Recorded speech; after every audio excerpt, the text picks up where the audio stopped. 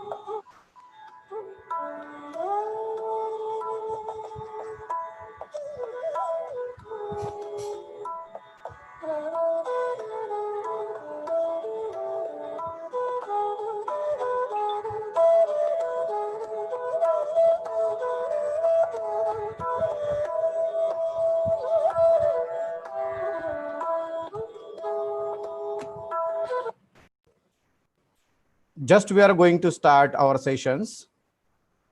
One of our guests is going to join. So we will wait for 2 minutes. Thank you very much.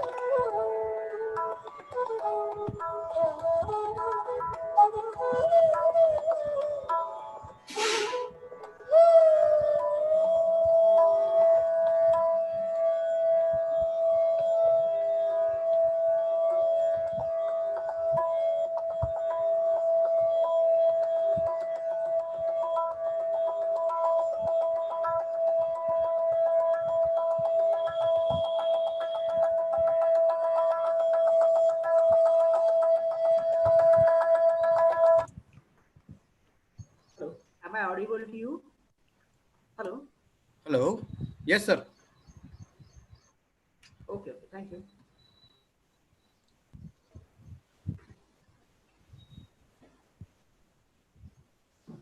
Hello.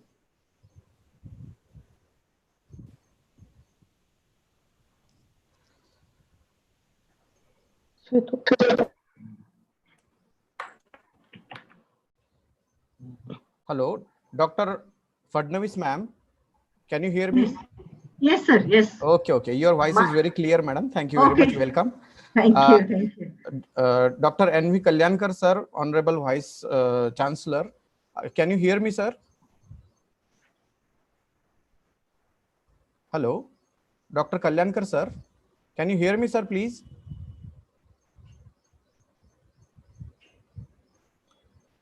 There is any problem, I think.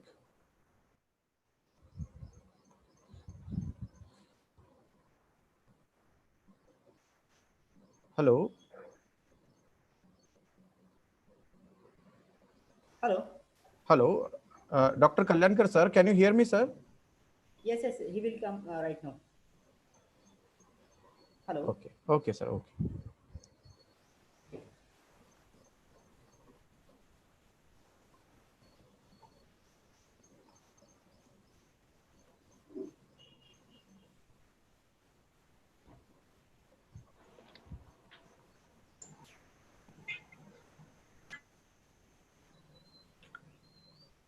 Dr. Ishwar Murli, sir, I would like to request you to start your video. Yes, yes, yes. You are there. Okay, okay. Murli, sir, can you hear me?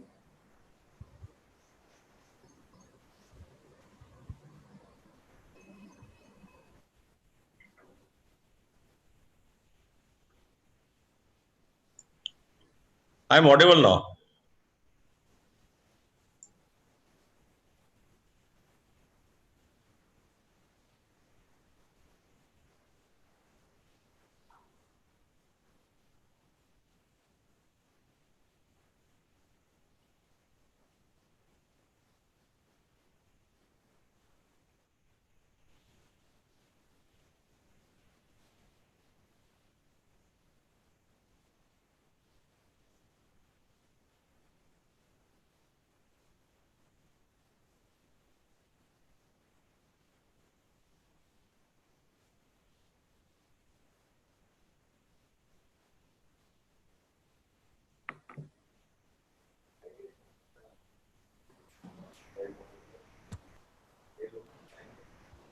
About 5,000 members are registered with us. This is a very huge conference.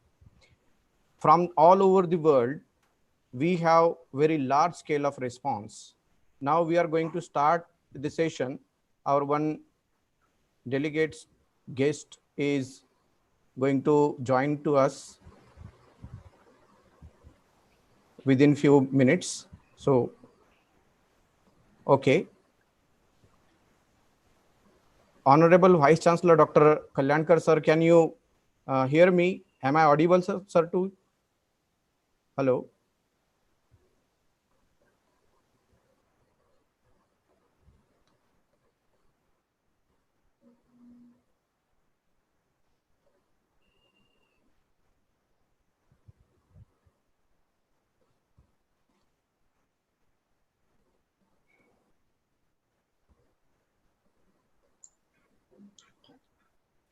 Hello.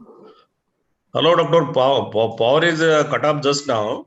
Yes, sir. Yes, sir. Yeah. You just wait for 2-3 minutes. Okay, sir. Okay. Yes, sir. Sure, sir.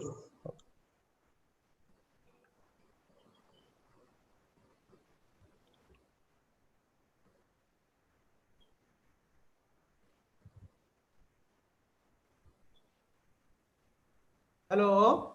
Yes, sir. You Yes, sir. You are audible, sir. Yeah, because of electricity failure, Okay, sir. just within 2 or 3 minutes, then okay.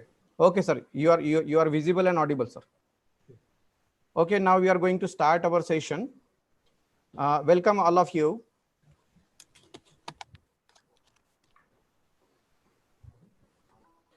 Gondwana University, Gadchiroli, and Chintamani College of Commerce, Pombhurna, Mahila Mahavidyalaya, Amravati, Chintamani Mahavidyalaya, Ghugus, Chintamani Mahavidyalaya, Pombhurna, Chintamani College of Arts and Science, Gonpipri, and Chintamani College of Science, Pombhurna, collaboratively organizing 2 days interdisciplinary international e-conference on impact of COVID-19 on various areas of global economy, science, and humanities for 2 days.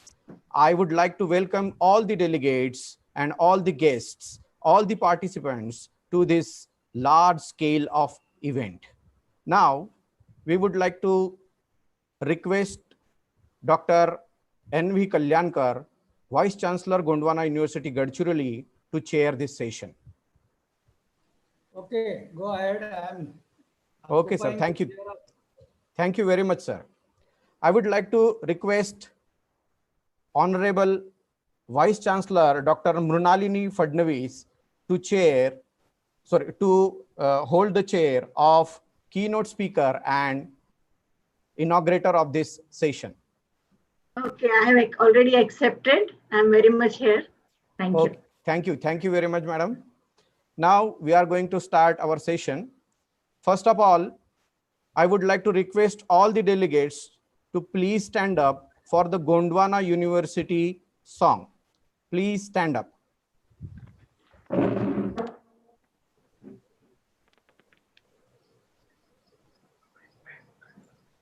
After that, we are going to give 2 minutes silence to all over the world.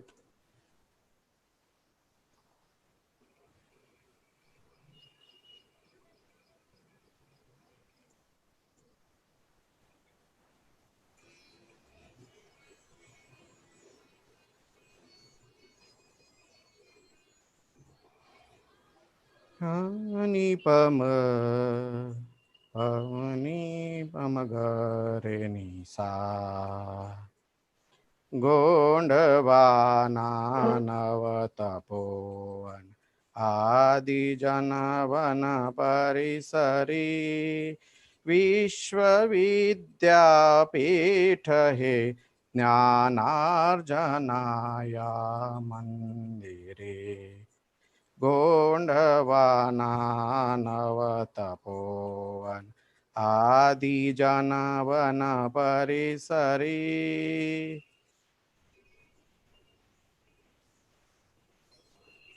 स्तोत्र आदिम संस्कृतीचा या प्रदेशी निर्मळ शास्त्रविद्या अनकलेतून अमृताचे ओहळ या झऱ्यांना करुणी विकसित या झऱ्यांना करुणी विकसित मिळवू विद्यासागरी विश्वविद्यापीठ हे ज्ञानार्जनाया मंदिरी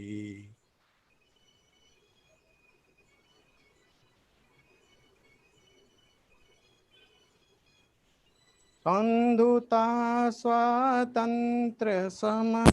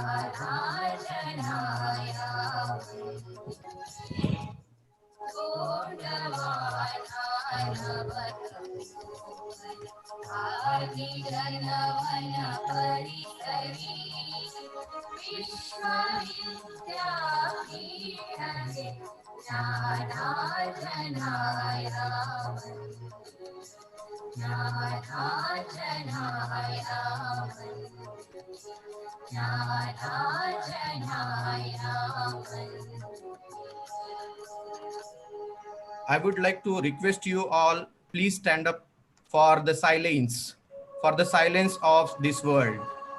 Now the world is suffering from the pain of COVID-19. So I would like to request you to give your 2 minutes tribute towards the victims and to the patients for 2 minutes.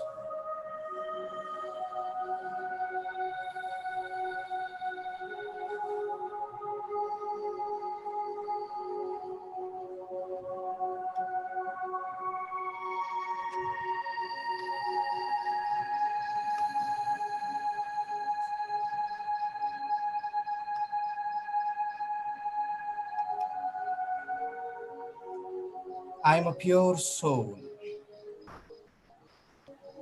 having all the almighty powers in me. We are spreading all the powerful thoughts to the respected and all the souls which are suffering from pandemic COVID-19, which are passed away, which are having a lot of sorrow in their whole life. We are spreading positive waves. We are spreading positive thoughts, peace, happiness, and joy. We are the powerful souls of the Almighty. Om Shanti Shanti Shanti. I would like to request all the guests and delegates to please sit down. Now, I would like to request to Honorable Chairperson to get permission to start the sessions. If at all anybody is from the guest is not yet reported, you tell me all whether they have occupied the chairs. Yes, sir. So then, Definitely. yes, we can go ahead. Thank you very much, sir. Now, with the permission of the chairperson, Dr. N.V. Kalyankar, we are going to start our sessions.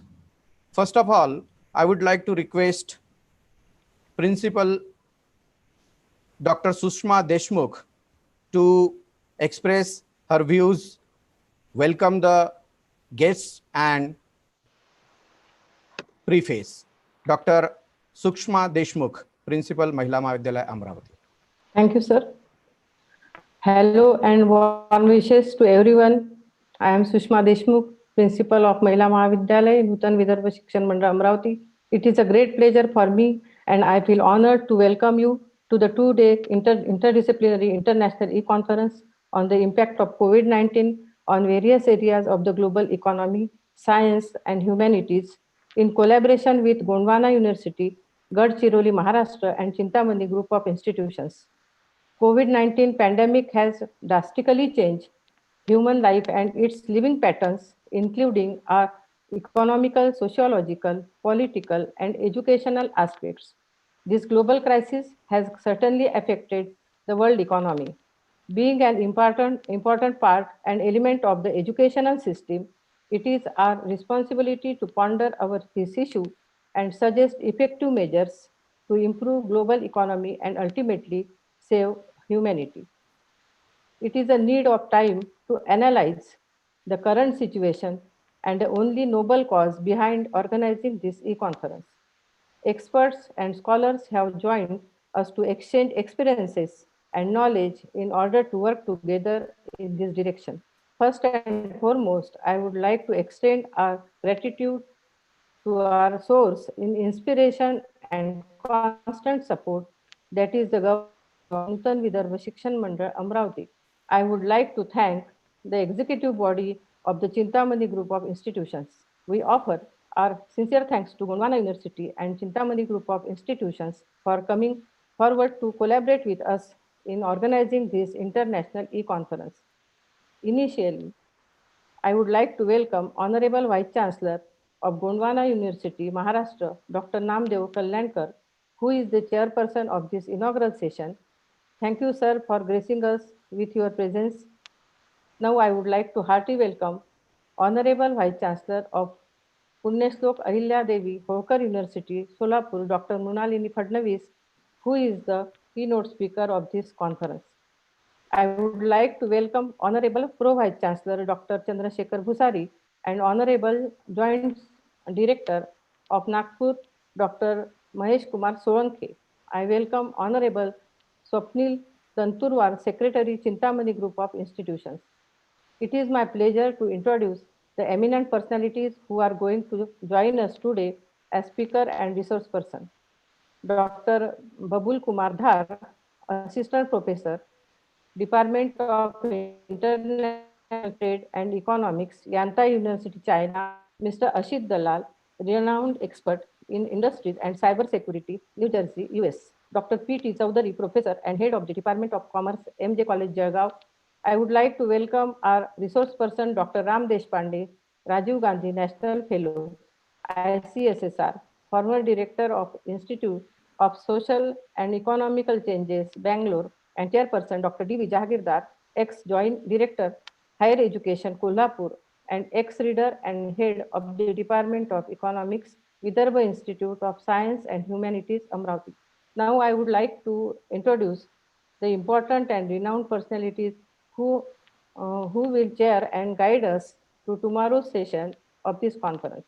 Mr. Nilesh Sathe, Advisor, Finance at the National Highways Authority of India, Mr. Abhijit Nikhade, Analytical Engineer, General Electric International, World Economic Forum Global Shaper, North America, and Chairperson, Honorable Vice Chancellor, YCM Open University, Nasik, Dr. E.V. Vayunandan.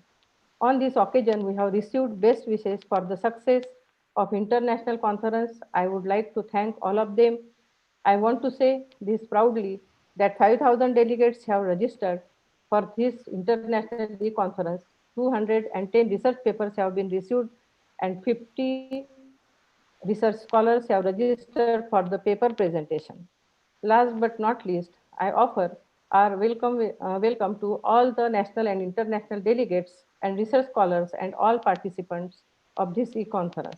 This conference would not have been possible without the hard work and efforts of the convener, Professor Om Prakash Sonone, and tireless efforts and work of the organizing committee. Dr. Ishwar Mahurle, Registrar, Gondwana University, Dr. T.F. Gullani, Principal, Chintamani College of Commerce, Pomburna, Dr. N.H. Patha, Principal, Chintamani Mahavidyalaya, Pomburna, Dr. C.A. Nikhade, Principal, Chintamani College of Arts and Science, Gunpimpri, Dr. C.S. Kumbhare, Principal, Chintamani Mahavidyalaya, Bhuj, Dr. Sudhir Hunge, Principal, Chintamani College of Science, Pomburna. The coordinating committee and the advisory committee has given its valuable time and efforts in the organizing this event successfully. I give my best wishes and hope that this e-conference achieves its targets of providing knowledge and important information on the global economy and other aspects. Thank you. Thank you, Sonal sir. Thank you very much, madam.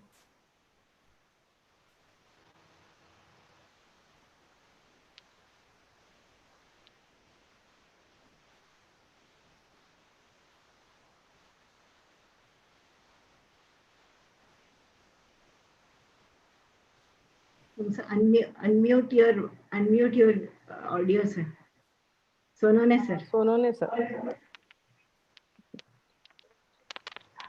I would like to request, thank you very much, ma'am. I would like to request I would like to request keynote speaker of the session, Dr. Mrunalini Fadnavis, Honorable Vice Chancellor, Punyashlok Ahilya Devi Hodkar, Solapur University, Solapur, to express your views and give the keynote address to the delegates.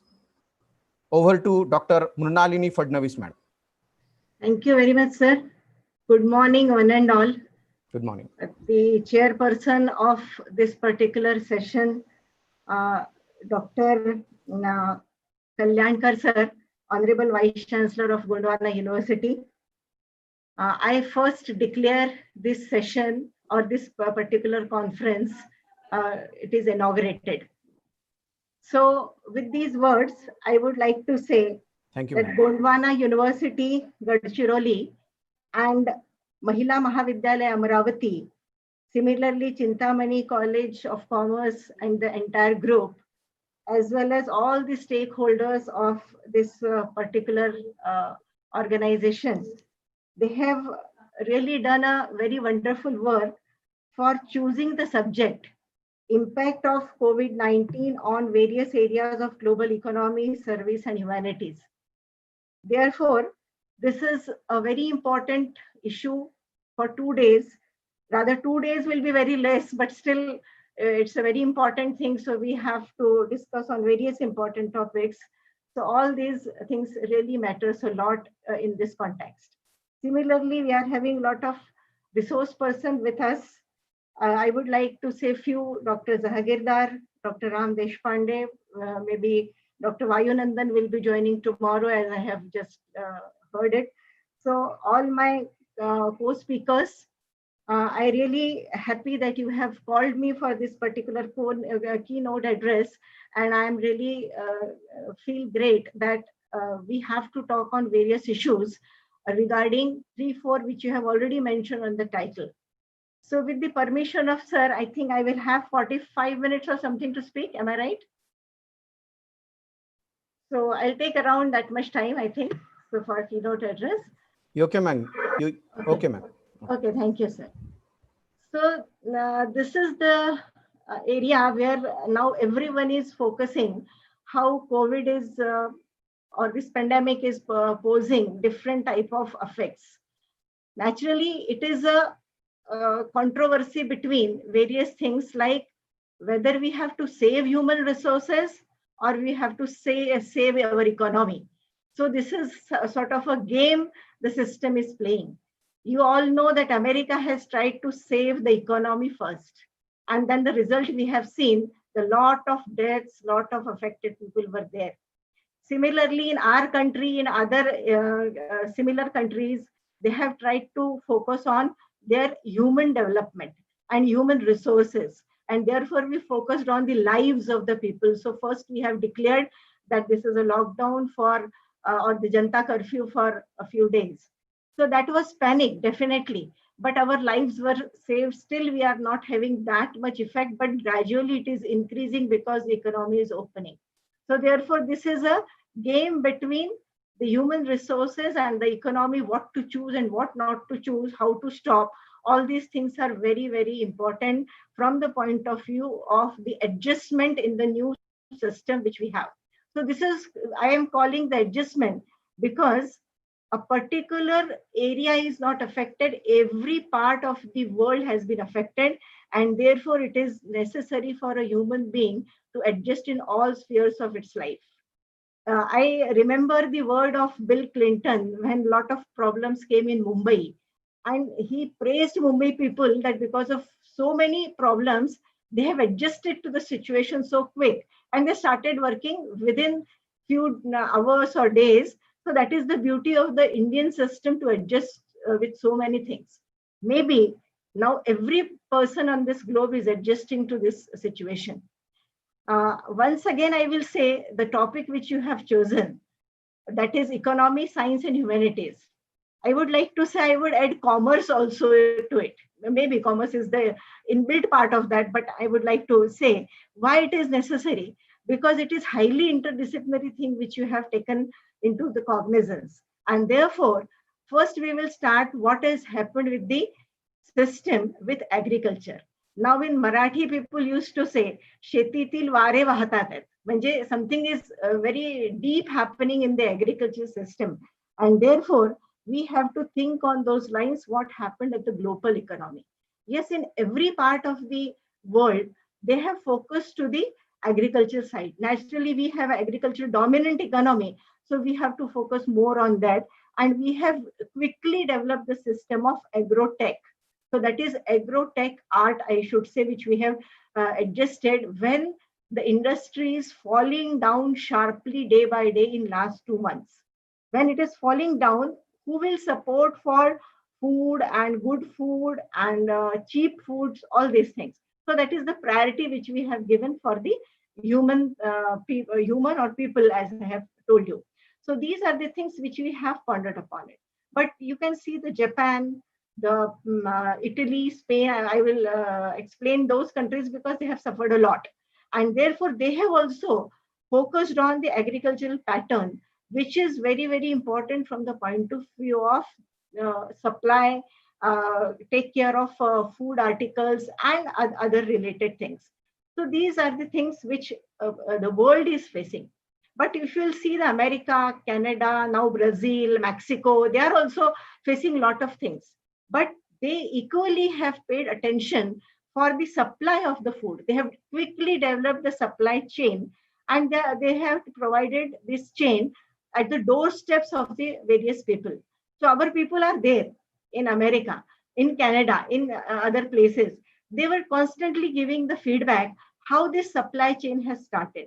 So this has been really given some I will say very little, but job opportunities. Though they were very meager, but still they were important from the point of that type of thing which we were facing.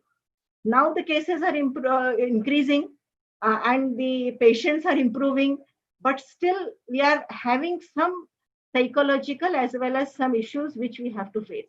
But now we have adjusted with all these things. What is corona? What is the effect? How we have to take precautions and all that. But for again, I'm coming to the agriculture side. Why? Because agriculture is not only to give food to the people. It may be, of course, we are ready to pay some money for good food and better food, rather safe food also. But it is also necessary how our farmers are doing. I'm taking you to that part. Our farmers are very, very much disturbed from that point of view.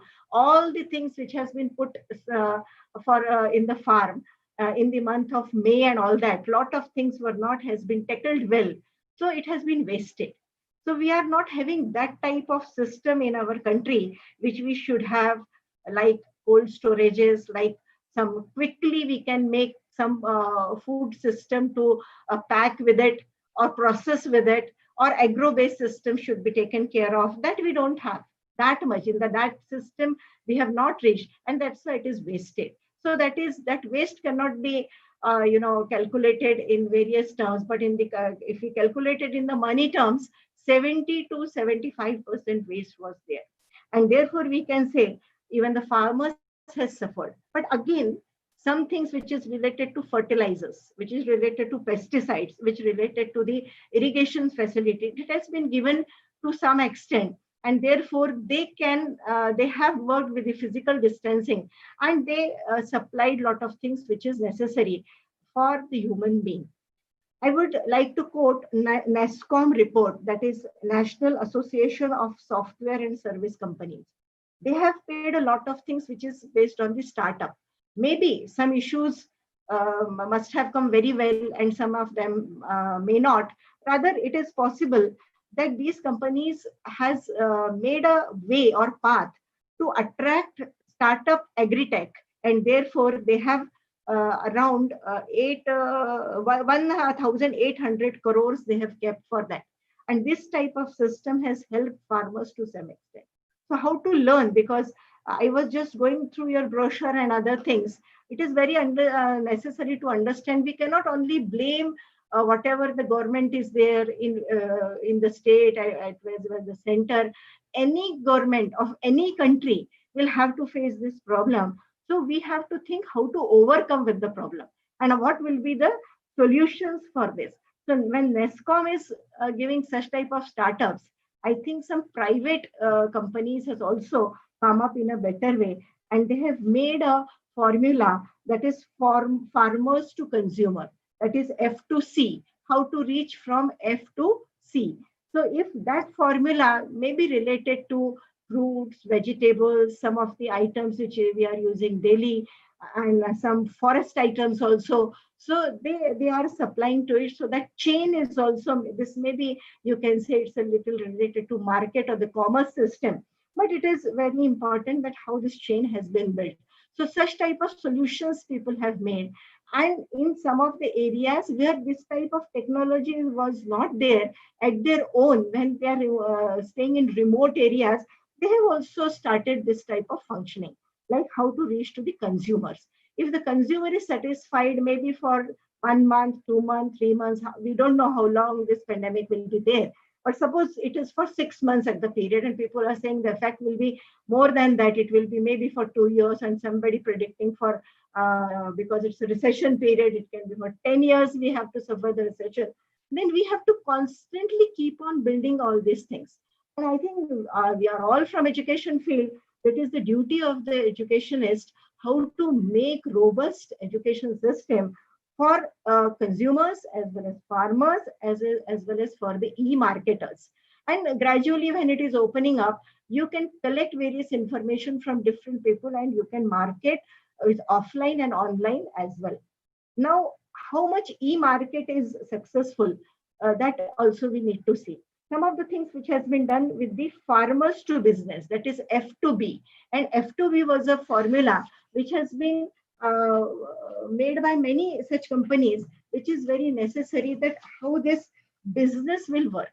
So business is not related to only the growing of something and then selling it, but it should reach properly. See, there are a lot of perishable items in the agro system, and we all Indians as well as many foreign peoples are used to have such type of vegetables or such type of issues which we need daily. So it may be not on the daily basis, but some in 2 to 3 days, how this business can carry over. And can we relate this business to agro industries? Unfortunately, somewhere now we are talking about the MSMEs and all that. Narega has also played a big role. Even I have heard in Brazil, there are a lot of things they have done for poverty alleviation. They are putting properly now all these formulas for COVID-19 eradication of poverty and all that. So this type of things we need to see the quality of services which we need to give with the agro industries. Unfortunately, agro industries is not that powerful instrument in our country, but gradually its quality we have to think. And therefore, again, I will appeal to all the educational institutions. Can we help on this? We can definitely help. Now I'm going to that science part, which is related to the agro system, or the issues which is related to the agro industries. Now there are a lot of things where the science students can do a lot. And in the education system, in various fields also, we have to think about the computer vision. Our students now love computers. They love this technology. At our young age, this type of technology was not there. So we were not tuned to this. And now we are taking all these webinars very easily because of this type of support we have. So computer vision is as good as for education, for agri-techs, for agro industries, for commerce, for e-marketing, you name it, it will go on. Similarly, spectroscopy is another area which I would like to say, which will go for agro industries as well as agriculture, because this type of technology will be very important for physical and chemical qualities which is inherited in that. So this type of courses, these type of things which is already maybe somewhere in course system, we can extend it, or we can put in a proper way, so that this type of industrial base, this type of commerce base, maybe some services also can be given to it. Then artificial intelligence. And artificial intelligence is very, very important part.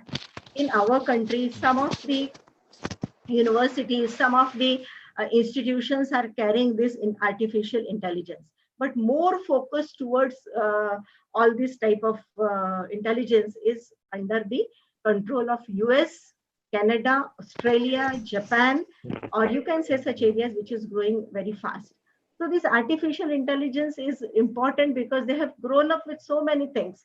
And therefore, what I feel that this particular area, we have a challenge, and we need to understand how this challenge can be important for our young people, how they will develop. They're very fast in development, but we need to promote this with the help of different areas.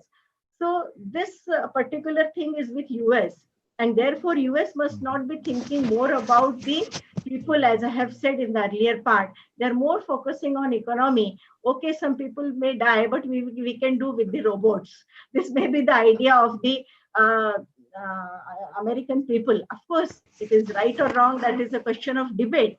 But this may be the thing because they have developed to that some extent, and that is related to the not only the robotics, but machine learning also.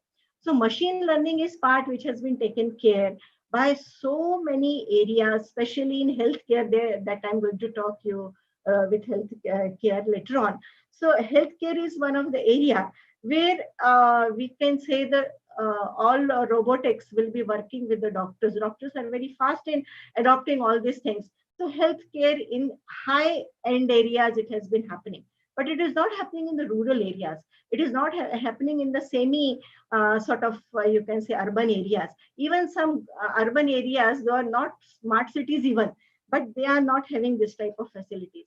Though we are teaching students about the machine learning, that is the core science which has been taken place in the computer sciences, but still we are not making them that much competitive as the world is going fast. So this is again a challenge with us, that for machine learning, we should make a platform so that all these important things for the quality enhancement will be important for our youngsters in coming years. Then there are Internet of Things, which is normally known as IoTs. IoTs is also now related with the farmers organizations, I should say. The sets of farmers, they are working for all these physical and chemical qualities for development of various things. So growth in the crops, then packing it, then storing it also, then selling, and selling in a best prices, suitable prices. Now we all heard about that organic farming and organic food. We are attracted towards that. So actually that was our original thing. We have never thought previously, even our forefathers have never thought previously that such thing will come. They have never used chemical things in that. But now, as the growth in the use of chemicals as well as other pesticides, which is of course not suitable for our health, but this type of science, can we replace? This is the thing which we have to think in COVID-19. And therefore, this is a thing which we were fighting about, cancers and all that. Now we have to fight for the COVID-19. So COVID-19 may become for the different type of virus. Cancer may be because of we are using wrong type of practices in our system. But anyway, we are working on these lines because this type of science areas which I have just mentioned, they are very, very important, and the science can play a very important role. I would like to focus your attention that Japan has already made a focus on these areas where how agriculture can be related to the industry can be related to the commerce side, commerce can be related to the marketing, and the whole interdisciplinary system they have fixed there. Maybe their geographical area is less, that's why they are making it fast, but we can also do with the state level, or we can put some different clusters and in the state within, and then we can work. So this is the thing which is very, very important. And therefore the science and technology for the development of all these things is very important. Now let me just give a small example related to the drone technology. And drone technology is purely from the science and all technical base, which is now highly used by the big farmers at their farms for identification of different type of crops they have. If the crops is being attacked by pests, what they will get the data. if the rainfall is less, the water is less at the bottom of the trees, what they're supposed to do. That data goes over there in various parts of the places which I can say the Western Maharashtra as well as the Western Gujarat. They are even in the Rajasthan, they're also working on these lines. If the paste has been damaged, some of the areas, which I have closely seen in my area for the pomegranate. So in the pomegranate, if the pests are there, immediately the message goes to the owner that these things may damage you, so kindly take care. So this type of system may be taken from drone technology, or maybe their attachment with the system, which is with the SMS and other technologies. They are very important for the development. Can we think that type of science development or the correlation between the science and technology with the agro system? That is very, very, I think, say the prominent issue to understand. And we have to move. The post-COVID is always there, and we have to think on those lines, how to move in that.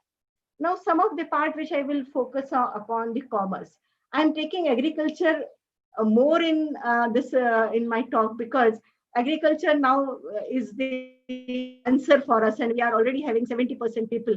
They may not be directly related to the agriculture, but indirectly they are working with some rural and agro system. And they're supposed to do, because in many places I have said the reverse migration has happened, because that is the forced by COVID-19. That's why it is a reverse migration.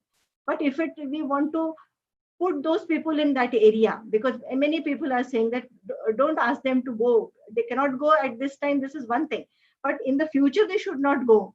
So that same migration we were observing earlier should not happen. And therefore, what we have to do for agricultural robustness, that is the, I think, most important part to think on this. We have a good potential, we have a big resource, we have a natural resource, we have human resource, we have now technology. Then why we are sending people outside the villages? Why? And they are migrating such a long and facing such a hardship. So why not to take all these consequences, all these betterment for rural areas development, which many our scientists, many eminent people have already said, all these type of things have to come and be rooted over there in the rural areas. So for commerce, I would like to say insurance is another area which is related, directly related to the industry as well as bank, I should say. So this is coming up. And actually, it is not like that after COVID it has come. It was there from the many years, I should say. But now when we are talking about the agricultural technology and commerce technology, how to collaborate, that is the thing. And all educationists should think how these two things can be collaborated. Can we have a typical type of what you can say the course system, that only we will teach commerce, only few things of the commerce will be there, only agriculture technologists will tell about the crop and all that. But can there is a blend of some this type of things which is related to the agriculture and commerce technology? So it will like we can say the correlation between the agri-tech and fintech. Finance has been taken by the fintech, and agriculture is agricultural tech. So this is a multidisciplinary subject, we can think upon it. And most of the, I should say the insurance companies and banks, they are ready to help. They are saying we need different type of training to the students. We need different type of training to our staff members. So this can be correlated, and this is also known as the bunch of, or rather we can say the basket of different type of subjects which we have to mold in one particular area. So if it is possible, and if we can move ahead with this, that will be the wonderful thing for India, not only for India, but for Asian countries. Why I'm saying Asian? Because other countries have already entered in this field. How they have entered, I will give you an example of Australian or the New Zealand, because New Zealand has already come up with the COVID, that is their plus point. But how they have gone? They have thought for agriculturist, they should understand the astronomy, Khagol Shastra Jala apan म्हणतो. Then biology, Vanaspati Shastra. then agricultural system, Sheti Shastra, then statistical things, that is Sankhiki Shastra. All these things are, they are saying, they have already put that this is a model. There's a model formation in the domain of various areas. Economics can come up, some science stream can come up in this, and this can be very effective tool. Some 3-4 subjects can be blended and can be taught to such people, because if we are giving a tag to them that they are from rural area, they are farmers, ते शेतकरी आहेत, ते ग्रामीण भागातले आहेत. So that has become a lot of sort of a humiliation to them. Arey, we are from like very poor areas, we are like from backward areas, we are from unorganized sector, we are informal people. So this is not good. And therefore they are mentally, psychologically, they are being dominated. So if these type of subjects, which they can do it practically at their own system which they are having, maybe they are having 5-acre area or 2 acres area or hectare, whatever is there. So this can be effective, and such type of things has already been done in Israel. It has already been done in New Zealand and some of the more parts at the global level. So that global economy is also teaching us that how to cope up with sort of model formulation in the system. In my subject, economics, I would say the microeconomics is now playing a very important role. How it is playing important role? Because we cannot think of the entire nation. One package cannot be given to the entire nation as it is. We have to break it up and break it up in a different sets, in a different groups, in a clusters, so that it can be useful for small areas. And on that basis, we can go ahead for the betterment of the human being. Then we are talking about the demand, because whatever the consumer is saying, as I have said, farmers is giving to consumers, but consumers is also demanding something which is very important. Now the government has given a title E-NAM. E-NAM is a title which is given by our government of India, in which they can have a lot of issues which is related to the demand, which is related to the supply chain, which is related to the prices. These are all preliminary things, but they are important. And therefore, if the government is already allowed, but if they are selling their all calculated things which they are having at their own farmhouses, they can sell it to any area, anywhere in the India, and gradually they can move to the global area also. So what we have seen, the most of the things which is related to global area, big farmers are there, or some in between Jalapan Dalal Manto, some agents are there, and they are doing all these things. So if it is eradicated, and in COVID, I would like to say, I have to emphasis on this. This is very important part in COVID. These all agents and Dalal has been, vanished for some, because they have been, fear in the mind that if I'll go to market, COVID will affect me. So they are away from this. And now they are selling directly. So they are getting good, I should not say profit, but good prices, and they are good having a supply of money at their hand. So this is the things which we also need to say, not necessarily all the education system will do, but we should be the part and parcel of understanding how we can enter in these areas. Now, some areas I will choose related to MSMEs, that is medium, small scale, micro and medium, small scale industries. I say this part is very, very important, giving importance to the agriculture, giving importance to the self-reliant India, Atmanirbhar Bharat, and giving importance to small and medium scale industries. It was a wait. We have waited for this from many, many years. Earlier, what we have done in the plans were very good, and implementation was extremely poor.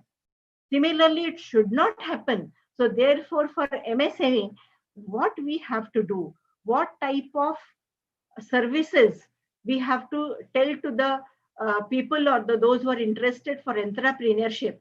Because the bad part is that we have introduced all these things. They're very good. Definitely, there is no doubt in that. But when we are going to implement it, most of our students don't know how to start the industry, how to get the venture capital, how to take the risk, how to talk with the market people about the packaging. There are so many chains. I'm not putting in a sequence, but there are so many things which is very, very necessary. Do we need training? Definitely we need training, because some of the our farmers, some of the producers, they are smart. They are doing it their own. They have developed in a great way. Even for the milk production, you can also say the technology has come up in a very good way. Can, like milk, can we go for honey? Can we go for foods and vegetables which we need to have in a day-to-day life, groceries, all many things. So this is the thing. Small trainings, maybe supplementary trainings, maybe somewhere major trainings are also necessary, and that will be good for development of MSMEs. So MSME will not going to come only we are going to loan to the students or the expected entrepreneur. Loan will be the one thing which is in their hand, but for other development they have to be rigorously trained. Their mental status has to be trained and framed also for better development. Similarly, we also now need to talk about, when we are relating all these things with the industry as well as agriculture, the service sector. Seva Kshetra jala आपण म्हणतो, service sector. So service sector is also coming up. As I have already told you, technology is already entered in the service sector. But what majorly we can focus upon? We can have a direct talk on the phone. That is a very simple thing, we all know. SMS is also now very common. Then WhatsApp, that is also common. GPS mobile, that is helping lot of farmers as well as the producers, industrialists. Even you are outside India, you can do all these things with so many advantages of these services which has been provided by the technology. Then remote sensing, ज्याला आपण म्हणतो उपग्रह system जी आपल्याला दिलेली आहे. So this remote sensing is very important, and therefore remote sensing can play a wonderful role. Like lot of things which has been forced by nature, चक्रीवादळ आला, काही आलं, we are now aware all these type of crises which are coming to different parts of the world. We are now systemized and we can save the lives of the people. Similarly, we can provide these services to the needy people. They can message, they can tell, they can send the requirements, they can give the demand, they can tell what type of services they are needed, and it can be definitely moved to all the areas where people need good services. So this is also very important. Let me take you to one area where we were talking about that earlier, I can say 70 years back, when we were very poor, in the clutches of the British period we have come out. That time agricultural dominance was 90%, and still we are having some issues we can sort out for the getting income from agriculture. But gradually what happened? Sometime industry has come up, and later on in the present phase, before COVID, I should say, we are highly depending upon the service sector. So 60% GDP is coming from the service sector. And service sector, depending upon China, depending upon America, depending upon some very important countries, what is ours? So this is the best period when we can say we have to go for data management, and the system which we ज्याला आपण मराठीत म्हणू शकतो की ती एक चळवळच सुरू करावी लागेल. That is a movement we supposed to start for this type of thing. So this data management is more or less useful for all these systems, which we can reduce the services, we can work more for industries, we can work more for agriculture, and agro-industry relationship, if we can maintain, then definitely service sector will be increased. And the data management, not only collection of data for who are COVID patients, these has been taken care. But now we have to think later on, these COVID patients, these people, how they can move for the training of these things, how this MSME can help them. All these things we need to do. And one good thing which I would like to share, you all must be knowing that government e-marketplaces, that is normally known as GEM, they are under the Ministry of Commerce and Industry. They have already started. So the government has started. Let's see how private, means that is, we always say PPP, public-private partnership, how it can be better for the development of these sectors. Now, one more thing which is very important, which is related to industry, agriculture, as well as service. Now, the combination of these three is very important. As I have told, that a lot of things which we have produced already, like a lot of grains we have, food we have, different type of fruits we have, but we are not having process industries. So accumulated grain should not go waste.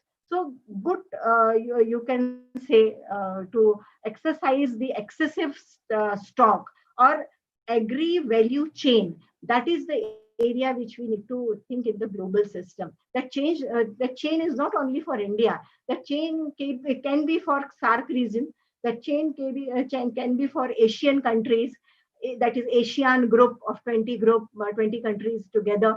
Then because other groups are also there. There are so many regional groups. In between that region, can we have that type of exchange, I should say? So this type of excessive need to be stored well, and then we can have an exchange. And naturally, the group of housing is very, very necessary to form for the better development of our system. So farmers and agriculture, they are not only doing for a particular agriculture system, but they are helping industry, they are helping trade, they are helping commerce. And for this type of produce, we have to make all promotion and facilities to them so that they can become robust in this particular system. So therefore, we have all ordinance of this Farmers Produce Trade and Commerce Ordinance 2020. So in that, we can definitely see how this promotion can be possible. Even the private people can also think about it. Then I will come to the health, because health is, I think, the most important, most widespread, and most needed part in the system. In few minutes, whatever is given to me, I think still I am having some time, so I will focus on that. So in health area, again, I'll go to rural part first, because there we have ASHA workers, IAYs are also there, and other people they are trained. They know how to give first aid, as well as they also know how to give such type of treatment. The patient can have a better life when till it reaches to the big hospital. But that is not enough. And therefore, even the doctors are also recommending, because a lot of force is coming because of this COVID. Other patients are neglected. That is also the issue which we cannot say right now, but it is happening. So can we train in a proper way these ASHA workers and other Anganwadi workers also? They will not only for health, but they will also support for education. So whatever is lacking in rural area, health research and innovation is supposed to focus on the health area. I have worked in Vidarbha in various such type of areas, so I know very well, because with various NGOs I also have worked. So people are not having, that faith that something I will going to get in my rural area will be good. They want to go to the big, hospital where they are satisfied. Yes, I'm comfortable because now I'm in a big hospital. But we know what big hospitals are also doing. I don't want to comment on that, but still, I would like to say in rural areas, if we can make not very big, but like sort of a medium hospitals, which can small things can be checked over there. Why to load cities? Why to load urban areas in all this system? So that also we need to think. And whatever the plan we are doing, maybe in any institution or the universities or colleges or in any areas, there we need to understand how this health can be related to other pathies also. So we are not only talking about the allopathy, we should think about the naturopathy, Ayurveda, which is highly lacking nowadays. And they are definitely, they were the part of this and they are the part of this. And therefore, that type of thing we need to understand very well. There we can have a lot of scope to work upon that. Then about the higher level, high-end health activities. High-end health activities, again, we can think about the cities. Their smart cities has been declared by the government a few months back. And I think these smart cities can have these facilities. But what I have seen in smart cities, good roads, good show materials, all this has been given. But in COVID, that is of no use. What is the importance in the system? That you should give good hospitals. I'm not saying very high end, but at least such hospitals which can take care of your small things in the survival of the human being, as well as the small things, which is routine sort of thing, they can take care. But for that also people are going to the big cities. And again, the big load has been given to the areas which are already loaded. So this can be definitely we need to understand. In Russia, there is a model. They have a model that whatever the system they have in urban areas, similar type of, maybe 10% difference will be there, but similar type of system they have to give in the rural areas. Otherwise, that person or the practitioner will not get license for other things like health issues to get started in anywhere in Russia. So Russian healthcare is very well known. Italian healthcare is very well known. So we can, even the Israel healthcare system we know. So small things we can take into consideration, what we can develop a model in the healthcare system, and how our universities can help out for these type of things. Then about informal sector, unorganized sector, we also have talked in a different way about the organized sector. It is very unpleasant to say, but we have to say that 85% unorganized sector is still there in India. When I used to say such thing, when I deliver such lectures, people used to ask me, Madam, is it possible to convert unorganized sector into the organized sector? So because they feel when we are organized, we are getting money, we are getting salary, and then we are at the comfort. But it is not like that. I have seen in various Scandinavian countries and all that, even if they are in organized sector, they have to work like a package. For 5 years, they have to prove that this is your capability, then next 5 years extension is given. So they are in the organized sector. So we are not having that model also. In some of the areas it is coming, but they are again high-end models. So what we can do for this, for the informal sectors? What type of insurance can be given? For COVID, they have given a lot of things. In Atmanirbhar Bharat, that is a wonderful thing done, that lot of things has been given from 500 rupees to 5,000 rupees. But again, I will say it's a short term.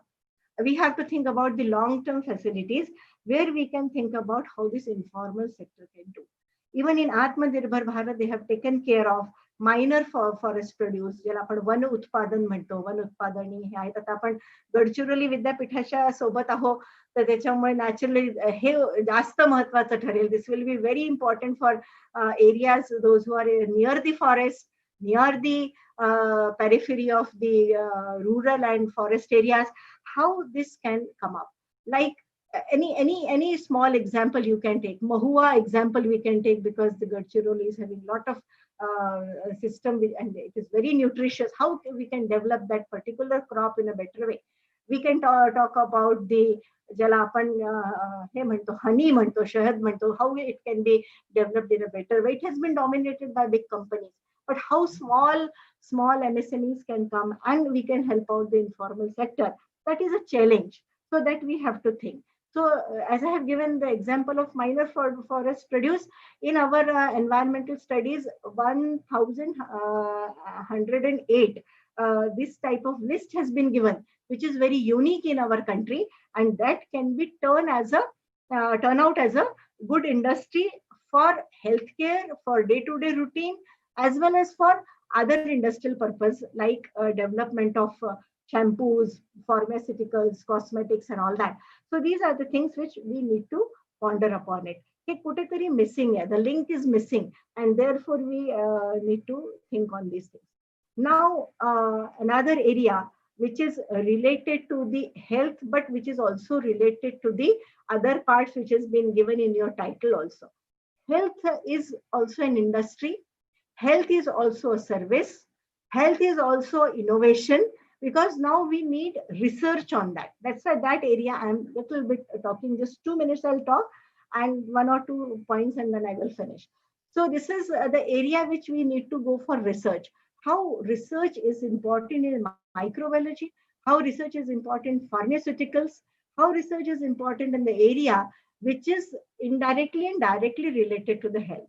So when we are working on these, even the patients are increasing, many news you must have heard, microbiologists are in the short, microbiologists sapadlas nahi, so we cannot do the test, we have to stop the test, we are not having that type of labs, we cannot say the expert, doctors are overloaded, nurses are overloaded, ward boys also now understood how to test it, but all these things cannot be depending upon the few infrastructure which we have, and therefore to understand the research in this, how much we can expand, how much we can develop good resources through this type of research, That is very, very important. And I very much feel that India can do this. We have this potential. Especially, I can think the universities, colleges, which are in remote areas, they can definitely do that because they are having that type of products. Only we need to know which is suitable for what. That type of education has to be imparted, and that is also possible because now we are having experts. But if we delay for 20 years or 30 years, I think these experts will also not able to tell because they will have their limited life. So we have to capture right now, and we can make a network or a system for making better research in the areas of health and its services. Only robots, only as I have told you in the earlier, image processing cannot be the important part for all. All cannot afford. So we have to go back to our own original things, that I'm very much convinced that local things, inherited properties, they will going to help us. Their proper education, that is also scientific.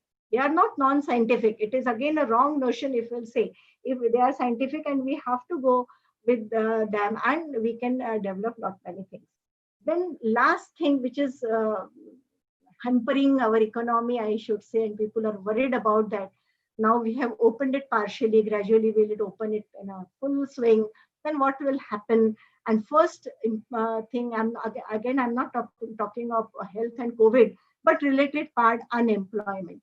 When pre-COVID, we are the CMIC, Center of Monitoring Indian Economy. They have quoted that 8.5% people were unemployed pre-COVID. That is a pre-COVID data. इतने कमी होते का? This is also the question we should have in our mind.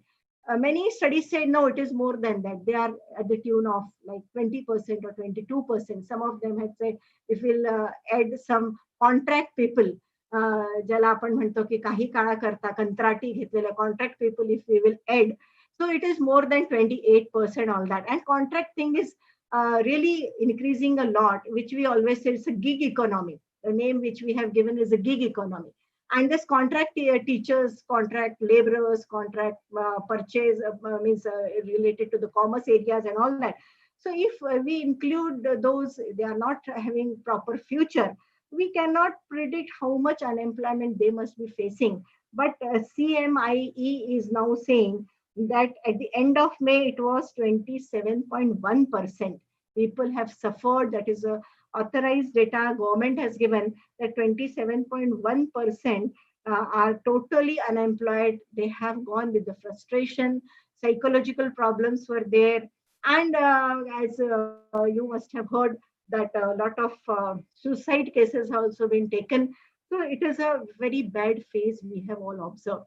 It should not happen. So lockdown and coming to the lockdown, we can say some good things has been come up, and CMIE was again telling that it has improved to the 7.5%. So improvement in 7.5% means people have rolled back to their own work. They have rolled back to their own industries. They have rolled back to their different areas which they were doing earlier. And therefore it is 7.5, but new system or the new organizations or the new employment creation is still under the question mark. So that we have to think. And still 11.6% people are totally unemployed. If we'll count in the terms of crores, it is very, very high. And therefore, it is very necessary for us to think about the rebuilding of the economy. In the last, I would like to say the rebuilding of the economy in terms of, we have already said science and humanities. I have added commerce also. So in the terms of commerce, humanities and science, the rebuilding of the Indian economy, the world economy is very, very important. Not a single economy on this globe is very robust right now. People are saying that GDP is falling down, and if you are not able to cope up with this, many countries will go in the minus GDP also. And then what will happen? So rebuilding of cities is important, rebuilding of rural areas is important. And there are, in the last just 1 minute, I will say, there are 5 pillars of this rebuilding system. That is, conversion and accountability is must. You need to, ज्याला आपण म्हणतो एक विमुक्तता असली पाहिजे, म्हणजे प्रत्येकाने त्याच्यामध्ये participate करण्याकरता काही ना काहीतरी सोय असली पाहिजे. So that accountability is also there, and in many places accountability is less, accountability is missing. We don't know exactly which person is working at what place, what contribution it is giving. So accountability, rather we can say, social auditing is very necessary. Then we should have a scheme which is rural and urban specific, populous schemes, which is very, very important. A lot of things I have told, I'll not repeat. These are all populous things which I have told.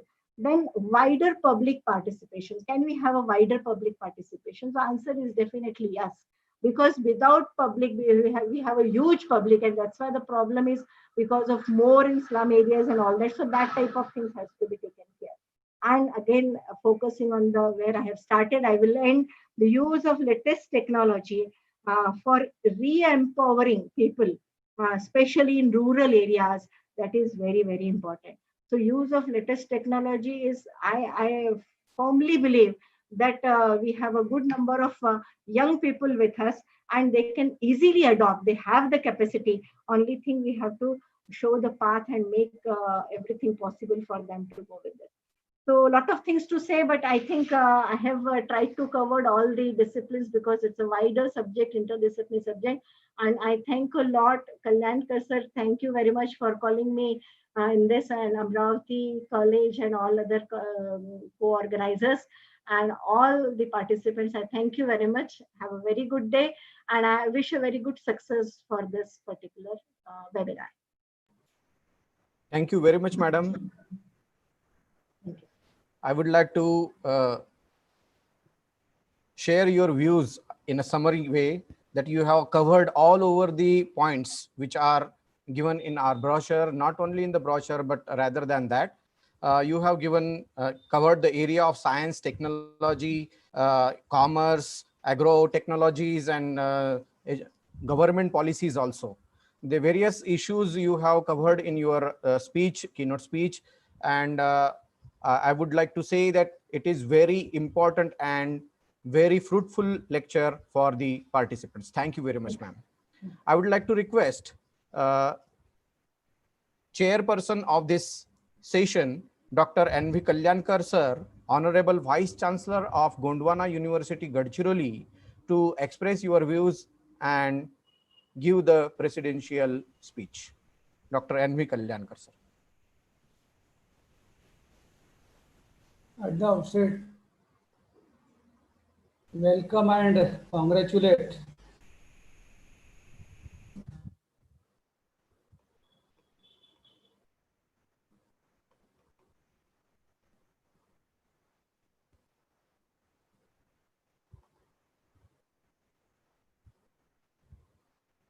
I think there might be any connectivity problem.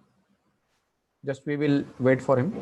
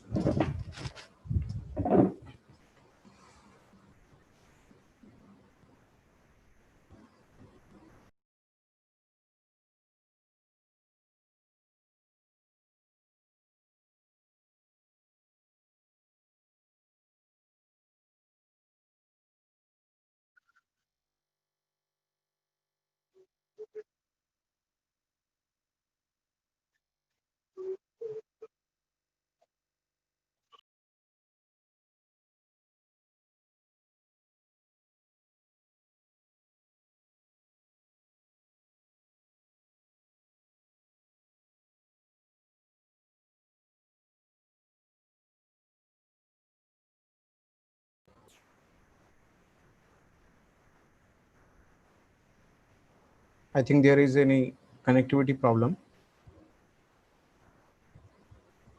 I think it has come. He need to unmute the thing. I think. Hello, may I? Yes. Now, sir. It was a connectivity problem. Yes, sir. Is Sure, it sir. audible? Yes, sir. You are audible. Distinguished guests, and let me appreciate efforts made by our co-organizers, that is the college from Amravati University and the Chintamani group of institutions affiliated to Gondwana University, Gadchiroli. At the outset, let me again appreciate Dr. Mrs. Fadnavis to open up this international conference, which is organized by Gondwana University, Gadchiroli with co-organizers. At the beginning, let me tell all of you that it's a very rural university, and against the backdrop of COVID-19, an effort made by university and the colleges to bring up all the galaxy of people has become only possible because of the technology that is developed, and it is the impact of COVID-19 to force us to use this technology. Unless and otherwise, it might have taken, don't know how much time it would have taken. But anyway, it has brought us together, and I came to know that some 5,000 participants are there in this conference. Really, in that way, I appreciate and give full marks to our Chintamani group of institutions for making this effort on behalf of the Gondwana University, Gadchiroli. Now, I am not an expert in academics. I am a science person, but I want to throw light on certain things, being a chairperson of this conference. The experts like R.S. Deshpande and all, they are there in this galaxy of expert people. So talking up in front of them regarding the economical impact of COVID-19 for me will be difficult. But at least I want to emphasize on certain things, that this COVID-19 has brought a very basic change in the attitude of the people about the lifestyle. That is a very important thing that I feel. Now, just in the opening, that is in the opening remarks by Mrs. Fadnavis, that she has touched almost all aspects which are supposed to be covered in this international conference. That is from social things, in the commerce, on industry, science, agriculture, and health as well. In my opinion, what the greatest impact is that it has brought we people together for the betterment of the mankind. That is the basic change that we find all over around us. Our basic philosophy of our Hinduism is that it is kindness towards life, and that is very important. Vasudhaiva Kutumbakam is our philosophy, and I think that matters much in the pandemic. And in that direction, in that aspect, in that particular thing, that we have proved that Indians definitely have a mindset towards kindness towards the mankind, and that has been proved because in this pandemic all countries are suffering like anything, having all sorts of expertise, that is in healthcare, in technology, in transportations, availability of hospitals, availability of doctors. Even then, the death rate in our country is minimum as compared to the developed countries. It is because of the coordination that we have, because of our philosophy, and we have not given any kind of help that may be directly from the system, but from the society itself, the help provided to the sufferers, to the patients and the workers, particularly health workers, is definitely noble as compared to the developed countries. Now, Madam has touched the subject of supply chain, particularly.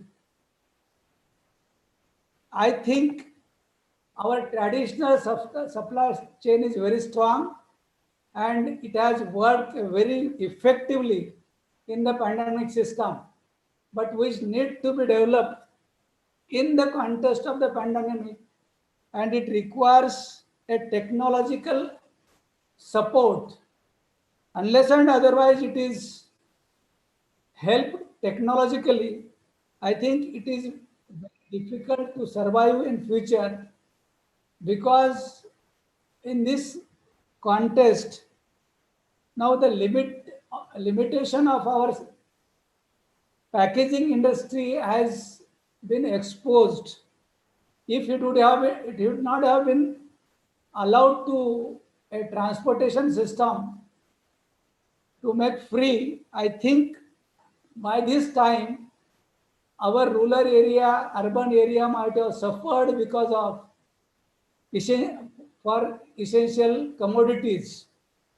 But because of our robust, that is available system, we could survive in this pandemic. Now we need to emphasize on the impact of COVID in the scientific way, particularly how it has affected science and technology. The example that I have just given is we are now forced to use the most convenient, easily available, low-cost technology. Because you see, for the international costed in few lakhs for organizing this, and a huge manpower would have been deployed for organizing the conference physically, and the effect might have been the same, even a better effect have been caused by this, because for this international conference, some 500 to 1,000 people might have gathered together, but because of this technology, 5,000 people are participating, and this is more convenient, low costing, and more effective. I think because of this COVID-19, the most thing which has been suffered is supply of electronic commodity across the globe, and this is of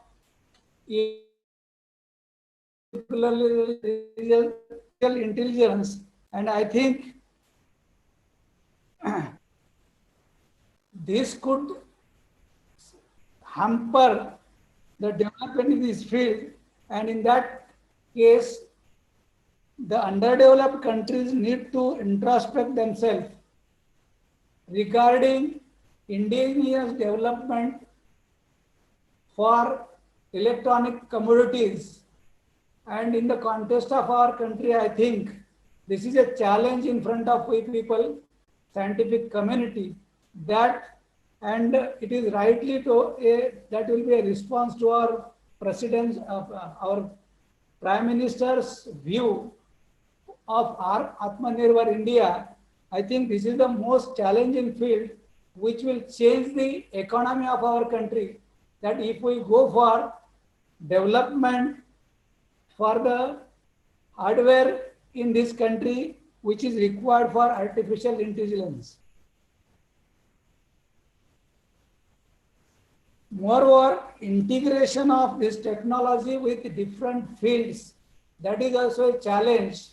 And in the context of COVID-19, where there is some limitations regarding the movements, transportation and all, this integration of technology with different fields, that is use of technology in commerce, use of technology in agriculture, use of technology in healthcare definitely is a challenge in front of us. And this, I cannot sum up the total impact, and I cannot elaborate in a short span of time, because this impact is going to be there for a very longer period, and we'll come to know how much it has made an impact on all aspects of our society and the system. Now we should think about at least a comprehensive model for all inclusive sustainable development of developed and underdeveloped society. We are thinking there are so many models which have been suggested by different people for the all inclusive development, and particularly in the context of our country. I think this is a challenge that we are thinking. Several models have been developed by we people, but the pressure of this demographic dividend, which was a buzzword. I am not against of the population growth, but what type of population is expected? What quality of population is expected? That is also a point of thinking, and a line of thinking should be developed for nurturing to our younger generation right from the preschool. That is very important in this context. Sometimes we were proud of our population. In last decade, we were used to say that the most youngest population will be our country in near future. Now, if this youngest population is not useful to use technology to understand the market forces, to understand what is required in near future, then I think this is a time, because of this challenge, it is required to be thought by our administrative machinery. It is required to be thought by the planners. It is required to be thought by the thinkers. And I think, unless and otherwise, if you go for some value addition in our all resources, that resource may be from the industry. Now we have some resources in minings. Whether we are using them only just for one byproduct. Now you take the example of coal. We are using for it as an energy, but coal can be used as a fertilizer. In most of the countries, coal is used for manufacturing of fertilizers. So this is the value addition. We should think value addition in our industrial product as well. What China is doing, our all toys, all our electronic goods, they are imported from the China, for which material requirement is very less, but value addition is more. That is required to be thought, I think, against this pandemic backdrop. I appreciate, I congratulate the efforts made by our people. Now, this is a very vast subject. I think I am not an expert to talk on all subjects, but only thing is that because of our little efforts, this galaxy of people have gathered together, and they will be thinking, they will be put forth some new ideas. This idea may be useful for crystallizing certain policies, some arrangements, and some outputs for industry, for agriculture, and that will be helpful for the development of poor people, for development of their economy. Once again, I will be thankful to the experts, those who are going to deliver their speeches in 2 days of international conference. Being a chairperson as well as being a host, I'm thankful to everybody. Thank you very much. Thank you very much, sir. Sonod. Yes, sir.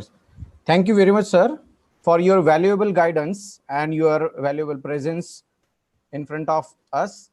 You have covered almost near about very essential topics in this conference.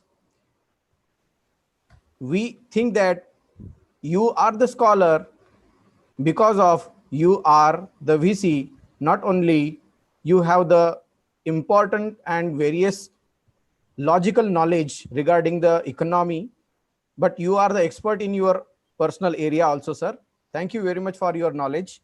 And I would like to request all the delegates to participate and continue, because the next session will be going on. So now for this session, I would like to express my gratitude towards our guest, Dr. Mrunalini Fadnavis, a keynote speaker of the session, Dr. N.V. Kalyankar, Honorable Vice Chancellor of Gondwana University, and to chair the session. All the delegates, Dr. Ishwar Mohurle sir, Registrar Gondwana University, Gadchiroli, all the principals from various colleges, all the delegates from various areas for the session. Thank you very much. Next session will be soon start within 2 minutes. I request to all the participants from YouTube Live that you have to note down the codes which we are providing now for your certificates. It is compulsory to all to note down that codes for your certificate, so that the attendance will be calculated. Thank you very much. Over to Dr. Purnima Meshram for the next session.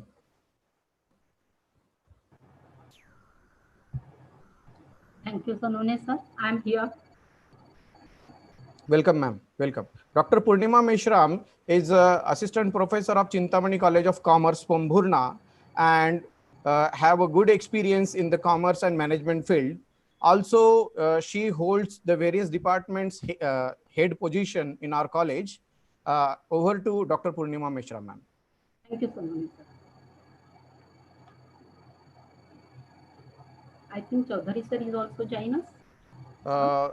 Sorry to say, Dr. Chaudhary sir is trying very hard to join, but at the Jargaon, his network provider has very much problem. He is trying since 15 minutes, but could not join yet. We have to start the session for all. Thank you very much.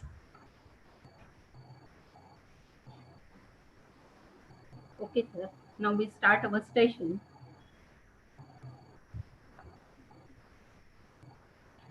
Good morning to one and all. I hope you all are safe and healthy in your home. Sir, may I audible? Yes, you, ma'am. Behalf of our institutions, I, Dr. Purnima Vilas Meshram, very warm welcome to all the participants and eminent dignitaries. Today, we all have gathered to attend the 2 days e-conference to learn and discuss about the impact of COVID-19 on global economy, science, humanity, and similar significant topics. It gives me immense pleasure to announce that our institution has hit another milestone in the long and prosperous history of Chintamani Group of Institutions. We have organized this conference in collaborations with Gondwana University, Gadchiroli, and Mahila Mahavidyalaya, Amravati. In this, the first sessions, we will discuss about impact of COVID-19 on manufacturing, trade, and cyber security. Behalf of our organization, I warm welcome to all the first session eminent dignitaries. Yeah. Sir, chairperson is Paprikar sir in this session. You can. Okay. Yes, ma'am. Thank you. Okay. I would like to request Dr. Pabrekar sir to chair the session. So our resource person. Pabrekar sir. So in this sessions, our first resource person is Mr. Ashif Dalal sir. I humble request Honorable P. Pabrekar sir to preside over the session. Pabrekar sir. Unmute yourself, sir. Unmute yourself, sir.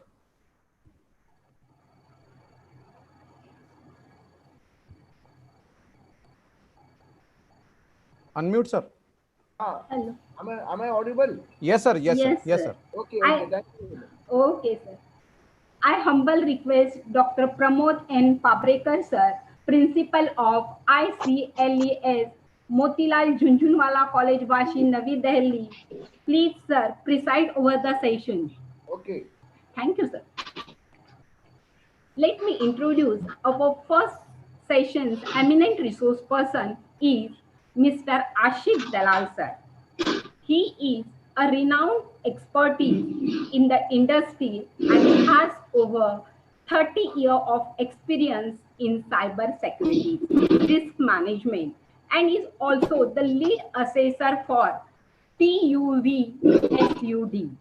He has worked with over 500 of the world's most prominent firms such as IBM, Reliance Industry, Shell, Unilever Group in India and USA. Mr. Ashit sir is a platinum member of ISACA International and regular speaker at the several ISACA chapters in the USA and internationally.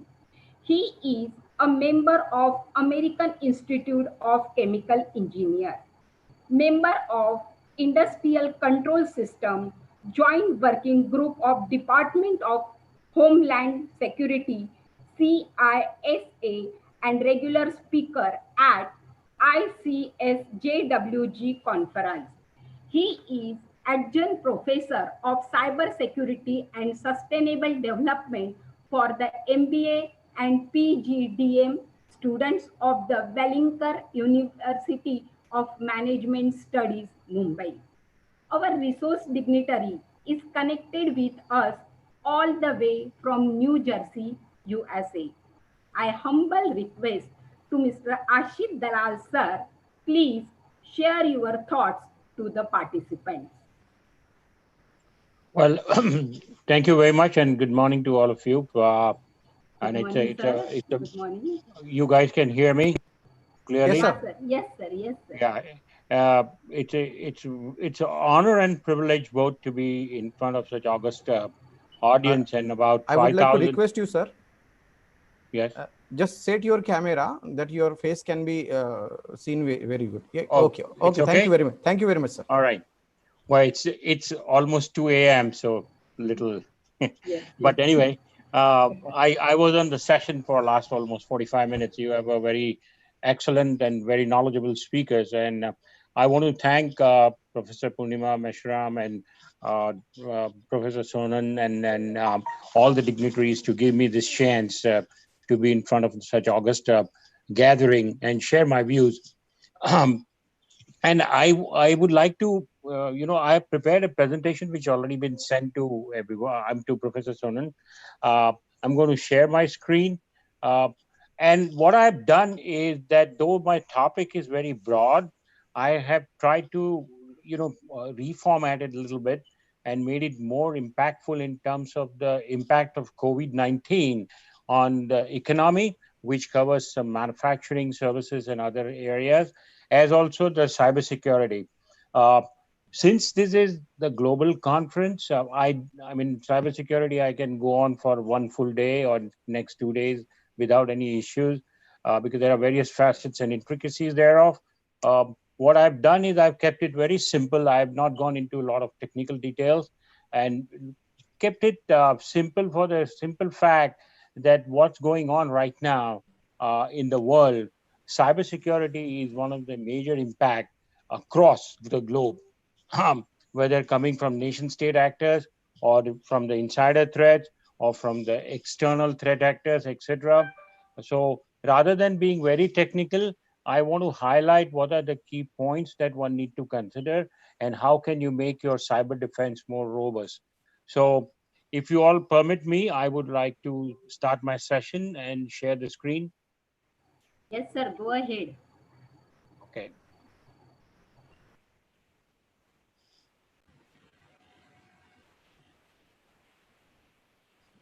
Hold on.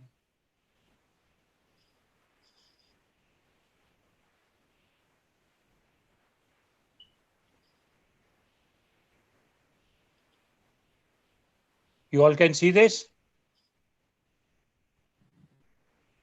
Hello? No, sir. No, not yet, sir. Not yet.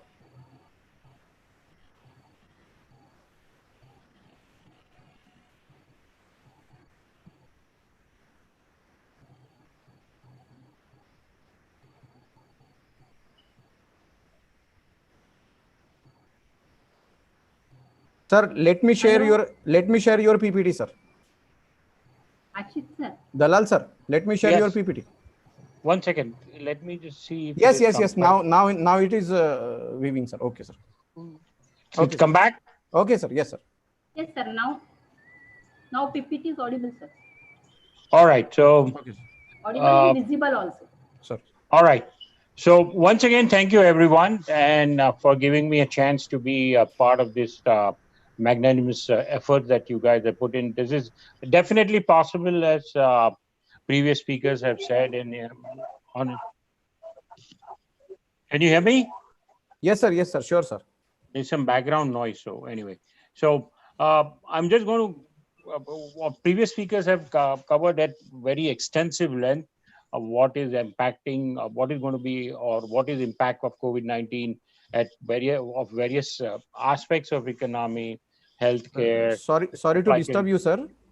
Yes. But your screen is shared. You have to click on your PPT. Yeah. Okay. Clear? No, sir. You have shared your folder. Just unshare it and share it again.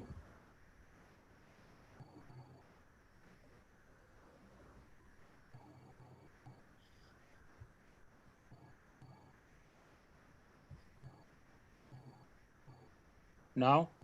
No. No, sir. No, sir. Am I share, sir? Yeah, you can share if you want. No problem. Just you have to say next for me to understand Now? that. Okay, sir. I'm sharing it, sir. Sir, please unshare your screen, then I can share it. 1 second. Kumbare sir, please mute yourself. Chandrasekhar Kumbare sir, please mute yourself. Shall I say pause share? Yes, post share. Yes, sir. Okay. Sir, please stop your sharing, then I can share it.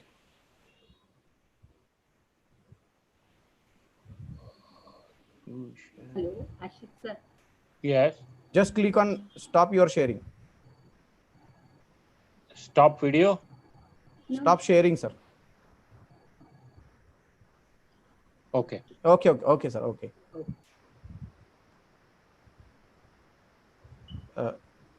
Now you can see it, sir. I can see it. Okay, sir. Okay. So sorry about that, because just say me next, sir, please. yes. Whenever you want to. Okay. So let's start with this one. So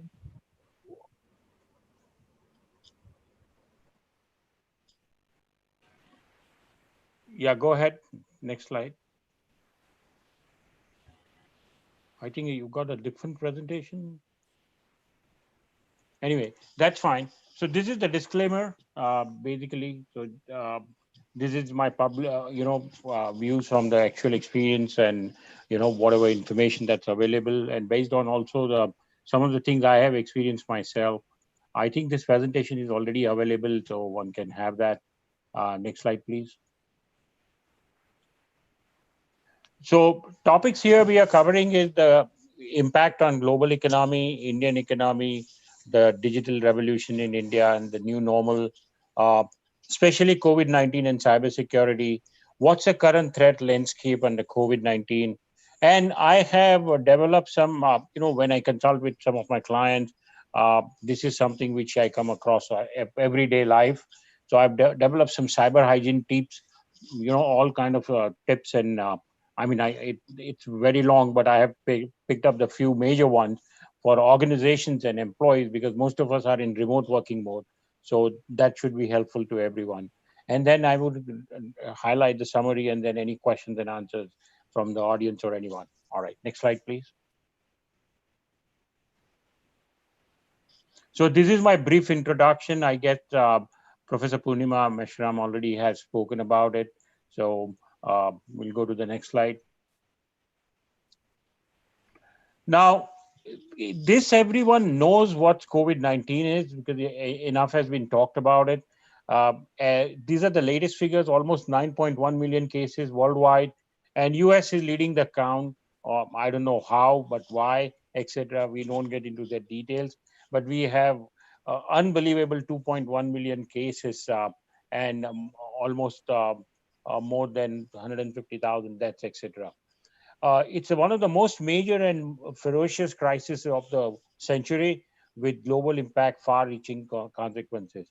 Now, as per the recent World Bank report, the global economy will shrink by over 5.2% in calendar year 2020 because of COVID-19 alone. And this pandemic has resulted into loss of thousands of lives, but also has created largest global economic crisis since 1870. So almost 100 and I would say 50 years, no one has seen a crisis like this, which has taken the whole world by storm. And economic activity among advanced economies is anticipated to shrink 7% in 2020 as domestic demand, supply, trade, and finance have been severely disrupted all across. Uh, no exceptions, US, India are, some of the major economies are very severely impacted. Next slide, please.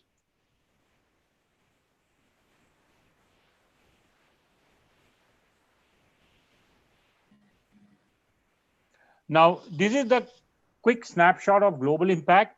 Uh, we have seen last 4 or 5 months there is a weak overall consumer demand, especially for non-essential goods. Uh, However, demand for essential consumer goods like foodstuff, medicines, etc., they have remained very very good even during COVID-19 period and what we are seeing today, and it's going to continue for 2020-21.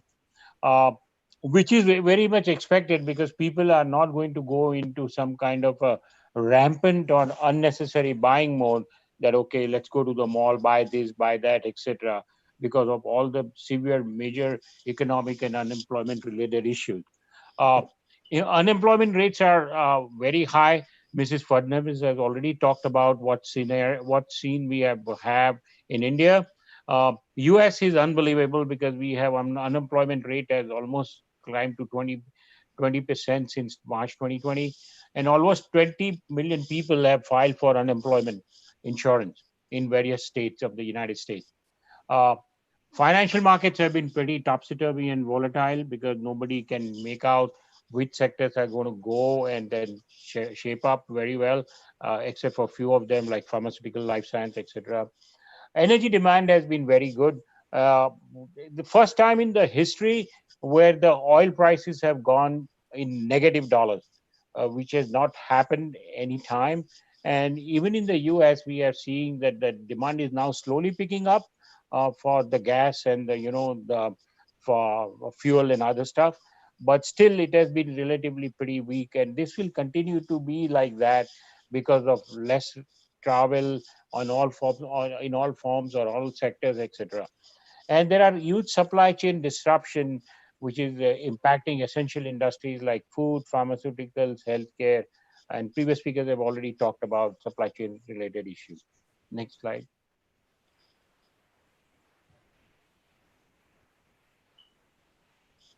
Hello. Next slide, please. Yes. So this is the from a slide from the very good company called Statista, and this they publish all kind of infographics, etc., from the US, and this shows that how coronavirus or COVID-19 has created havoc on. Can you go back to previous slide, sir? Yeah. How it has created impact on all major economies. And if you see country like India, we are, what is this? This is coming from this particular institution, is showing around -9%, and world average is almost 7.7%, which is possibly more or less close to various estimates that we have seen. United States economy is going to dip by almost 8%. So uh, very few economies are which are going to be like below world average, and that is China is definitely one of them, because they already started earlier, recovered and started. But we need to see how that is going to come up, uh, over next 12 months or so. Next slide, please. So impact of small and medium businesses. Now, as we started opening up in the US, and I'm sure in India as well, uh, uh, I think what is going to happen is that it is not going to be the business as usual. It will take some time before everything gets settled down. If you see McKinsey's recent survey of small businesses, it suggests that before accounting for intervention, 1.4 million to 2.1 million of them, about 25 to 30%, could close permanently as a result of disruption from just the 4 months of COVID-19. This is the permanent closure of the small and medium businesses. And as Madam Fadnavis has said, that these small and medium businesses, especially for a country like India, they become a kind of a lifeline. And we need to focus, government, we definitely need to support them. In the US, that things are already being done that way. A lot of support is coming from both the federal and the state side, giving them, 0% loan, deferment of payments, and so on and so forth. Something on that line, I'm sure that is going to be done even in India as well. Next slide. So what if I mean, there are so many industrial sectors, one can think that yes, everyone is impacted. But what I feel, and which is again in line with some of the research studies I have read from McKinsey, Deloitte, etc., it shows that some 7 or 8 industry sectors are very severely impacted. Retail trade, I'm talking about the non-essential services or non-essential goods. Automotive, absolutely. Construction, professional services, hospitality and accommodation. So if you talk about Hilton or talk about the Marriotts and those global hotel chains, now I'm a Hilton Diamond member. One of the things when I was talking to, because I wanted to do some reservations for August for my travel, and Hilton told me their average occupancy rate right now is in the range of 20 to 25%. People have still not started traveling, and I don't know, because we are getting into the holiday season now, summer vacations and all, but it is not same thing as usual which we had seen in pre-COVID era. So this is one industry that is going to be severely impacted. Foods and restaurants, now they are opening up slowly, but it is not going to be the same for 3 or 4 months that this thing, all foods and restaurants were closed except for takeout services. Obviously, arts, entertainment, recreation, we know that theaters are closed everywhere. That is a big impact on that. But at the same time, OTT kind of platforms and Netflix, Amazon Prime, and YouTube, or digital services from Disney, etc., they are going to do exceedingly well, and that is something at the cost of brick and mortar, theaters and stuff like that. And transportation and warehousing. When I say transportation, it's not just the trucking companies and all, uh, but I'm talking mostly about the large part of infrastructure related transportation, the rail services, the aeroplane, that means the air travel, etc. Those are severely going to be impacted, and they are impacted. Next, please. Next slide. So if you say that now economies have started opening up, US definitely in many states have started opening up, though slowly and gradually. This was one of the surveys. This was done in the month of May by same company, Statista. And you see the perception what American people feel that whether they should go or they should not. Now we are in summer right now. Beaches have opened up in New Jersey, in New York, in Alabama and other places, North Carolina. But still, large chunk of people are possibly reluctant not to go.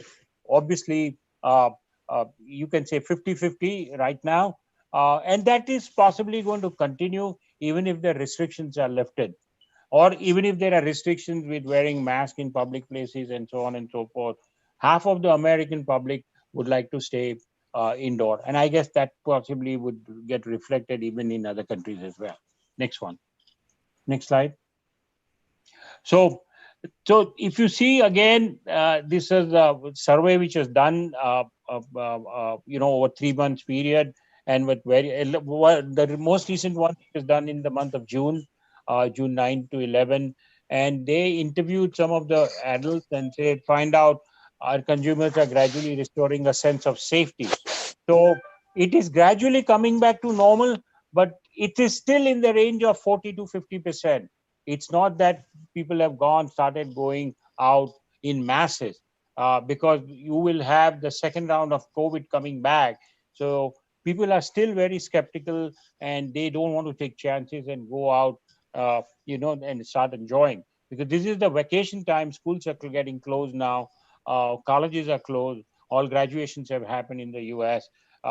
And people are still reluctant to go on vacation, go to resorts and so on and so forth. Malls are still closed in many states, and they are opening up slowly, but people are still, they will think twice before they have to go inside the mall. Next slide, please. Next slide. Now, on Indian economy, if you see some of the, I mean, you guys are already know this, but I just want to highlight few areas like credit rating agencies like Moody's have already downgraded India's sovereign rating to -BB, which can possibly dampen the future FDI unless Indian economy bounces back. If you see the surveys from major financial institutions like Moody's, UBS, Barclays, they have lowered India's GDP growth rate by 0.5% to 1.5% for FY 2021. Sectors like automotive, power, FMCG are going to witness a negative growth of 15 to 25% in FY 20. Like, for example, automotive sector is likely to show minus 23.1% as per one of the surveys from Deloitte that they conducted in March of 2020. Now, as seen elsewhere in the world, India is going to see major shift in consumer behavior and preferences from 2020 and beyond. And this is definitely going to be a game changer, because we are going to see increasing use of digitization, social media, e-commerce, and the other touch points. So that is going to change the consumer behavior as far as shopping in other areas are concerned. Next slide.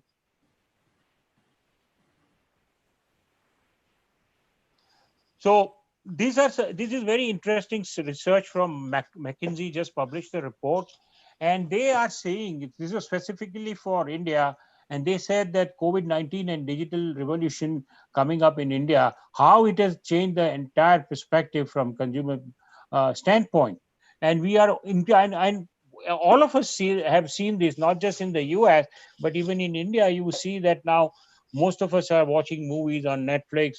OTT platform have really gone up. Most of us have shifted from, on-site shopping, grocery shopping, to e-commerce, or, online shopping from either Whole Foods and, um, Targets and other places in the US, and I'm sure it will be there. You have a bigbasketers.com. All those companies have started delivering groceries. And what is important is that McKinsey Global Institute estimated in 2019 that such technologies could create some $1 trillion of value in India alone. So if this is true, and which I'm increasingly seeing that's going to happen, then all these new technologies which are coming up, like AI, analytics, cloud, disruptions and technology platform, and cybersecurity included, it could yield about 205 to 250 billion US dollars of gross value add by 2025 alone, which is twice of what we have seen in 2017-18. Now, several executives that McKinsey interviewed, they expressed the view that pandemic has gone as a wake-up call to embrace some of those technologies. And again, previous speakers have already talked about it, so I'm not going to go into details. So what companies are doing now, they have started rapidly digitizing their supply chain and manufacturing operations.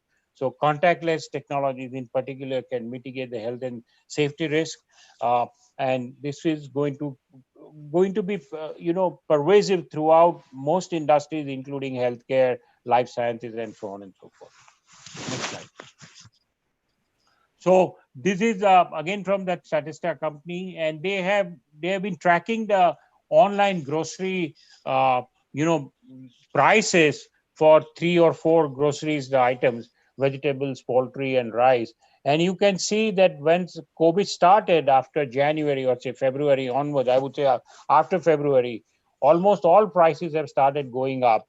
And also the demand. I mean, because in the US, I can tell you the demand for meat and some of those products have really become very tight. So prices have also increased in the US. But in India, we will see a very major shift or major increase in the prices. Next slide, please. So let's talk now on the cybersecurity, how it's going to happen, what is going to happen.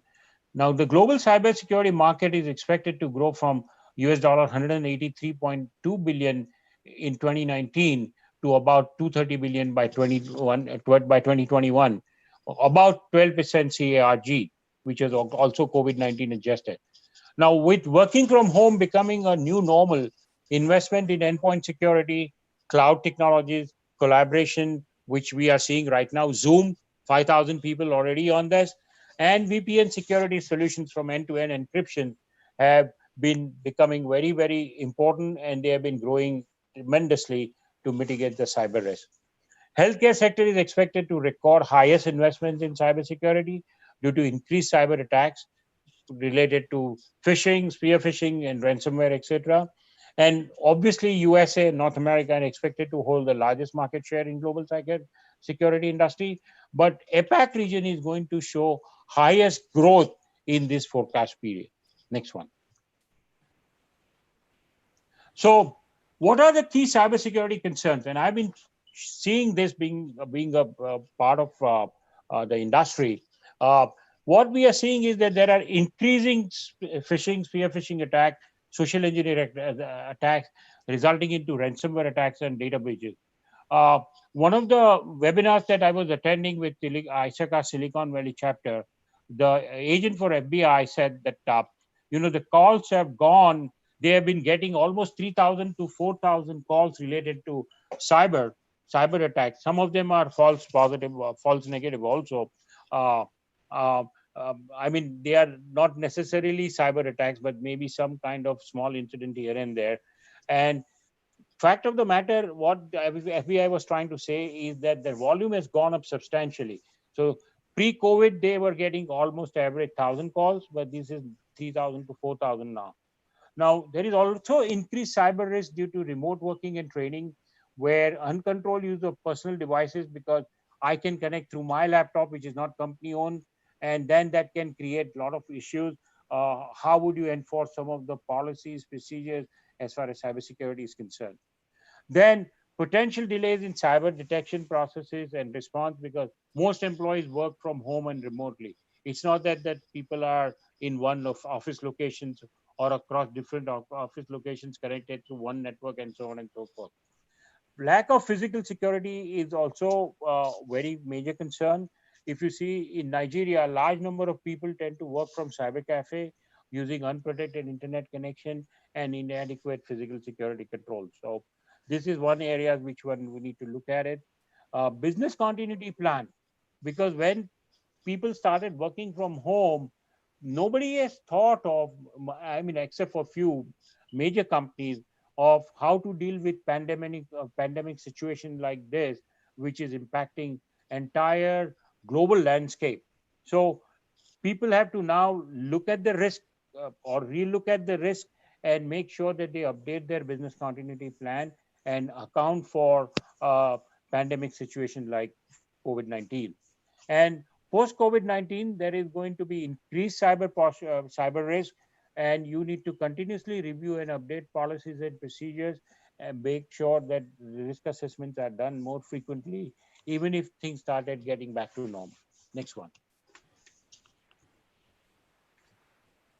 Now, ransomware, most of you are knowing that ransomware has become a major bully, and it is considered as one of the top 5 cyber threats in 2020, and it's going to continue even in 2020 and beyond. So it has been increasing in last 2 years, 2019 specifically, and 2020 are seeing increasing attack. Uh, and as per one estimate, there are almost 2,244 ransomware attacks every day. McKinsey has said the potential cost of ransomware attack was in excess of US $7.5 billion in 2019. Now, some of the examples I have highlighted, these are US specific, but I'm sure US is one country which reports a lot of in terms of information dissemination because of the regulations and compliance requirements. We have to report. Possibly it's happening in India, but it's not being reported as frequently and as diligently as what we see in the United States.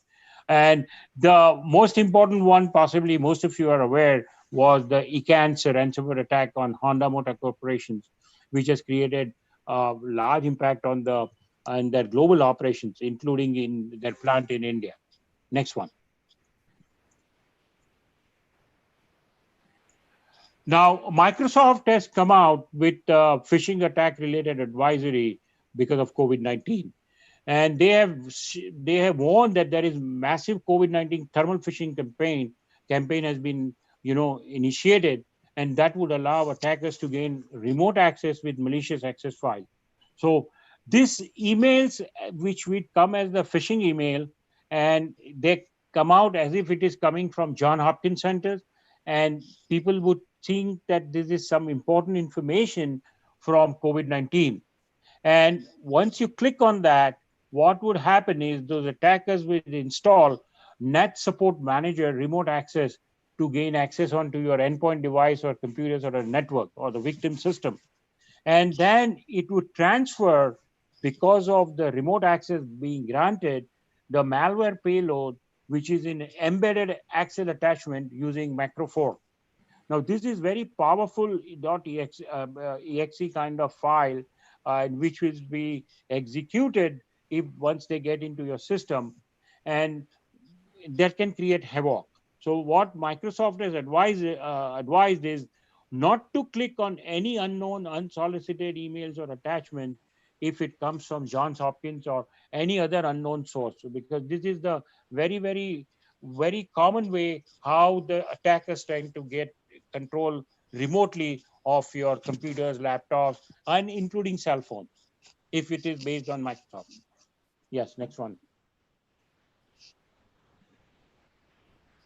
Now, this is the very latest FBI advisory. If you go to fbi.gov, you can regularly look into some of those advices which FBI is coming out virtually every day, along with Department of Homeland Security. This is from their Washington office in May of 2013. And we all know China, what they are doing. In fact, they have initiated substantial attacks right now in India because what is happening at the border. But FBI has come out this because China's favorite targets are not just the US, but also countries like India and some of the other ones, including Japan. So they try to attack those research organizations who are putting a lot of efforts, money, time, etc., in developing vaccines and doing some fundamental research in COVID-19. So this is the clear advisory, and I'm sure, though it was for the US, but this is basically can impact any global organization or any company, even in India. Next one. Next slide. Uh, Now, CERT India, which is basically Computer Emergency Response Team, had come out as recent as June 21st that they have sent out the advisory possible large-scale phishing attack by malicious actors starting June 21st. That means 2 days back, this advisory came in. And if you see any phishing email coming from ncore2019@gov.in, that means it is suspicious. You should not be clicking on this. And CERT India has very clearly given advice to everyone, including individuals, organizations, large corporations, to delete those files without even looking at it. If you find there is something suspicious, do not click onto it. Talk to your IT department, talk to your cybersecurity team, and make sure that you don't get trapped into this. At least 2 million emails may be compromised across several major metro cities in India if people continue to click on this. So this is going to be a big stuff, and this is as recent as 2 days back. Next slide, please. This is that CERT advisory. I mean, if you go to cert.in, our website, which is again part of Ministry of Information Technology, you can download the whole stuff and read this. So I just put the screenshot of this for everyone's benefit. Next slide. Now, why I'm sharing this slide specifically, just to give you a flavor that even in the US, I think the cybersecurity is of such an important concern. Uh, and it's not everything is good on the other side of the fence, or everything is green on the other side of the fence, just because US is a very developed nation. This is the report from the state auditor for the state of Mississippi. This is published information, and you can go to the website and see the report. And that says very clearly that even the cybersecurity is neglected in the state government. And I have seen similar reports even on the federal side, and so on and so forth. So this is a perennial issue. I'm sure it's everywhere. All states, all federal governments are not the same. Some may be better, some may be less. But what I'm trying to lay emphasis on that just because it's the government and they have all the measures, all the resources, everything is hunky-dory as far as cyber is concerned, that is not correct. And that's why I'm showing you this one, which is coming from horse's mouth. And you can go to the Mississippi State's website and download the whole report. It is available for public. Next slide, please. So what are the risks? Because most of us are working from home or remotely and so on and so forth. So what is the cybersecurity risk of remote working? First of all, in this year, especially post-March, and this is going to continue for a while, 75% of the workforce work remotely as compared to about 63% last year. Now, remote users connecting with unmanaged devices primarily security concern, which is 57% of them responded, followed by accessing resources from outside the perimeter. That means they are not supposed to, but they do that. Because if I am working with my own laptop, which is not the company owned, or a cell phone, I don't know whether my wired antivirus signatures are up to date, whether I have proper endpoint security definitions or not, whether my OS is patched or not, and so on and so forth. And second thing is that you will see increasing amount of phishing, spear phishing attacks, etc. And people try to get and take, I'm talking about the bad threat actors would try to have unauthorized access and privileges to, and that could result into a higher amount of identity theft. 38% of the organizations see higher productivity from remote work, which is very good thing. And majority of 84% of the organizations consider at least somewhat likely that they will continue increase work from home capabilities in the future due to increased productivity benefit. So working from home, as we have seen, even because most of those things are now using cloud-based services, either through Amazon or Google or Microsoft Azure, uh, uh, that is definitely going to enhance effectiveness, efficiency, and productivity gain. but it also, you need to be very careful about the cyber risk that comes with that. And also, even if you are using your own device, you want to make sure that your company's policy, cybersecurity policies, etc., are followed on your computers. Do not go and download anything what is required. Manage the access on your laptops, endpoints, etc., and so on and so forth. So the last one, 50%, 54% of the people who have been surveyed, they said that the COVID pandemic accelerated migration of user workflows to the cloud-based apps. And this is what we are seeing increasingly. Cloud is becoming cloud and collaboration technologies, because whenever we are, like right now, we are seeing in Zoom about 5,000 people connected. That possibly would have not been possible if you have arranged an on-site or on-premise this kind of mega event. So thanks to technology again. Next one. Now, these are some of the tips which I feel that every organization should follow. This is based on my experience, and this is based on some of the things I do with my clients. And this is not the complete list. There could be a whole 9 yards, whole 9 laundry list, but I thought some of the important ones I would put that up. So most important, you need to have a proper access control, including remote access to employees working from home, regular patching of our operating systems and hardening of servers, making sure that the servers are with up-to-date patches and all, antivirus, anti-malware software properly, deployed. Proper endpoint security, that means all your laptops, all your desktops, all your endpoints have proper endpoint security configured and connected to the server. Access through VPN, because VPN ensures either IPsec tunnels and stuff like that, end-to-end encryption.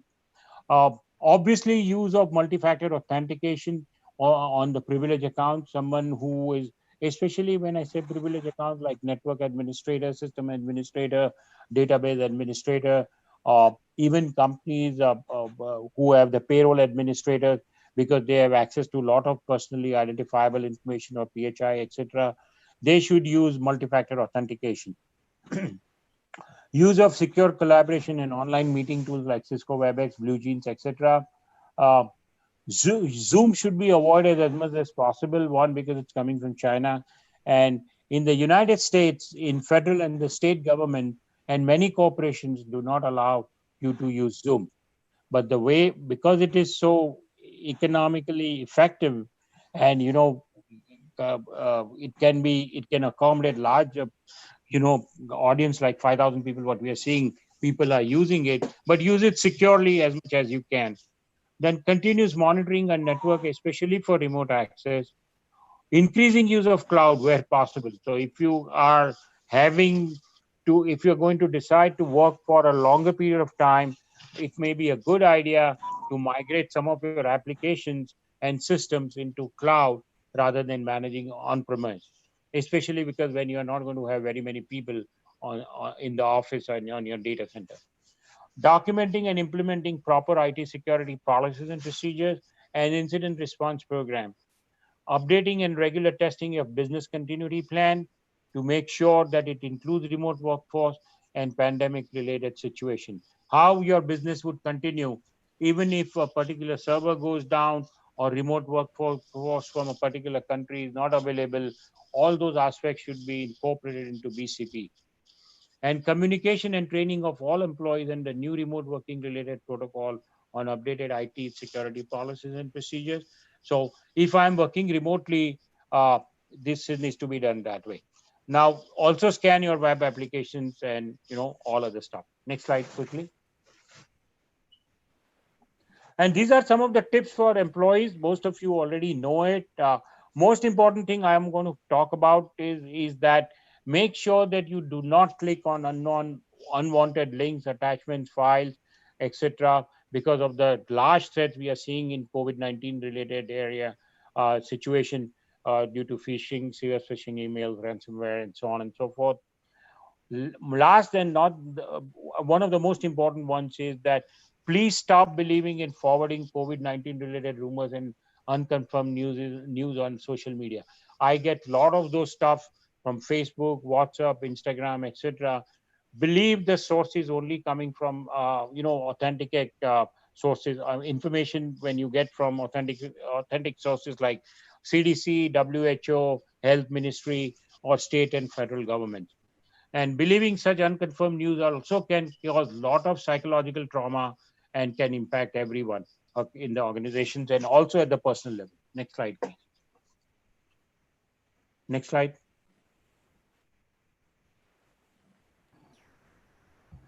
So this is the summary. COVID-19 is clear and present danger.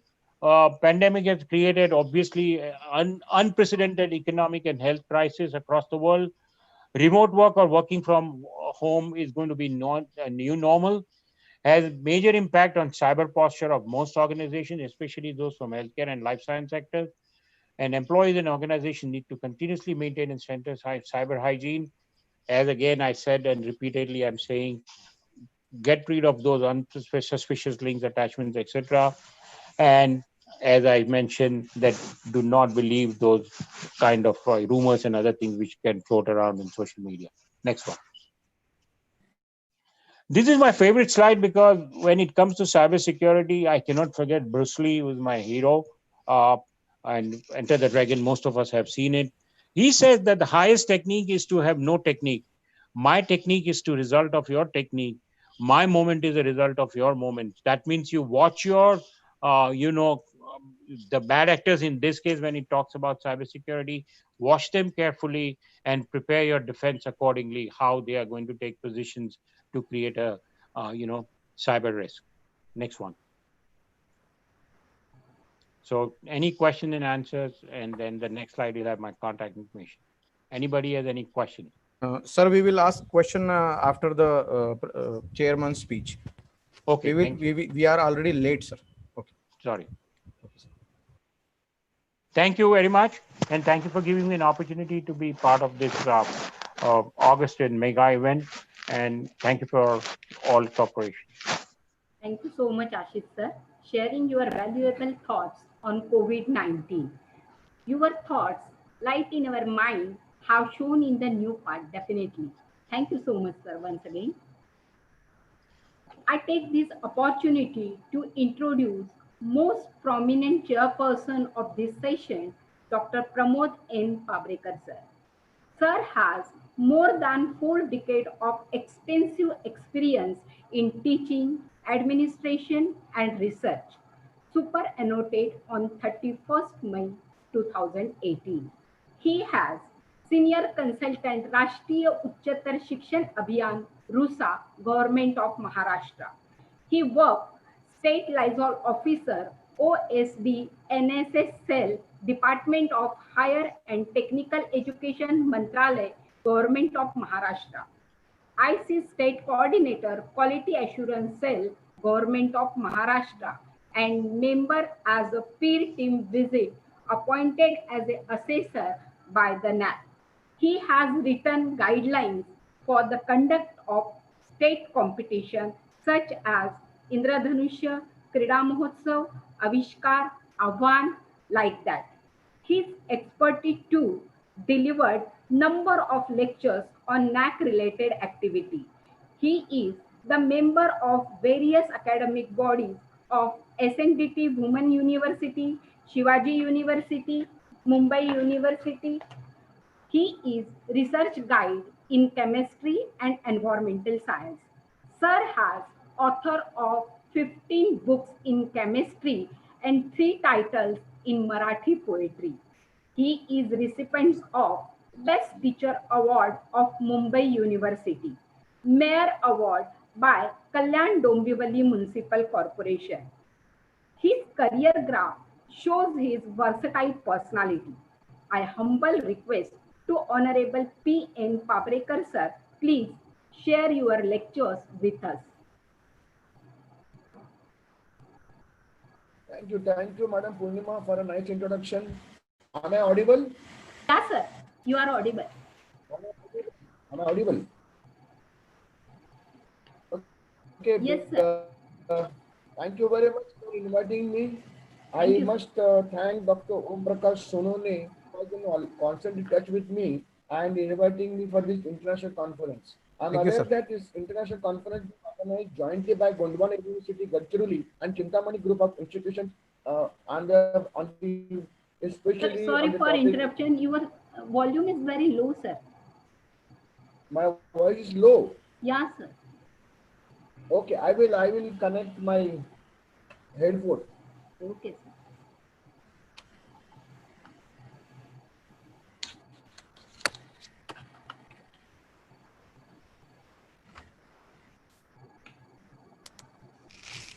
Am I audible now? Yeah, sir. Nicely. Hello. Yes, sir. Very good, Yes, sir. sir. Hello. Yes, sir. Yes, Yes, sir. sir. Am I Nice, audible sir. now? Yes, sir. Yes, sir. Yes, sir. Okay. Sure, sir. Thank you very much. Okay. Thank you very much. I think I should do my presentation first, right? Yes, sir. Yes, sir. Yes, sir. Sonone, please start my presentation. Dr. Om Prakash.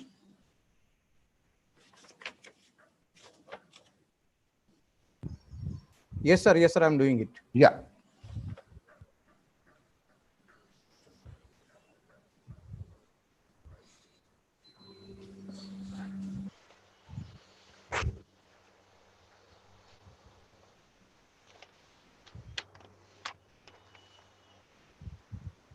Continue, sir. Please continue, Okay. sir. Thank you. Thank you very much. In fact, I am indeed happy that I am a part of this international conference where I was able to hear the keynote speaker, Madam Mrinalini Fadnavis, followed by the Honorable Vice Chancellor of Gondwana University. And after that, I was lucky enough to also hear from Mr. Ashit Dalal, who was connected to us from the United States of America. I have been, working as Madam rightly said that I am a senior most person working in the education field for more than 40 years.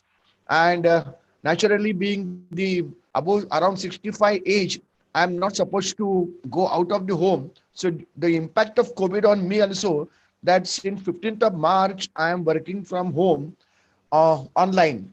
And Mr. Ashit has already given us number of tips. Of course, that is to be required to be used. Next slide, please.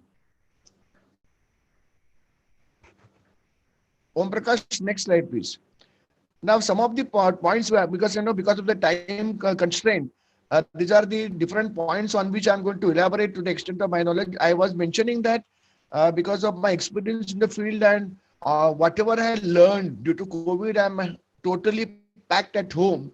So only because of the media, maybe television or the radio or the WhatsApp messages or the emails receiving from different kind of sources, whatever I could learn, and of course from the print media also, I am putting my observation. These are my observation because I am not moved out of home at all, but my observation through all this media, which has impacted on me, and my experience in the field of education. I'll be, covering some points which I mentioned here right now. Next slide, please.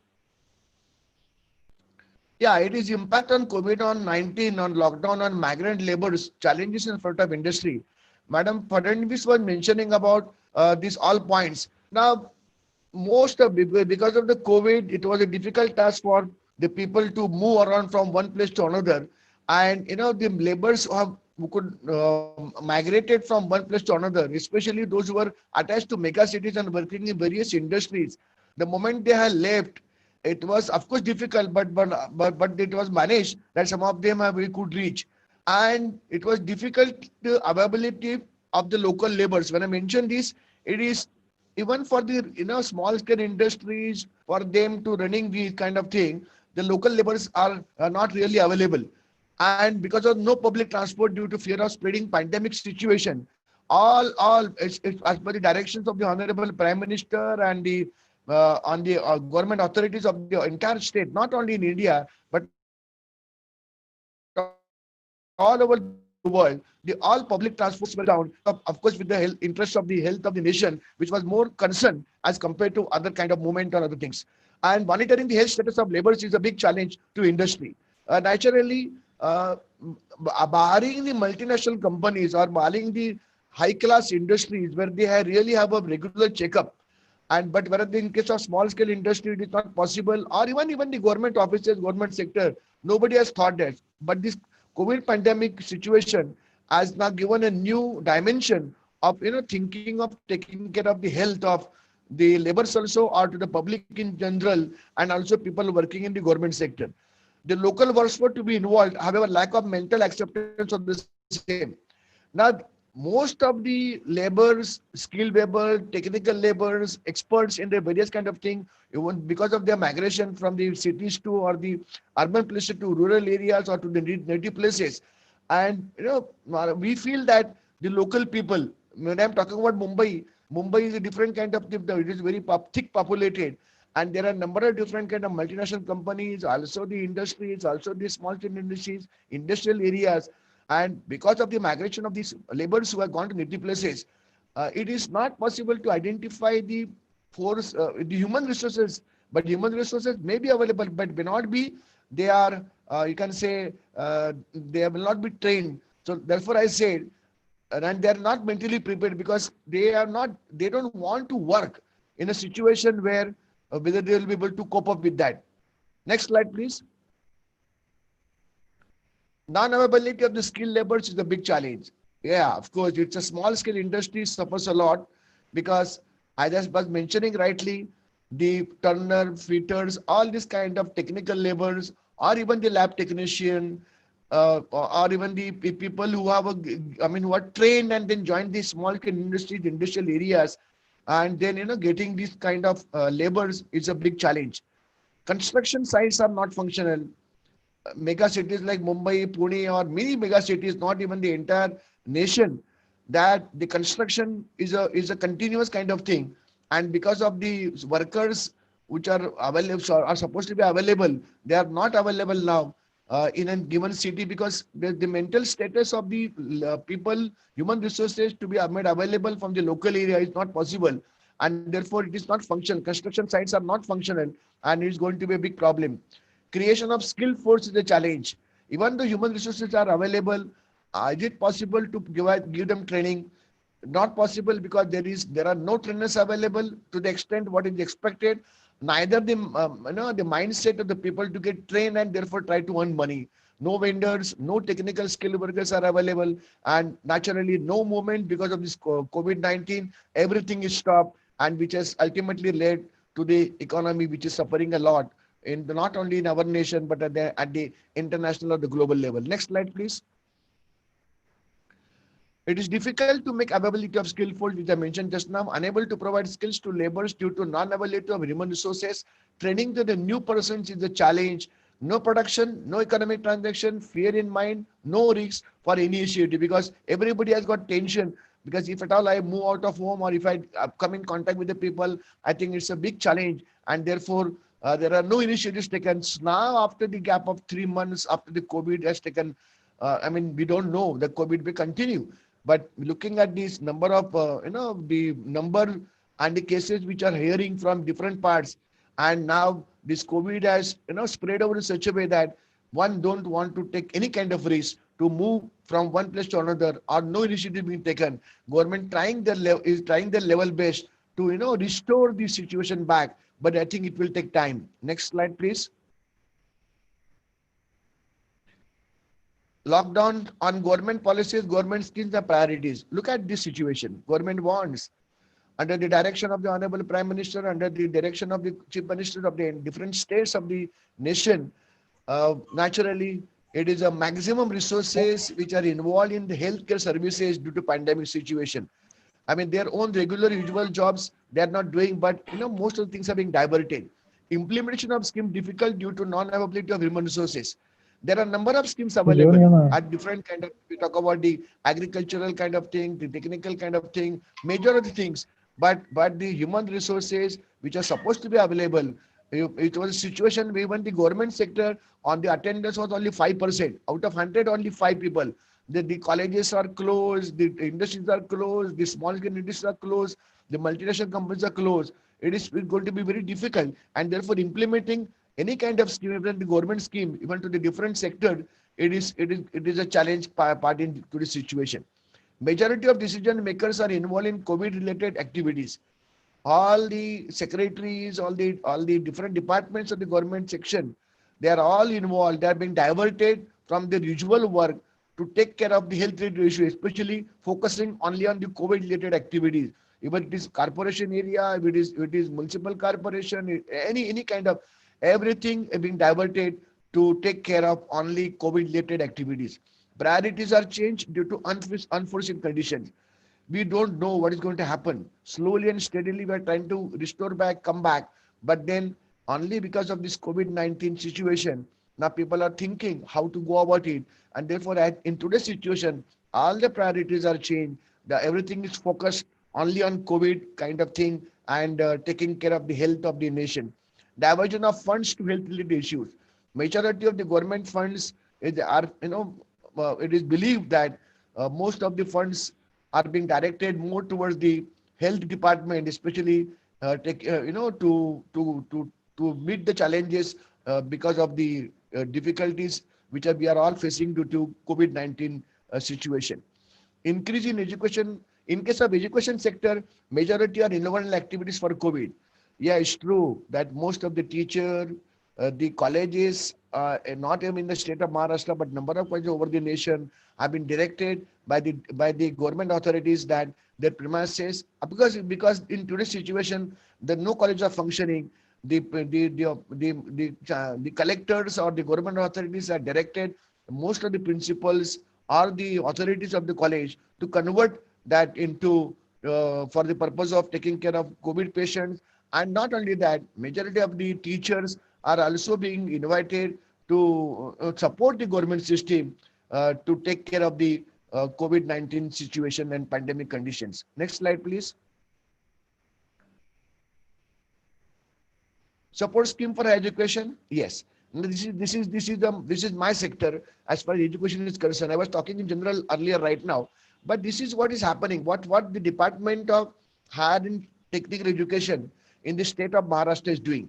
Of course, there may be the other states also might be taken initiative, but in the state of Maharashtra, the Department of Higher Education and Technical Education has initiated an MSFDA, that is Maharashtra State Faculty Development Academy, for the all the, I mean, especially for the education sector.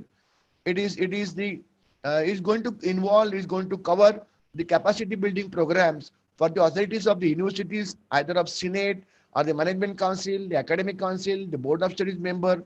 Because, most of the people do, as per the University Act, they get appointed, they get nominated, they get elected, they are being chosen, they are being nominated either by Chancellor or the Vice Chancellor. And of course, with the support of the majority of the people around, they become a member of these bodies. But then maybe most of them may not be trained to take care of these authorities of work in the authorities as far as the university are concerned. And therefore, this MSFDA will be planning a program, training program, or the capacity program for all these members of the different authorities of the university. Training for teaching staff, which is of course on and related to either subject matter or the administrative matter, on the use of technology matter. All different kind of training of the teachers will be provided by this academy, of course, with the help of the support of the experts. Even we are going to focus on the training to be given to the non-teaching staff, either involved in universities or the colleges, especially also the people who are working in the laboratories of the various colleges. The skill development training will be provided to all this non-teaching staff, and also to the administrative related work as far the university or college is concerned. The functioning of colleges and university kind of training will be provided to different kind of officers of university, whether they belong to different kind of sections of university or the colleges, and that will be also provided. The health related activities, of course, will be also part that the center will also focus, because we are talking about the COVID situation right now. One don't know how it's going to get over, when it's going to get over. We may have to work with COVID maybe for a period of few months, maybe a year, and then now we should get used to it. And therefore, even functioning, how to run a college, how to run a school, how to run an university, accepting the conditions of the COVID, we will be also giving them training by inviting experts from the health department of the government sector, and also on the various expertise required for that. The working culture accepting the COVID pandemic situation, as I'm mentioning right now, that we need to now accept that culture, working culture in a accepting COVID situation, so that we will be able to proceed further. We cannot stop, because for a few months everything has stopped, because I was listening to Madam Vice Chancellor, I was listening to even Ashit Dalal, and then how the economy is affected. But we really cannot accept that situation. We had to slowly and steadily proceed further, and therefore we need to have the change in our working style as far as the accepting the COVID pandemic situation is concerned. Next slide, please. The post-down education scenario, challenges in front of faculties and students to meet social distancing minimum teaching hours. Yeah, it's true that when we talk about, we should thank our honorable government authorities that they had taken a perfect step in having the lockdown period, which was definitely not accepted by the public in the beginning, but it was then ultimately they get used to it. Almost up to 30th June, last 3.5 months, everybody is at home. But that has saved the lives of many of us, and we should almost congratulate and thank our government authorities. And we talk about, as for the education scenario is concerned, the large number of students population. Any college you take in Mumbai, not less than about 6,000 to 10,000 students located in a building which is a vertical flow building, and not like in the rural area where the number of colleges having the big area in number of acres. The college like in which I'm teaching, it is a 4-storied building, and the campus area is only 1 and 1.5 acres. All maybe mega cities like Mumbai, Pune, Madras, Chennai, everywhere. Even though in the rural areas now, the population of students is very high, and keeping that social distancing will be a great challenge. And therefore the teacher-students ratio is very high, not like in foreign countries where the student ratio is 1:20 or 1:15. We have the student ratio is one teacher to 120. Controlling and taking and teaching student, and even if it's not possible, especially in today's scenario, that inviting and calling students to the classrooms, and therefore it becomes going to be a very difficult task. And therefore ICT resources, even though available, difficult to reach maximum due to connectivity issues. We are also facing just now, there is always a big problem. It is a big challenge as far as the rural area is concerned, because maybe because of the connectivity, Wi-Fi connectivity, the mobile towers, which are not, there is no range available. The isolated resources may be available, but are the teachers are trained for that? We are used to it, and that is to be taken into consideration. Students are also belong to financial status, not that each and every student has the mobile with Android connectivity, and we talk about we should go for an online teaching and all, but maybe a time to come that we should think of it. Training needed to use various ICT tools. Even the teachers, whether they belong to the urban area or mega cities like Mumbai or rural areas, the teachers are not yet have accepted that, or they're fully prepared for carrying out teaching through the ICT enabled tools. And therefore it is going to be a big challenge, because number of teachers are needed to be trained for using these tools required for the purpose of education. The use of teaching pedagogy tools is also a challenge, which I was just mentioning. There are a number of tools available as far the teaching pedagogy is concerned, and we are not used to as far the India is concerned. But then at least because of this COVID pandemic condition, observing, because I as a RUSA person, as a senior consultant, constantly organizing. Every day there are 2 programs are organized in the morning and afternoon, and we are meeting the different kind of education sectors, maybe the college or university, and we are interacting. We are trying also level best, but the teaching methodology using these tools is going to be a challenge. We need to focus on providing a training for all the teachers. Next, please. Next, please. Post-lockdown scenario, which I was just mentioning just now, that now it will be an online teaching will be more favored. Most of the universities has already declared. Of course, the government has also mentioned that minimum 30%, maybe it can increase more depending upon the condition. 30% of the coverage of the syllabus has to be done online. Training, the teachers to be trained for the e-content development. They have to, produce their own e-content kind of programs, their lectures, their syllabus to be covered, and different kind of things are available. They have to use Google Classroom for teaching, Moodle, MOOCs, Inflippment, all these different kind of online platforms. It is not that the teaching means that only putting or recording a lecture on the Zoom platform or the class, the Google Meet format and just loading on the YouTube is not teaching. But there should be some kind of interactive kind of session as to be required for the teachers when they're teaching the student, because eye-to-eye contact also plays an important role as far as the teachers and learners are concerned. The online examination and evaluation may be affected. Yeah, it's true that when we talk about it was Inflipped who has mentioned very clearly it's not possible for them to conduct the number of examination online because of the population size of student. I mean, even if you consider only any one university of Mumbai also, the number of student population is not less than about 10 to 12 lakhs. And number of students involved in the state and the entire nation, somebody was mentioning about today morning that 900 universities, 40,000 institutions, about 4 to 5 crores of students taking higher education. They're going to be graduated, conducting their examination online, getting evaluated online, declaring the result, and then going for the online admission, payment of online fees, and it's going to be a big challenge. But then slowly and steadily we need to accept that, and we have to proceed further for that. Next, please. Next, please. Yeah, this is what I was mentioning about that Rusa Maharashtra. We have accepted this as a challenge, and we have used this COVID-19 pandemic period almost for last 2 months. We have been conducting these NAC awareness programs in the different parts, not different parts, all the states of Maharashtra.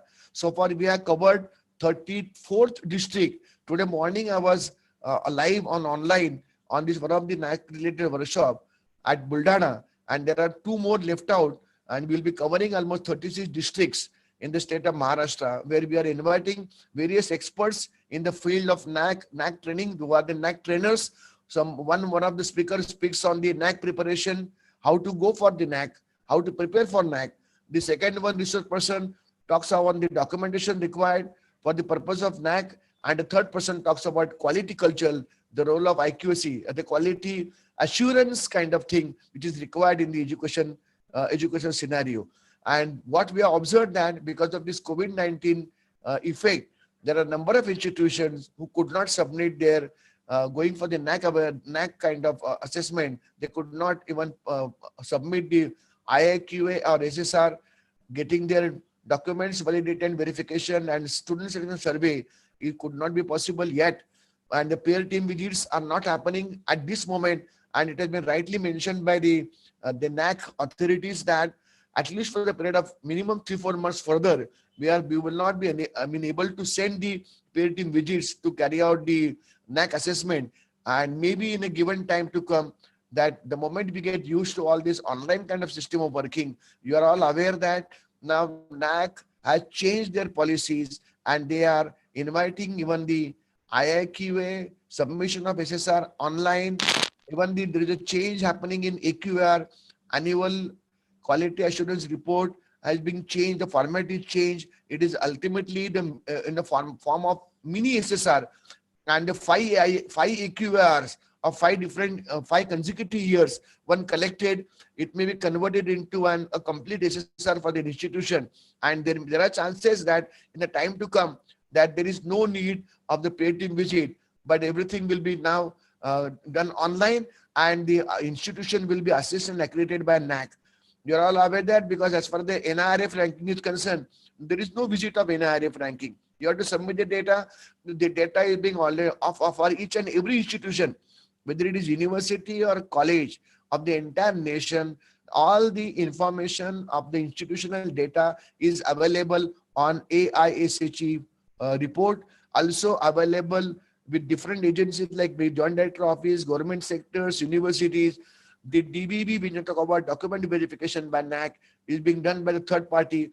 any information required from the resources will be available, and your institution will be assessed and accredited online by the NAC. So one has to prepare for that. Most of the institution validity period is getting over now. They are worried what should be done, because if their college is not NAC assessed and accredited, there is a fear of availing benefits due to NAC. The RUSA conducting NAC program, which I mentioned about. Then we are also conducting capacity building program for accuracy coordinators and guidance on various quality parameters. Next, please. Next, please. Thank you very much. Thank you very much for this is my presentation, which I am mentioning. Thank you very much. Thank you so very much, sir, for giving very useful information to us. We sure your guidance and positive spirits will help us to get best future in our educational system. Thank you so much, sir. Thank you. It's my privilege to propose thanks on behalf of our organization. I extend heartiest vote of thanks to our chairperson and resource person. My gratitude to all the speakers and participants being with us and creating a history for us. Knowledge has beginning, but it has no end. Now, we conclude the session. Before that, for question answers, I hand over to the Professor Nitin Uparvat sir, Chintamani College of Commerce.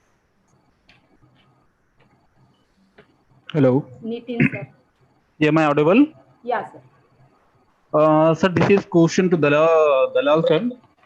Yes. Sir, in this scenario, what strategies we have to adopt, or the government and small scale industries has to adopt to overcome in the pandemic situation? So basically, I think it's, and the previous speakers have already highlighted this, is that small, medium scales are considered as the backbone of any economy. It's so in the US, which is the developed countries, and so more so in India, because a lot of people depend on that. And I understand in India, Prime Minister has announced 20 lakhs crores worth of package. So all the necessary, support that may be required to be given to the small and medium scale industries in terms of getting them back onto their business, maybe providing some kind of loan waivers and concessions, and maybe some grant as well, both at the state level, maybe at the central level. Those are some of the things that need to be given. Also encourage them to use technology, because many small and medium scale industry, the owners, they may not be very technology savvy. But with the things which are changing so rapidly in the post-COVID-19 situation, I think that is going to be the new normal. Sir, one another question on my personal side. Hello, Dalal sir. Yes, sir. Go ahead. How to identify the cyber attack? Because we all people are unaware about the cyber attack, how it's come. See, there are a lot of things which go into this. One of the most important things which I would suggest is that, so apart from basic cyber hygienes that I have already told you, there is something called as the continuous detection. And if you are an organization, they deploy a lot of technology and tools like SIEM tools and stuff like that. But at an individual level, the basic thing what you may want to do is, obviously, if you think that this is coming from a source which you don't know, just do not get into that. Don't even open any email, don't open any this thing, or don't have forward, because in WhatsApp and other things I have been seeing there is continuous forward of some of those ones. Another important thing is whether you use the cell phone or you use the laptop or a desktop, make sure that you have a continuous updated your antivirus softwares and everything else. If you are on the system which is legacy system, because for example, many of your laptops, and I've seen that, and I have also some of them, which are still Windows 7 based. So Microsoft has stopped supporting Windows 7. So you may want to upgrade your system to Windows 10 and higher version, obviously Windows 10, which is most popular right now.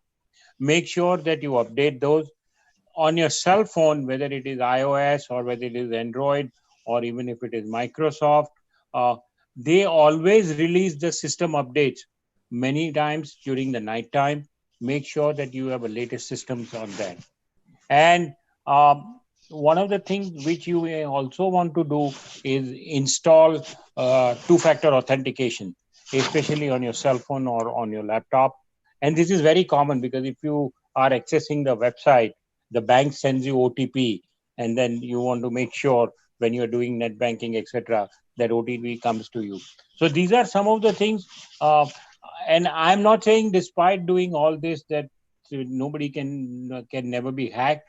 It's a question of time. But when you put all these things, you will be extra careful, and chances of you or your system getting compromised would come down to bare minimum. So it's a defense in depth approach, we call it, from cybersecurity, and making sure that you review your policies, procedures, and all the controls which I have suggested on a periodic basis and update it. Okay, thank you, sir. Sir, Pramod Pabrikar, sir. Yes, sir. On behalf of Dr. Bavankude, sir, the participant and organizer of this program, he asked about the what strategies we have to frame for the higher education during this pandemic situation. I'm not getting, please, loudly, please. What type of strategies we have to frame for the higher education during this pandemic situation? Basically, I was just mentioning that very clearly, that today at this moment, we do not know when the university or colleges will be functioning or will be starting or commencing, right? So this is the right time. Pandemic COVID condition has taught us a lot of lessons, and we have started. You may be knowing that most of our teachers are attending different kind of seminars, workshops online, either by using different platforms. But that is especially for them. I mean, for a teacher, they attend the programs and they get certificate, and if they are very happy, at the same time they will be getting some knowledge. But what about our students? Students are every institution is basically a student centric. Are we planning some kind of program for them? So this is the right time for them, for you all as a teacher or as a part, that whether you have the students' number, email IDs, mobile numbers, WhatsApp groups, etc. Are you in contact with them? Are you guiding them? Are you motivating them? Are you guiding in regard to their further career kind of thing? It's a very important thing. If you don't do it right now, then they will be, especially there is always a gap between students and teacher. To reduce the gap with this pandemic condition, because we are totally away from one another, not meeting at all, that this entire gap will increase more. So to avoid that, basically you should try to be in contact with students.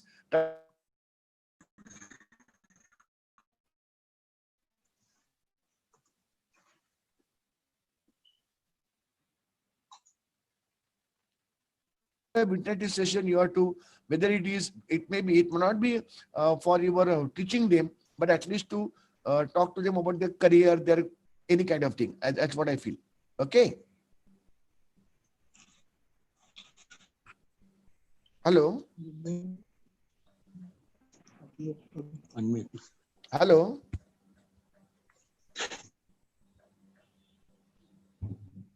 Hello. Hello. Okay, thanks a lot, sir. Purnima madam, over to you. Thank you so much, sir, for your valuable time spare with us. Thank you, madam. Thank you, sir. I would like to thank all the delegates in this session, which have accepted our invitation in the short period. Especially Dr. Pabrikar sir and Mr. Dalal sir has given a very important information to the delegates and participants, which will useful for the further fortune of the world. Thank you very much, sir. Thank you. Once again. Thank you very much. Thank you. And if there are any additional questions, please reach out to me or to Professor Sonone. Yes, And sir. then I would be very happy to answer Yes, any sir. question from audience. Thank or you, anything. Dalal. Thank you, Dalal, sir. sir. Listening to you, it was a pleasure. It was nice meeting all of you, and thank you for your time. It Yeah. was great being on this platform and talking to most of you. You guys are very learned and doing tremendous job. And Thank keep you. doing Thank it. you. Thank you. And Thank you Thank very you much, very sir. much. Thank you, sir. Thank you. Jai Hind. Jai Hind, Jai Jai Hind. Hind, sir. Now we have to move forward towards the next session. I would like to express my great gratitude towards the next session speakers. I would like to hand over the session to Mr. Ganesh Surjuse, Dr. Ganesh Surjuse from Chintamani Mahavidyalaya, Pombhurna, who is the HOD of English department. Over to Ganesh Surjuse, sir. Surjuse, sir.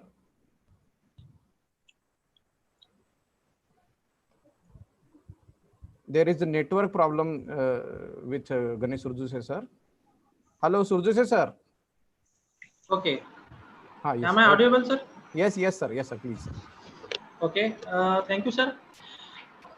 Good afternoon to all of you, all dignitaries and all respective participants. I, Assistant Professor Ganesh Surjuse, warmly welcome you in this. Sir, my sound is reaching to properly? Yes, properly. Okay. I, Assistant Professor Ganesh Surjuse, warmly welcome you in this international e-conference. This is 2 days interdisciplinary international e-conference collaboratively organized by Chintamani College of Commerce and group of Chintamani Institute affiliated to Gondwana University with collaboration Mahila Mahavidyalaya Amravati affiliated to Sant Gadge Baba University Amravati. The whole world is facing very terrible problem of coronavirus, and within a few days, COVID-19 has made a drastic impact almost on every sector. That is why the subject of this conference is impact of COVID-19 on various areas of global economy, science, and humanities. This is the second respective session of this conference, and this session is mainly focused on the impact of COVID-19 on social science. So, before we going to start this session, I would like to give the introduction of our Honorable Chairman and resource person of this second respective session. Sorry to say, but the resource person of this session was attended, but due to the network problem, he get removed himself. So we have to continue with the permission of Dr. Digambar Jahagirdar to continue with his guidance. Please give detail about him and introduce him. Okay, sir. The very prominent personality, Dr. Digambar Jahagirdar, is chairman of this session. I request to Dr. Jahagirdar to accept the authority as the chairman of this session. Okay. It is my immense pleasure to introduce the chairman, Dr. Jahagirdar. Sir, actually, the profile of Dr. Jahagirdar is so long, it is not possible to read the whole profile. So I am sorry, sir, I only summarize some point here. Dr. Jahagirdar belonged to Morshi Amravati. In 1982, he completed his PhD in economics and newspaper industry of Vidarbha Science 1960. He is ex-reader and head of the Department of Economics of Government Vidarbha Institute of Science and Humanities. He is ex-Joint Director of Higher Education, Ballarpur Division from 1999 to 2001. He delivered presidential address in 21st Marathi Arthashastra Parishad and 23rd Vidarbha Vidyapit Arthashastra Parishad. He is a co-author of textbook for BA and editor of book entitled Strategy of Department of India. Dr. Jahagirdar sir is a life member of Indian Economy Association Marathi Arthashastra Parishad. Government of Maharashtra has issued the appreciation letter for excellent performance for 6 times. He received Mahatma Phule, Dr. Babasaheb Ambedkar Smriti Paritoshik continuously for 3 years for presenting maximum research paper in state, national, and international conference. He is invited by Indian Economic Association Research and Development Trust to attend 2 days seminar on 9th plan in New Delhi. Okay, This is the profile of Dr. Jagirdar sir. So I request Dr. Jagirdar sir, please give the guidance, give your valuable guidance to our respective participants. Thank you, sir. Dr. Jagidar sir, Jagidar sir, I would like to request you to work as a resource person and chairperson of this session, because you are the whole for this session. Thank you. Okay, sir. Hello, I'm audible? Yes, audible, sir, but there is a little bit problem. Now I'll start. If you can use a headphone, that it will be very good. No, I'm just writing. Okay, okay, sir. Hello. Yes, sir. And friends, I think this is the last technical session of today's webinar. At the very outset, I would like to take an opportunity to express my gratitude for inviting me for this international seminar on COVID-19. Friends, up till now, we have received and also heard some talks given by eminent persons. All the talks were pertaining to the impact of COVID on a practical ground. But my job is to discuss the impact of COVID on social sciences. I'm audible, sir? Whether I'm audible? Hello? Yes, sir. Yes, sir. You are audible, sir. Thank you. Now, please see that the whole world is facing the challenges of COVID-19 into different ways. But its economic impact seems to be more drastic as well as relevant. Now, taking into consideration the topic, firstly, I raised a very important question. Does COVID-19 have any impact on social sciences? This is the basic issue. In social sciences, as everyone knows, we include economics, sociology, political science, psychology, geography, etc. These subjects. They are subjects in which the relationship of individuals, that is among themselves, and the relationship between individuals and society is studied. And what is the objective of the study? The objective of the study is to have the well-being of the society. It means that in every social science, we study the relationship of individuals among themselves and the relationship of individuals to society. For what purpose? For the purpose of achieving maximum well-being. Now the problem before us is that it is the place where we have some time to discuss the issue, namely the impact of COVID-19 on social sciences. Now, as we are aware that most of the delegates are teachers, so I will be brief in my explanation. As we are aware that the theories are developed in various subjects like economics, sociology, or geography. Now, when we develop the theories, different techniques we take into consideration and develop our subject matter. If you go theoretically, you will come to know that there are two research methodologies adopted in almost all social sciences. From our point of view, the inductive method is rather important. Most of the social sciences will use inductive method. Now, when we take into consideration the inductive method, what we do, we study the present situation. We study the present situation. At the same time, we take into consideration the realities, the decisions from the present conditions, and thereby we develop our own thesis or our own theories.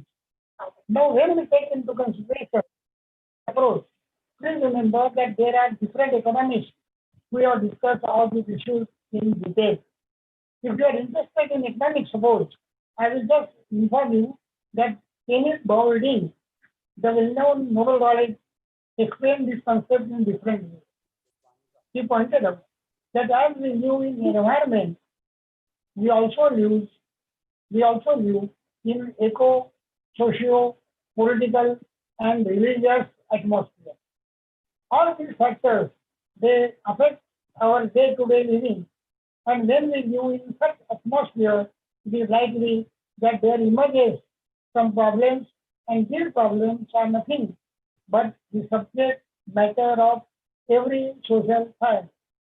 There is another economist, Schumpeter.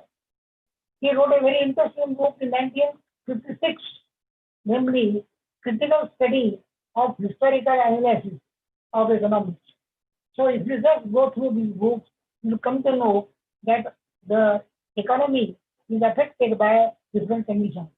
Now, if you take the historical perspective and discuss that how the theories are developed, the theories are developed in a different way, but nowhere we remember that theories are developed by such a natural disaster like COVID. So COVID is not going to affect the theoretical aspect of any social science. If you take into consideration, suppose a subject like geography. In geography, there are different topics, but nowadays, urban geography is a dominant field in geography. Nature and theories of urban settlement are the subject matter of urban geography. Now, if you take into consideration the geography as such, you come to know that we have to study the impact of COVID-19 on the slum area, that is settlement of human beings.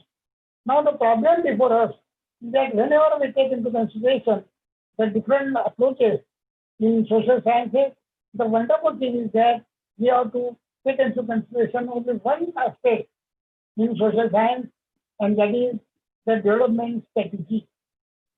Inspector Delegate, to my mind, the only topic which is bound to be affected by present COVID-19 is development strategy. The development strategy is bound to be affected by COVID-19. Now I will discuss some issues regarding this developmental strategy. And we are all aware that we as a nation is developing very fast, right from economic reforms. Economic reforms in India, they took into consideration the different ideas, and that too right from 1991. So right from 1991, we are following the policy of economic reforms. Now in every economic reforms followed by India, or in 1978, China accepted economic reforms. Generally, after 1970, most of the countries, they accepted the issues relating to economic reforms.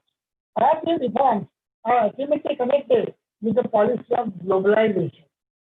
And when we take into consideration the policy of globalization, we have to accept privatization, we have to accept free entry of goods and services in different nations, and at the same time privatization. So these are the 3 points which must be considered by taking into consideration the aspect of globalization. Now, what happens in globalization? When we have a typical strategy under globalization, we find that in most of the economies, in most of the nations, we are having the problem of inequality in the distribution of income as well as property. We don't have the equal distribution, even though our GDP is increasing. We are having a large number of poor people throughout the world, especially in most of the developing countries in Africa, Asia, and South America. And we are all aware that just 6 years back, a French economist, namely Piketty, he wrote a book, namely Capital. And in that book, he has very correctly pointed out that due to globalization, we are having the problems of inequality. Now, then we have the problem of COVID-19. What should be our development strategy? That is the basic issue. This strategy we should adopt, and this strategy we should implement very firmly and properly. To my mind, when we have to accept the different strategies regarding COVID-19, we must emphasize at least on 4 points. The first point is decentralization. The second point is problem of employment. The third is health problems or health issues. And the last is environment.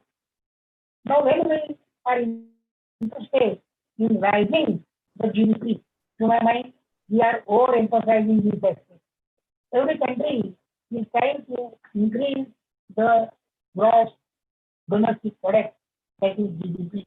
Of course, we all like to have more and more GDP. We all like that GDP should increase more than 7% per annum.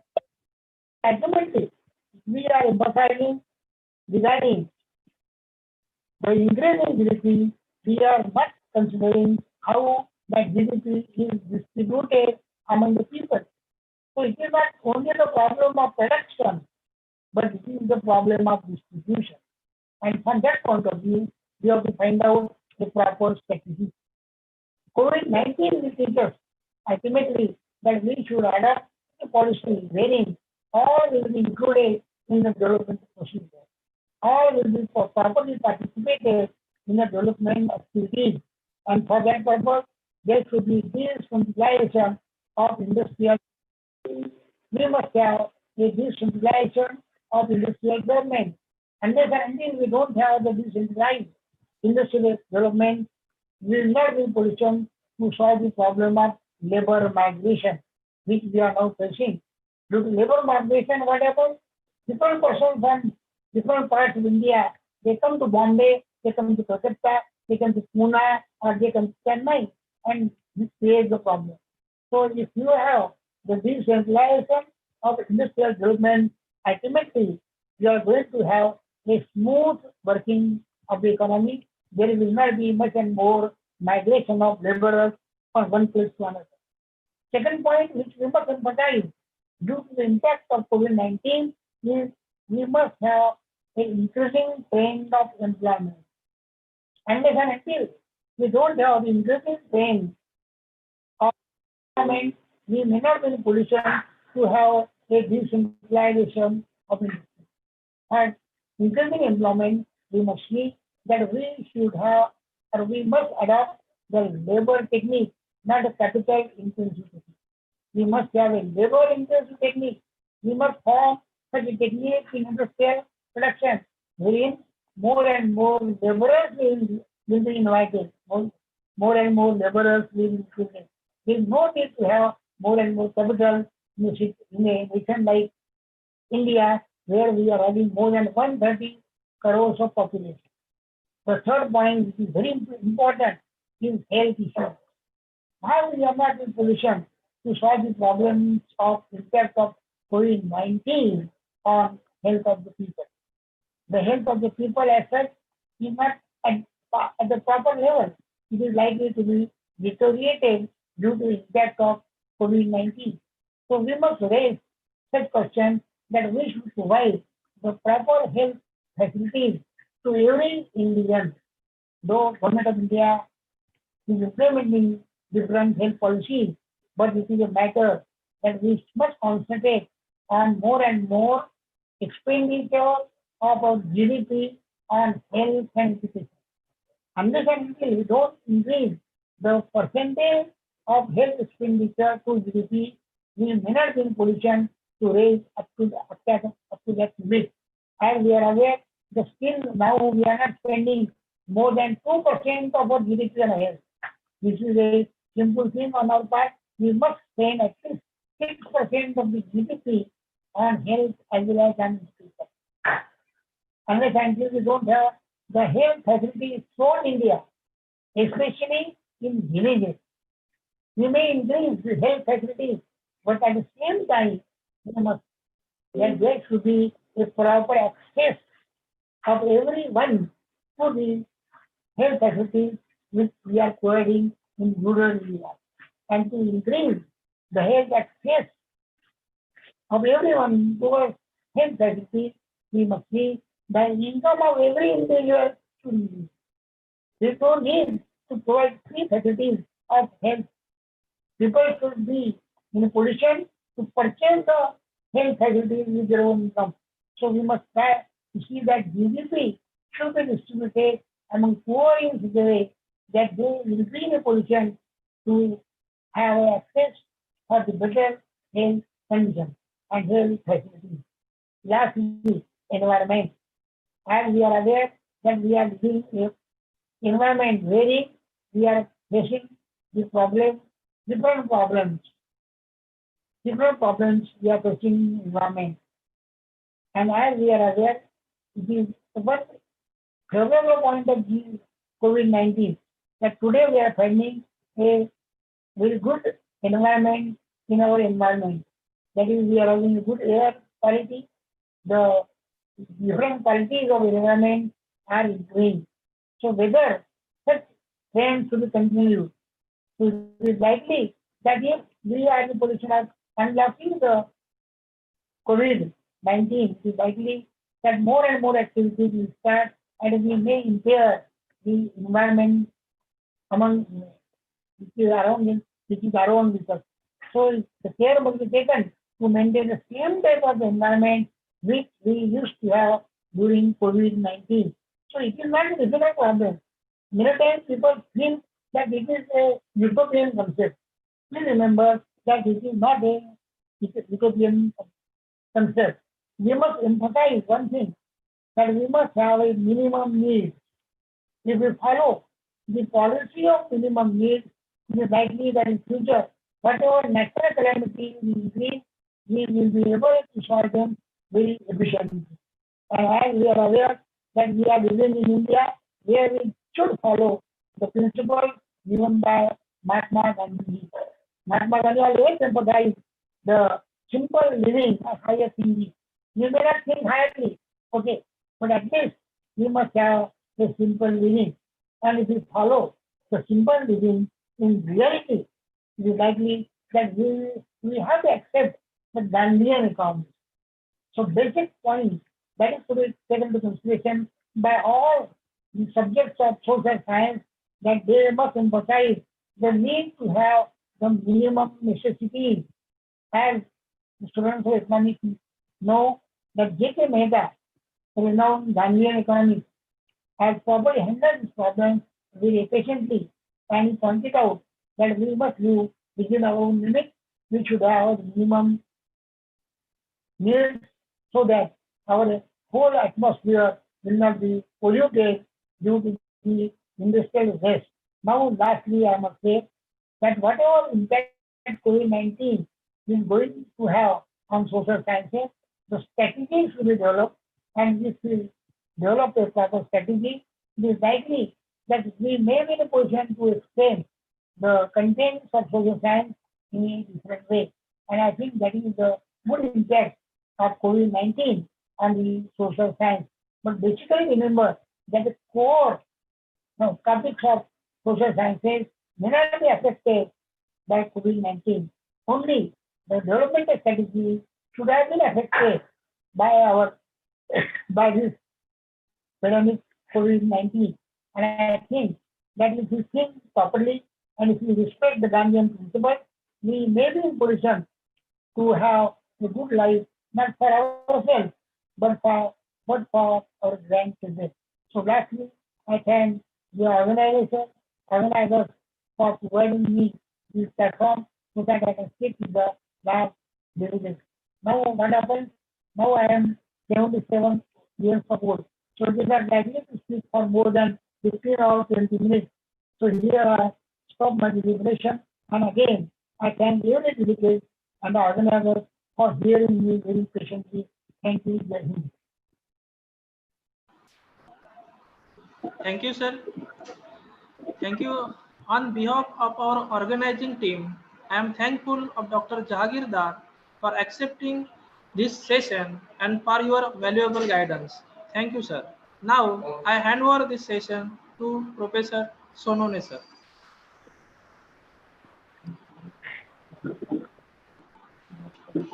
Hello. I would like to request to Dr.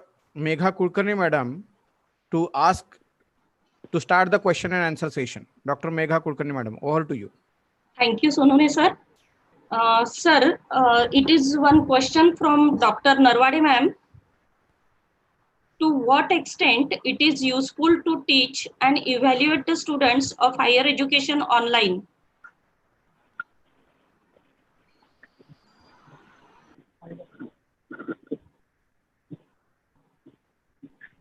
Hello, pardon, sir.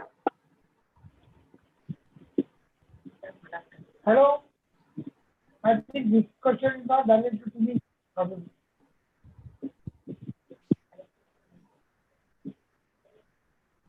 Hello.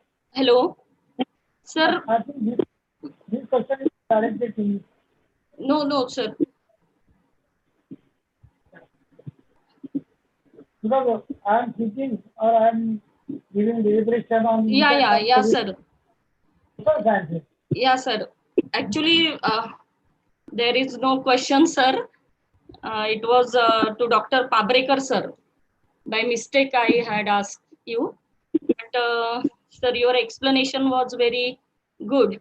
But because of the audio problem, I could not get the topic. So, sir, no questions. Thank you. Thank you very much, sir. Thank you very much, ma'am. Now I would like to give this over to Professor Ganesh Surduse, sir. Please continue to vote of thanks. Okay.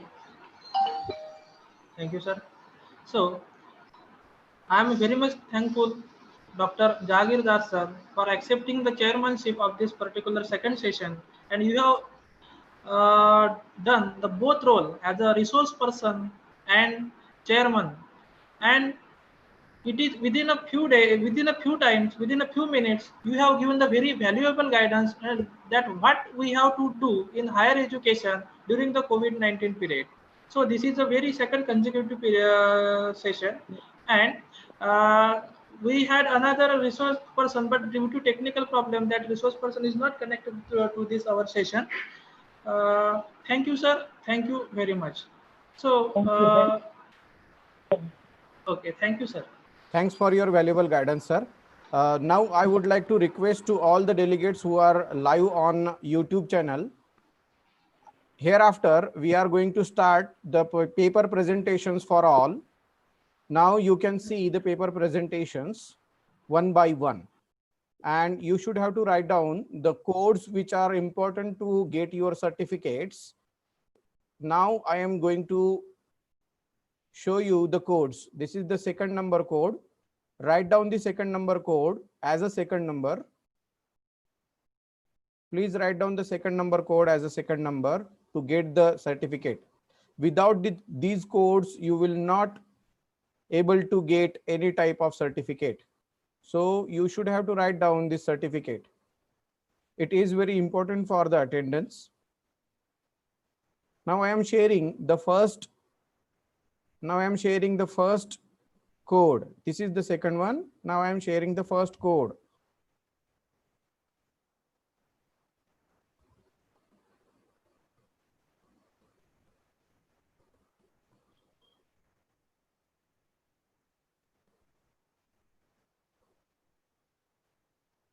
Just wait a minute. I am sharing it.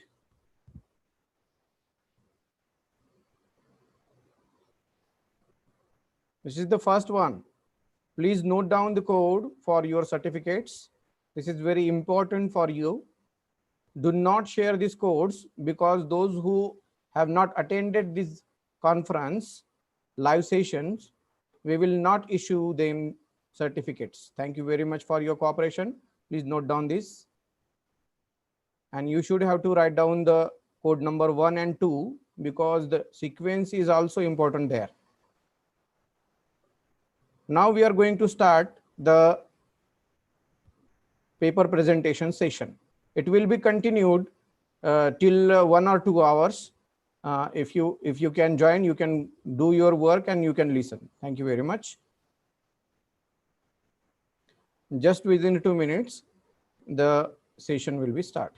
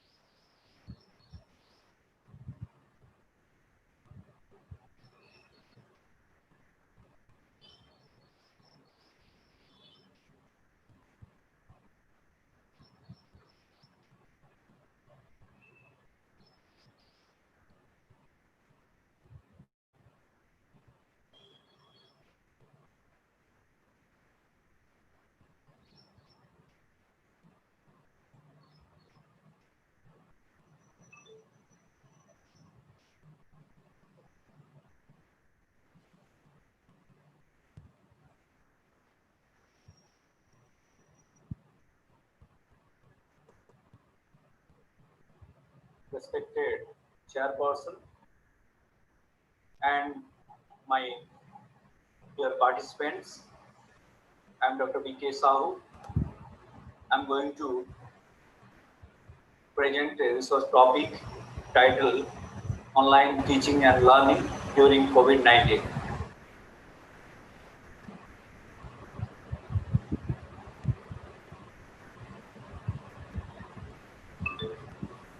In the world, COVID-19 has spread its wings, and almost all the countries have been affected by the coronavirus. Many lakhs of people have lost their lives due to the spread of the pandemic. In this pandemic, USA has been most victim. The economy of each and every country has been badly affected by COVID-19. At this point of time, both the state and the central government have taken various measures like lockdown and shutdown, etc., so that this pandemic will not spread further. In view of this, all the schools, colleges, and universities have remained closed. The authorities of the educational institutions are forced to take other alternatives like the arrangement of online classes for the learners so that the syllabus will be completed in due course of time. Besides that, the e-learning materials have been provided to the students. Other measures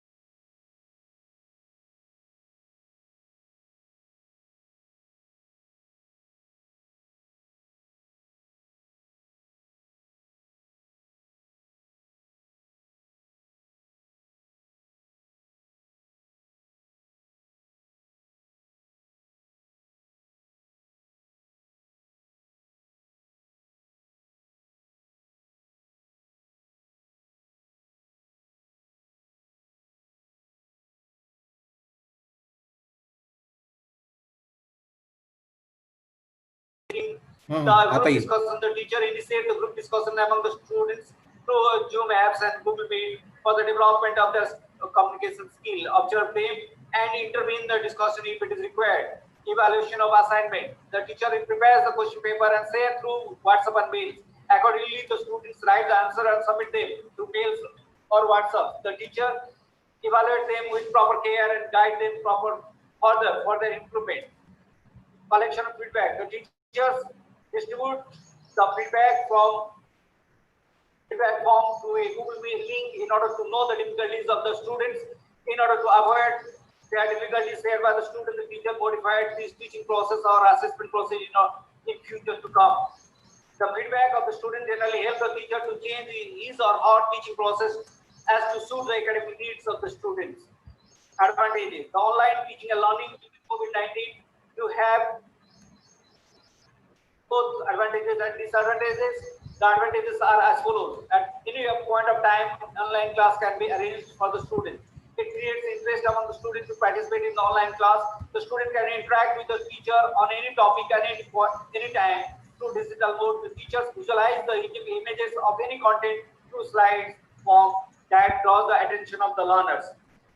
In the online class, 250 students can participate and interact with the teachers on any topic of their choice. The teachers assess the performance of the students and provide the feedback to them through online mode instantly. The students and the teachers from any place can participate in the online class. Disadvantages. The online teaching and learning does have disadvantages which are minimal in nature, can be overcome with the technical intervention and promotion of infrastructure. In the inaccessible place, the online class cannot be organized due to poor networking system. The students with less knowledge in ICT cannot operate or participate in the online class. The online class is more expensive and costliest affair for the student. Proper infrastructure is required for the conduct of the online class. Overall, online class is the best choice for the student during COVID-19. The disadvantages can be overcome with the intervention of ICT, establishment of proper infrastructure, proper training to the students before inception of the online class, and arrangement of network, etc. During COVID-19, when schools and colleges and universities have remained closed, there is no other alternative available with the educational institutions. Only ICT-based teaching and learning can be utilized for the students as well as for the teachers. Through this digital platform, both the teachers and learners can interact with each other and interpersonal relationships develop between them. With the help of digital, the students can situation and learn many things through discussion and participation. The academic needs of the students are fulfilled by the online learning. Similarly, the teachers also can take interest in online teaching with the support of ICT, and they provide feedback to the students, which help them improve improve their performance in the class from anywhere and any place. The online teaching and learning can take place. At this point of time, online learning is the only alternative left to the educational institutions to provide academic support to the students. With these few words, I conclude my presentation. Thank you. Thank you very much.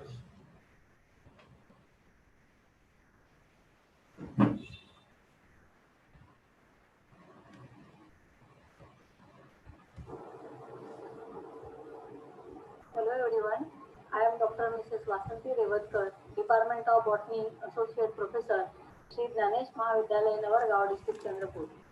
The title of my paper is India as Mega Biodiversity Nation, a fantastic botanical museum. Mega biodiversity country is one that contains majority of living species found on the earth. There are 17 mega biodiversity countries in the world. India ranks 9 in terms of richness of higher plant species. Flora and fauna are most diverse along with the food, culture, clothing, languages of India. Diversity is due to the variety of geographical features that include frozen glacier, deep rain forest, fertile valley, then blistering desert and beaches with palm vegetation. India contains 1,27,000 species of the world. is known for its rich heritage of biological diversity, having already documented over 91,000 species of animal and 45,500 species of plant in its 10 biogeographical regions. Nearly 6,500 native plants are still used prominently in indigenous healthcare system. This is about the diagrammatic representation. In the table, all these numbers are given. There are about 15,000 species of angiosperm, that is of flowering plant.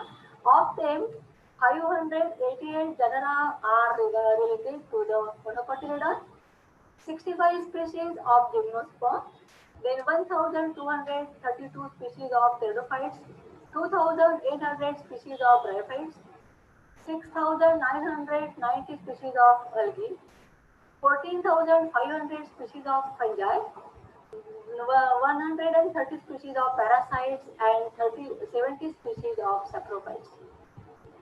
There are lichens, 2,075 species of lichens are also there in our biodiversity country. More than 850 species of viruses and bacteria are also found in India.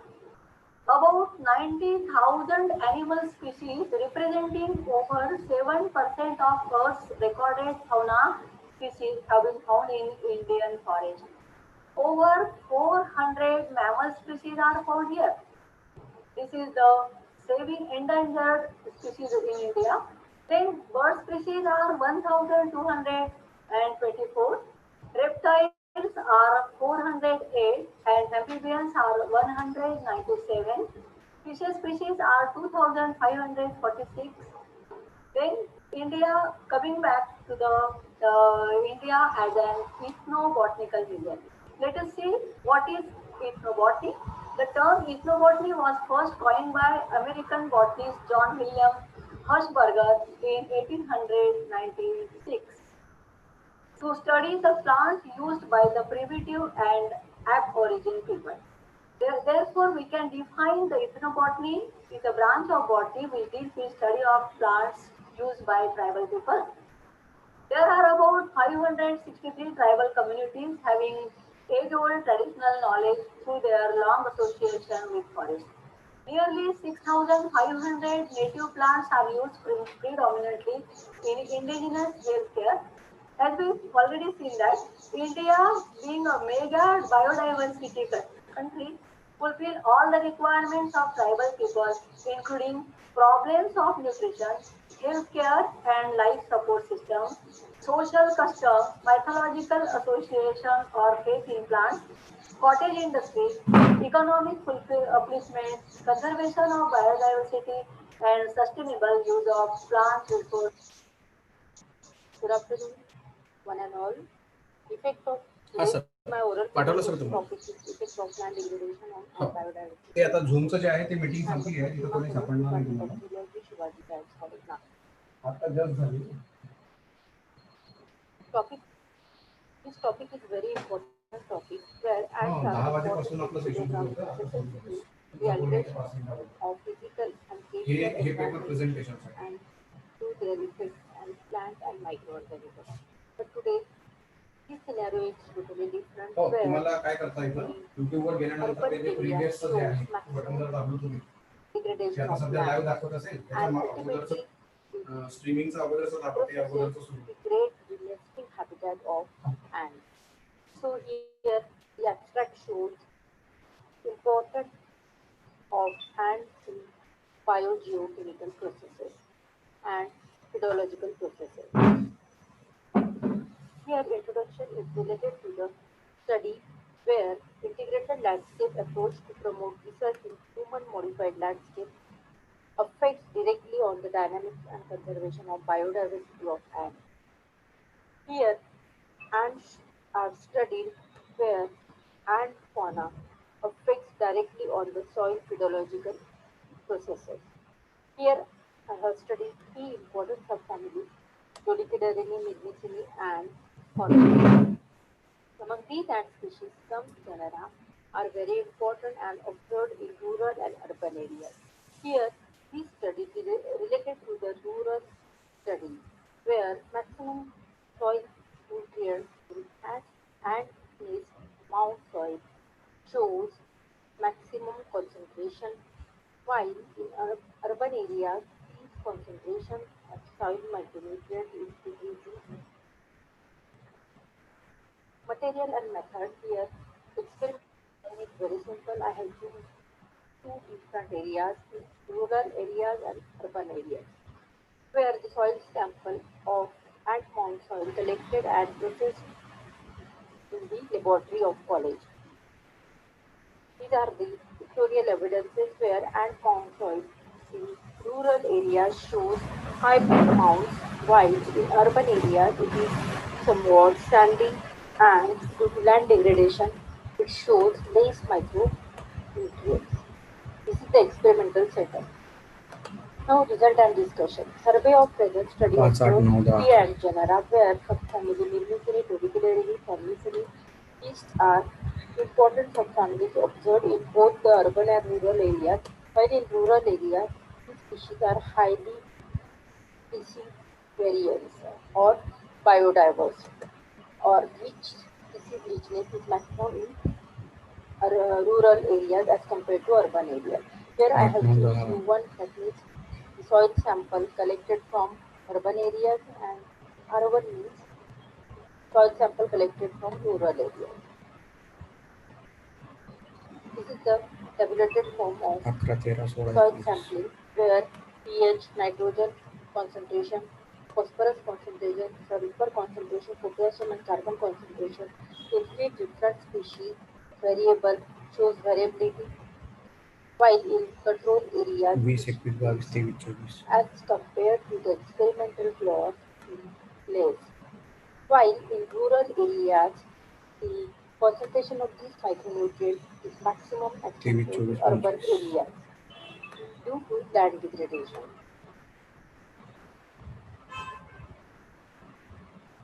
Now this is the graphical representation where all these graphs and bar graphs show maximum concentration and peak level of the concentration in the rural and urban areas.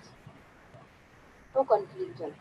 Conclusion shows that due to the climatic changes and degradation and concreting in urban areas, it is the result that the ant nest habitat gets degraded or less as compared to rural areas, where maximum vegetation, green vegetation, plant dynamics, species richness of plants observed in rural areas as compared to urban areas.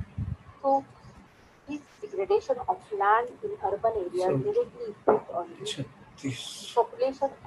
population and biodiversity of ant species. So, if you the people today, the people should know about the importance of ant as a biological engineer, not only engineer but as the important role in socio-economic development of agriculture fields. Thank you very much. Namaste. This is Prashasti Pandit, Assistant Professor of West Bengal, India. Today I am going to present on the topic Emerging Ethical Issues from the Worldwide Pandemic COVID-19. So let me share my screen. Currently, the whole world is facing the immense crisis caused by the unprecedented pandemic coronavirus disease. Now, each pandemic with its unique features raises distinct ethical issues, and the whole scenario alters according to its present novelty. In this scenario, the infection of COVID-19 is spread more easily and more quickly than any other infectious disease till now. Although the mortality rate caused by this disease is lower than SARS and Ebola, its fatality comes from its highly contagious state. Secondly, a coronavirus infected person may remain normal after 2 weeks without any sign of infection, and consequently the person becomes the silent carrier of this infection and will infect more people without being aware of this infection. Now here I will differentiate and analyze the ethical issues of this scenario from three different perspectives. Firstly, the ethical issues emerge from the imposition of preventive measures. Here, social distancing, travel restriction, and covering face with masks have been implemented by WHO, along with the previous implementation of isolation for the sick and quarantine by public health authorities in this scenario to slow down the community spread.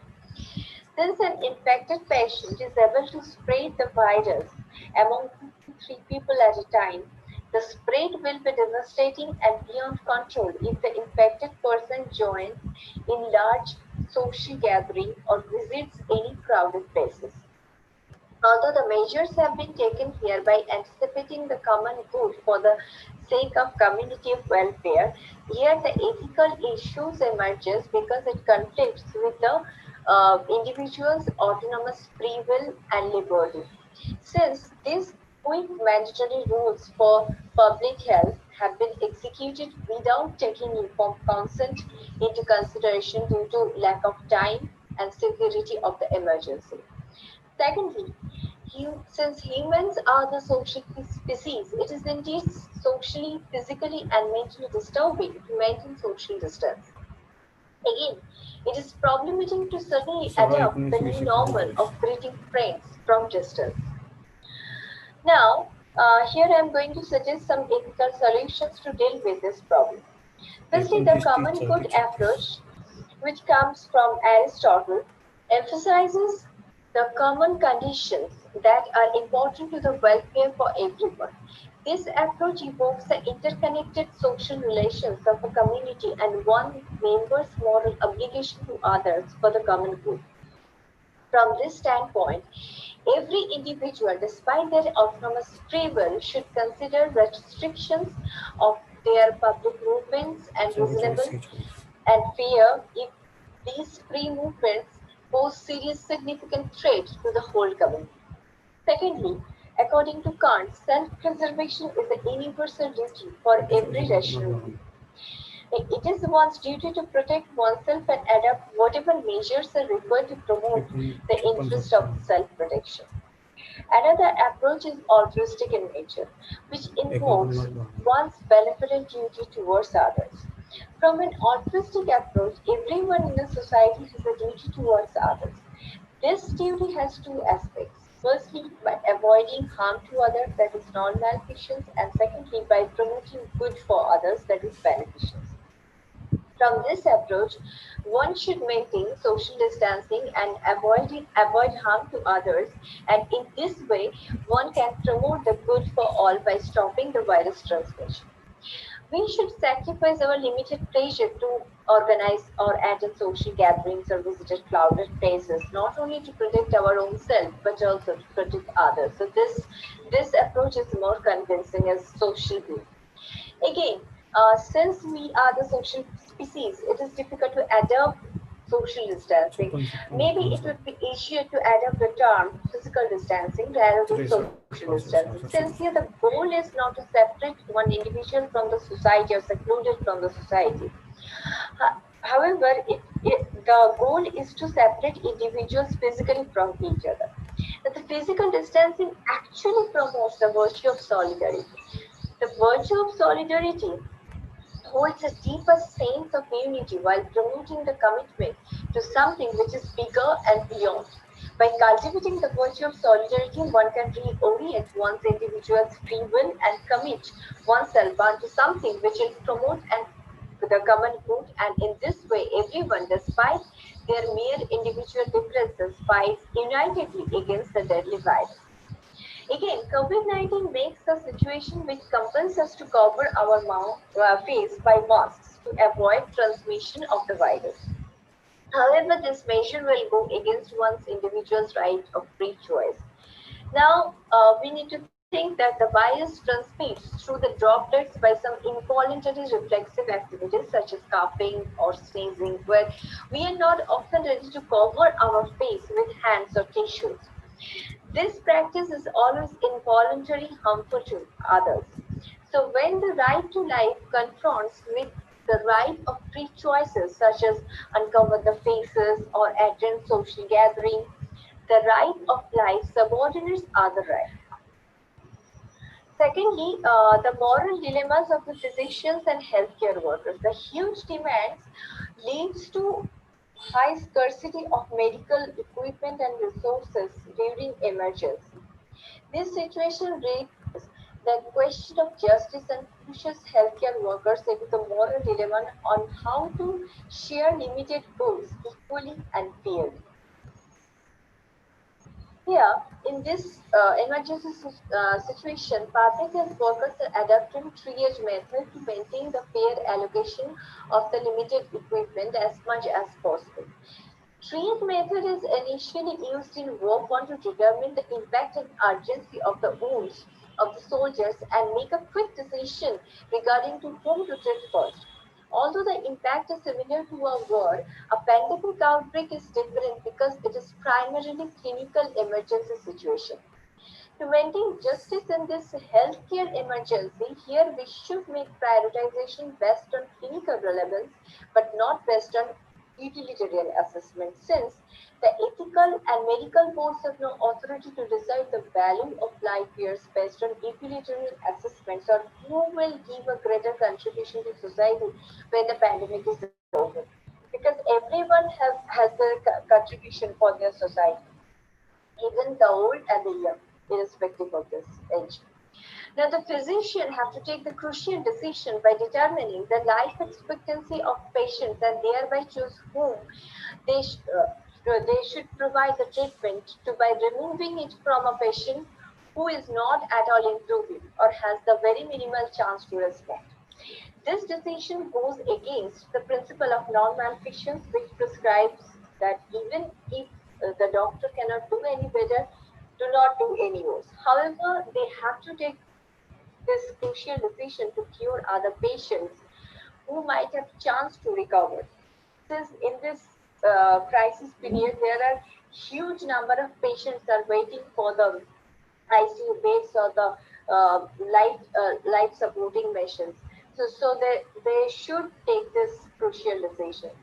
And justice requires that medical judgment for prioritization should be solely based on clinical life expectancy, regardless of the patient's age, wealth, power, or any other less determining clinical factors. Now I'm coming to my final aspects, that is ethical confrontation from the administrative public workers and policymakers. Yeah, the role of administrative public workers and policymakers is to recognize the moral values in the decision making within the ethically challenging situation when the usual approved behaviors are dangerous to others. Now, for the effective implementation of prevention measures and other healthcare policies, the administration should promote strategies which are accountable, transparent, and trustworthy. For example, the preventive measures like social distancing, self-isolation, and quarantine should be implemented for all without any discrimination of power, wealth, and social status. Now, transparent communication also includes the use of evidence-based and data-driven communication. The transparent, publicly informed, well-communicated measures can develop public trust, reduce the panic, and result in the acceptance of individual risk for the rest of the common people.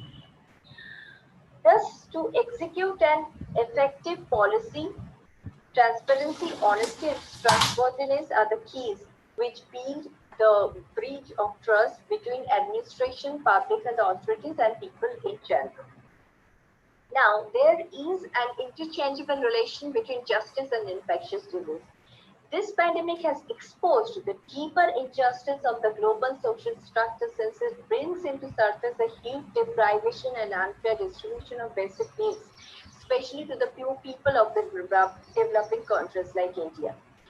It is quite difficult here to maintain the social distancing and lockdown policy for a long time, because here the largest poor which is the largest poor population, and most of the people in India live on their daily basic wages. Here, most of the inhabitants are susceptible to infection due to poor nutrition, polluted waters, crowded living areas, crowded living conditions, poor education, lack of awareness, lack of access to basic medicine. These factors lead the poor people of the developing countries to be more prone to the infection. So for an effective implementation of social distancing in the countries like India, administration of each state can determine the population of each area which falls under below poverty level, and an emergency fund should be invested to provide the basic nutrition of this group. The miserable condition of the migrant workers also portrays the acute disharmony and injustice of the social structure of India. So the government should identify the migrant workers of every state and take the immediate initiatives to provide them food, shelter, and other emergency needs. Now, finally, I would like to conclude that the worldwide pandemic, in one hand, uncovers a huge injustice within global social structure, and on the other hand, makes us to realize ourselves again as a member of one single community. Since the risk is common, we should practice and encourage the virtue of collaboration, benevolence, and solidarity. These fatal situations also teaches us that we need to move together, interconnectedly, collaboratively, benevolently, and by promoting global justice, by providing the kind access to the most needy and vulnerable ones among the poor people of developing countries and all over the world. Thus, by our united effort and virtuous community teamwork, we can defeat the common enemy of the entire human race, that is the deadly coronavirus. Thank you so much. Stay safe and healthy. Hello everyone, myself Rohini Mogalkar, co-author of this paper, Executive Manager in Amigo Projects Nagpur. I have done my BE and MTech in Electronics. Main author of this paper is Dr. Trembak Mulhane. He is currently principal at Chintamani College of Commerce, Pokpurna. Welcome to this 2 days international multidisciplinary e-conference on impact of COVID-19, various areas of global economy, science and humanities. Under this section, the title of our research paper is Stress Management, Other Roles of Yoga, Pranayam and Meditation during COVID-19 pandemic. In this paper, we will try to understand how we will manage stress and balance our physical and psychological health during this COVID-19 pandemic disease situation. Keyword of these papers are COVID-19, quarantine, stress, yoga, pranayam, and meditation. In early 2020, after December 2019, organization WHO identified SARS-CoV-2 as a type of coronavirus. This coronavirus is then abbreviated as COVID-19. In COVID-19, CO stands for corona, VI stands for virus, and D stands for disease. COVID-19 is a global pandemic with large number of deaths and infected people. For diffusion purpose, government has enforced strict restriction on outdoor activities or quarantine. During quarantine period, government prohibited outdoor and social activities, resulting in a reduction of physical activity. Lower level of physical activity can create some crucial issues in human body. It can weaken human body muscles, nerve cells, also significant problems in spine, neck, and back pain. Some studies also reported that during quarantine period, human body shows some psychological symptoms like stress, emotional disturbance, insomnia, anger, anxiety, etc. Yoga practices consist of mainly 3 stages. One is asana. In this, a particular position of body which forms a steady relationship between body and mind. Another stage is pranayam, which is also called as breathing technique, which increases the vital energy in mind and body. Last stage is meditation, which triggers the body's relaxation response. In present days, during the quarantine period of COVID-19 pandemic disease, lifestyle of today's man changed rapidly. It has very negative effect on physically and psychologically. During this quarantine period, social isolation causes spending long time on digital applications like mobiles, computers, laptops, and internet. Also, people spend more time on watching web series, playing online games, e-commerce, on internet platforms. Due to this, the amount of rest he or she takes up minimal to make physical and mental happiness. As a result of this, overall health of humans are affected in accordance with physically and mentally. Yoga improves body postures as well as it helps to enhance the functioning of respiratory system, nervous system, endocrine system of body. In yoga, there are total 208 postures. Some of them are Surya Namaskar, Tarasan, Paschimottanasana, Bhujangasana, Vrikshasana, Makrasana, Vajrasana, Sarvangasana, and Chakrasana. Yoga enables people to maintain balance between exertion and relaxation. Yoga is anti-stress in nature. Also, yoga is useful for maintaining the healthy circulatory system by fighting hypertension, enabling proper blood circulation. The physical part is trained by yogasana and mental part is trained by pranayama. Pran, in Sanskrit, the meaning of pran is energy. Breath is our most important energy which carries energy to all over body. Pranayama is the control over how we inhale or exhale and within our body. In pranayama technique, there are four important aspects of breathing which we utilize. These are puraka, that is inhalation, rechaka or exhalation, antarkumbhaka and bahirkumbhaka. Different types of pranayama involve various techniques which utilizes these four aspects of breathing. There are fast breathing, anulom vilom, shikali sitkari breathing, which is also called as pulling breathing, ujjayi pranayam, bhramari, bhastrika, surya pranayam, chandra pranayam. The constant practice of pranayam is very useful in improving concentration, memory, and problem-solving capabilities. Pranayama helps in balancing internal organs of the human body. When human body goes through stress, then in that situation our body reacts in fight or run mode. This is called as stress response of our body. Stress is an internal response of body. Meditation is one of the most popular and easy way to relieve stress during this COVID-19 pandemic situation. It helps in redirecting the negative thinking patterns, which it can help in relieve the amount of stress. Meditation is free and it does not require any kind of special equipment. It helps it कोणाचं तरी बोलणं सुरू आहे, बंद करा जरा. And involves the improvement in internal organ function. Okay, sir.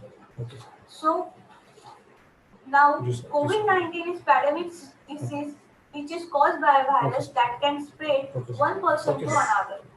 Everyone is at risk of getting COVID-19. Currently, there is no vaccine available against COVID-19. The best way to protect ourselves is to increase our immune system, stay active as much as possible during quarantine period. In this way, we can conclude that regular practice of yoga, pranayama, and meditation makes significant difference in the term of physical and managed stress during this pandemic disease. The combination of these three yogic techniques, that is yoga, pranayama, and meditation, it improves flexibility, builds muscle strength, perfect posture, boosts immune system, lower blood pressure, and also reverses the negative effect of stress on health. Thank you. Good morning, everyone. This is Pooja Jain, Assistant Professor, SCDN College, Ambala City. Today, my topic of presentation is COVID-19 impact on banking sector in India. Let's start with the introduction first. The The World Health Organization has declared coronavirus disease a pandemic. Banks have been harder hit than most sectors since the unsettlingly rapid global spread of COVID-19 sent financial markets into a tailspin. The government and the regulators have responded by providing an economic stimulus package with several measures to shore up liquidity and provide forbearance on several financial and compliance commitments. Next, I want to discuss about the objectives of my research paper. It is to study the impact of COVID-19 on Indian banking in India. And data collection, secondary resources has been used for data collections. Newspapers, journals and articles were assessed through internet. Next, I want to discuss with you regarding lockdown impact on our banking. In this, first point is suspended services. To carry out basic essential transactions, banks were allowed to open only selective branches in areas. Second point is related with essential services. Essential services in banks like deposits, withdrawals, clearing of checks, remittance facilities, and government transactions are available to the public. Third point is non-essential services. It will not be possible to take new loans, get project appraisals. Everything that does not fall under the gamut of essential services will be suspended until this pandemic dies down. Next, I want to tell you about the impact of COVID-19 on bank. In this case, first point is related with the bad loans in banking sector may rise. Second, I can say is India cannot count on banks to lead virus recovery. Third, banking bad debts could double in coronavirus crisis, delay recovery from the pandemic. And fourth point related with this is new lending opportunities, faster credit delivery may emerge post COVID-19.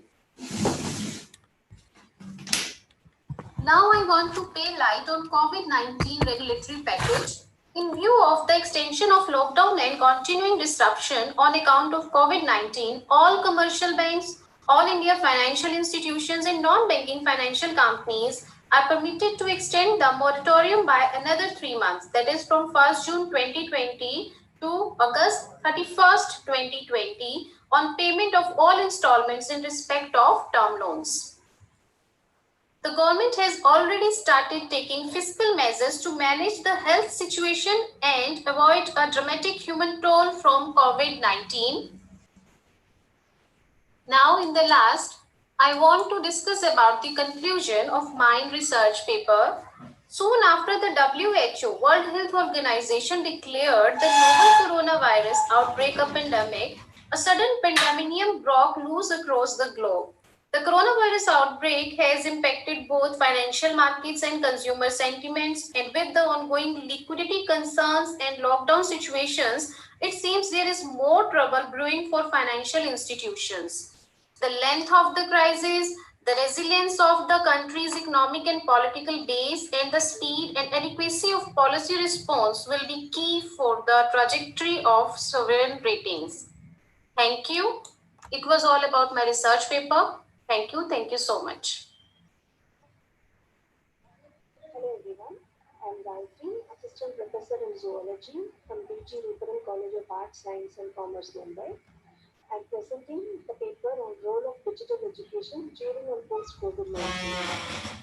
The education system all over the world and especially in our country is getting revolutionized.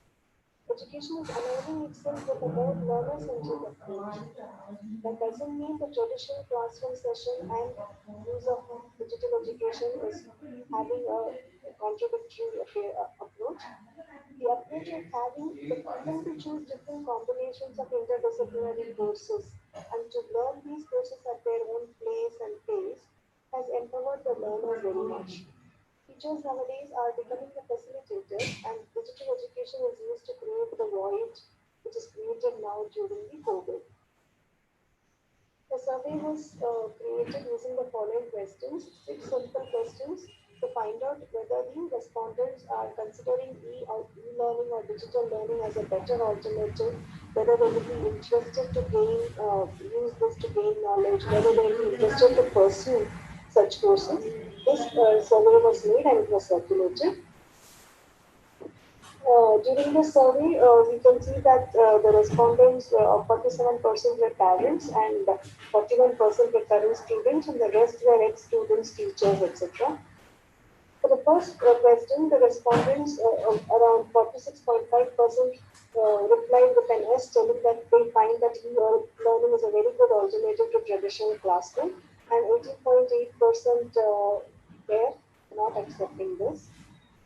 For the second question in the survey, that digital learning gives more flexibility in selecting the courses. A bigger chunk of the respondents, around 71.3%, has accepted this, and they find that digital learning is more flexible in selecting the courses than in the traditional method. Then 67% of the survey people accepted that e-learning is a very interesting option to gain knowledge, especially in this condition and in the future. And they also showed interest around close to 50%, 49.5% were interested in pursuing higher education via online courses, and around 42.6% have not taken any courses so far online, but around 57, more than half of the respondents, 57.4%, have already pursued some online courses and they have completed it. Whether asked if they find that consider digital learning or e-learning as a new norm in the future, 58.4% said yes and 35.6% told no, or maybe, sorry. So a bigger chunk of the population, around 90% of the respondents are finding that digital learning could be or is the new norm of the future. This conveys their acceptance also. The studies supports online education and the reception and acceptance among the stakeholders. The user-friendly approach, orientation to online mode of instruction, incorporation of social media are some of the factors which are unique to the online pedagogy, so that the learners get interested into it. These are some of the references which I have used for this purpose. And thank you very much for giving this opportunity for conducting this and presenting my work. Thanks.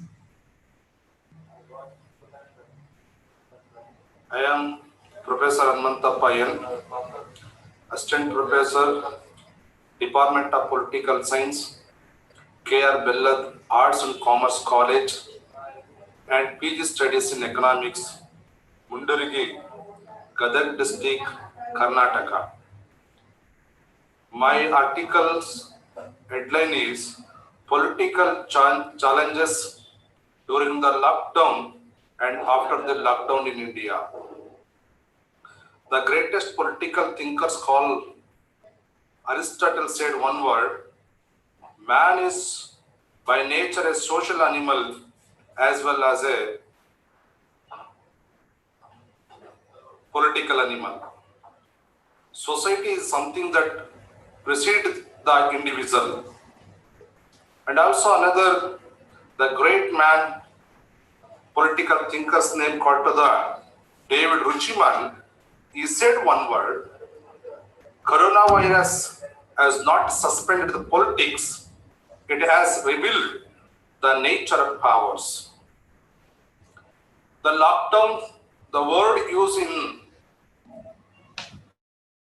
ancient period, the government officers arrested the culprits or thefts and bring to the lock in the jail. That time they use the lockdown. We can see that word in, especially in prisons. But nowadays, the coronavirus has locked down throughout nation because of the pandemic spreading. The lockdown is a requirement for the people to stay where they are, usually due to specific risk to themselves or to others. If they can move freely, the term stay at home or shelter in place is often used. The lockdown an effective an area rather than specific location. Coronavirus are large family virus which can be cause illness in animals or humans.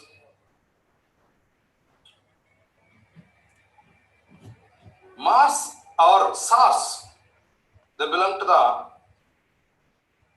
genealogist. The new virus and disease were unknown before the outbreak began in the Wuhan, China in December 2019. The government of India confirmed the India first case of coronavirus January 2020 in the state of Kerala.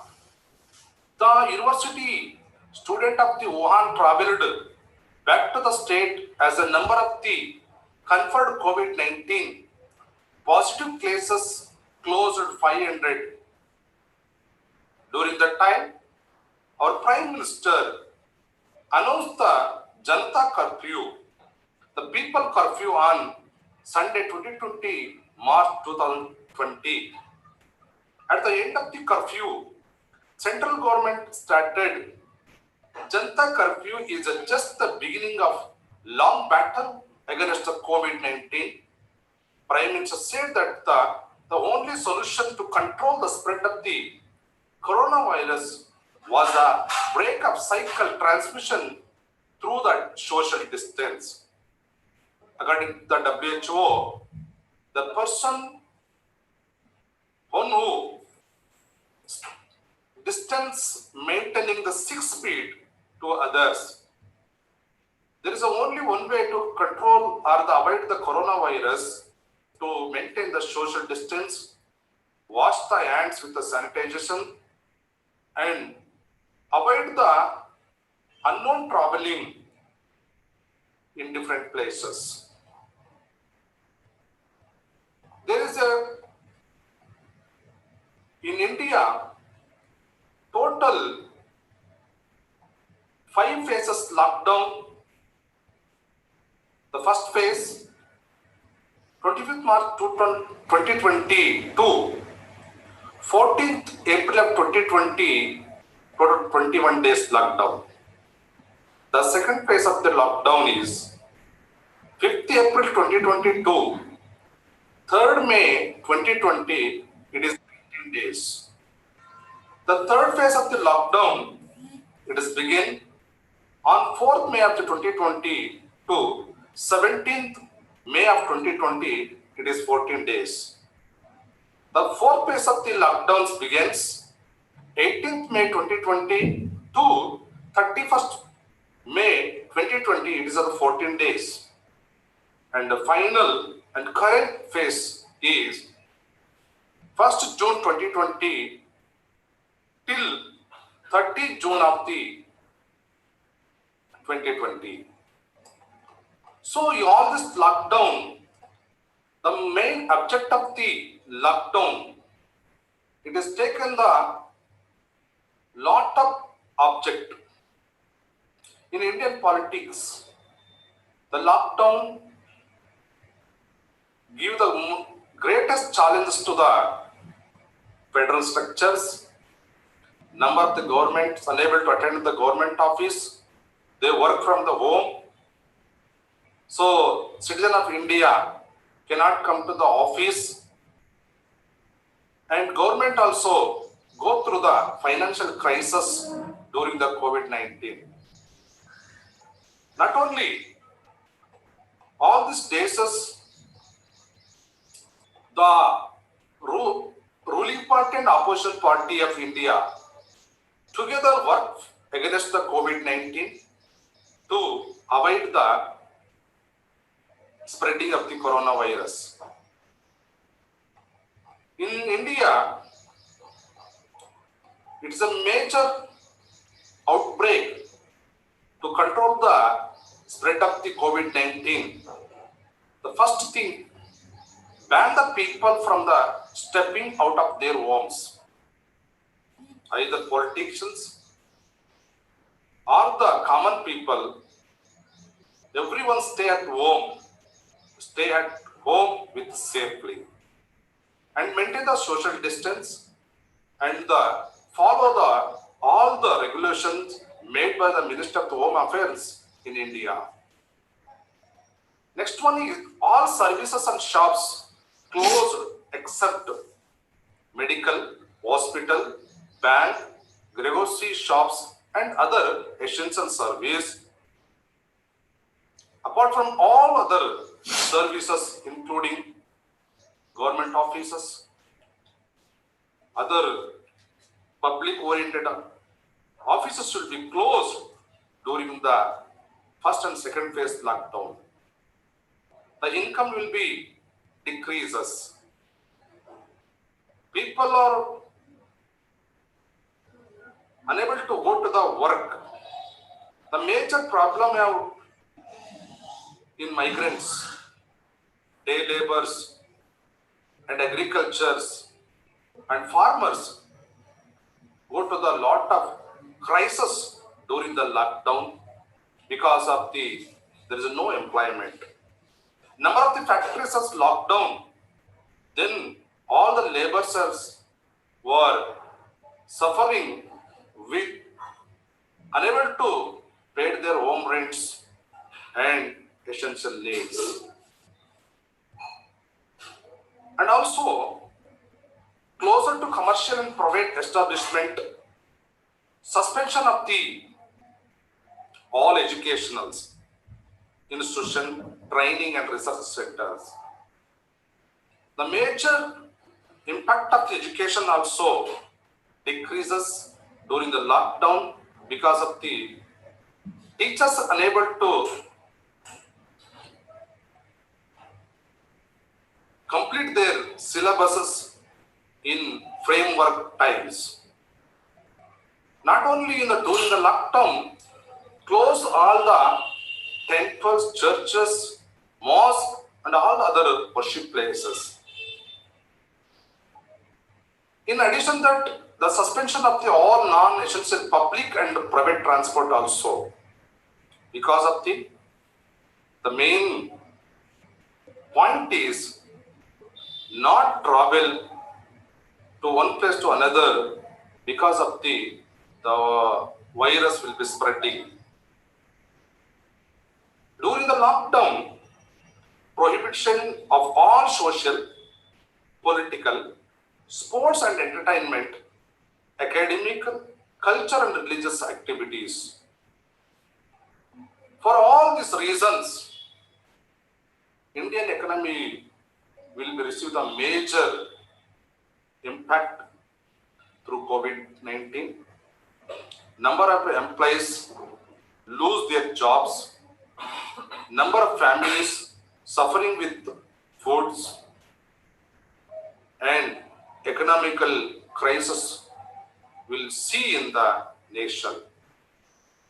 The political and economically, the COVID-19 impacts is so much. So we thank to our Prime Minister of India taken the measures to avoid the COVID-19. Thank you, one and all. नमस्कार, मी Sachin Pandhari Khedkar, MPhil समाजशास्त्र, doctor Babasaheb Ambedkar महाविद्यालय ब्रह्मपुरी, जिल्हा चंद्रपूर. माझ्या संशोधनाचा विषय आहे corona विषाणूच्या प्रभावावर भारतीय समाजावर झालेला परिणाम. सर्वप्रथम या संशोधन विषयाची आपण प्रस्तावना थोडक्यात पाहू तर कोरोना या विषाणूने झालेल्या मारीला जागतिक आरोग्य संघटनेने महामारी म्हणून घोषित केले. या कोरोना विषाणूचा प्रभाव संपूर्ण जगभरामध्ये पसरलेला आहे. भारत देशामध्ये मात्र 31 जानेवारी 2020 ला पहिला कोरोना रुग्ण आला आणि जून अखेरपर्यंत हाच आकडा जवळपास 3 ते 3.5 लाखापर्यंत पोहोचलेला आहे. कारण असं की रोज 10 ते 12 हजार रुग्ण या ठिकाणी यांची आकडेवारी समोर येत आहे आणि त्यामुळे सरकारला ही एक चिंताजनक बाब आहे. त्यामुळे याचा अभ्यास करणे कुठेतरी एक महत्त्वाचं या ठिकाणी गरजेचं वाटलं. त्यामुळे या विषयाची निवड करण्यात आली. त्यानंतर कोरोना विषाणूचा जो प्रभाव आहे तो प्रामुख्याने भारतीय समाज व्यवस्थेवर पडलेला आहे.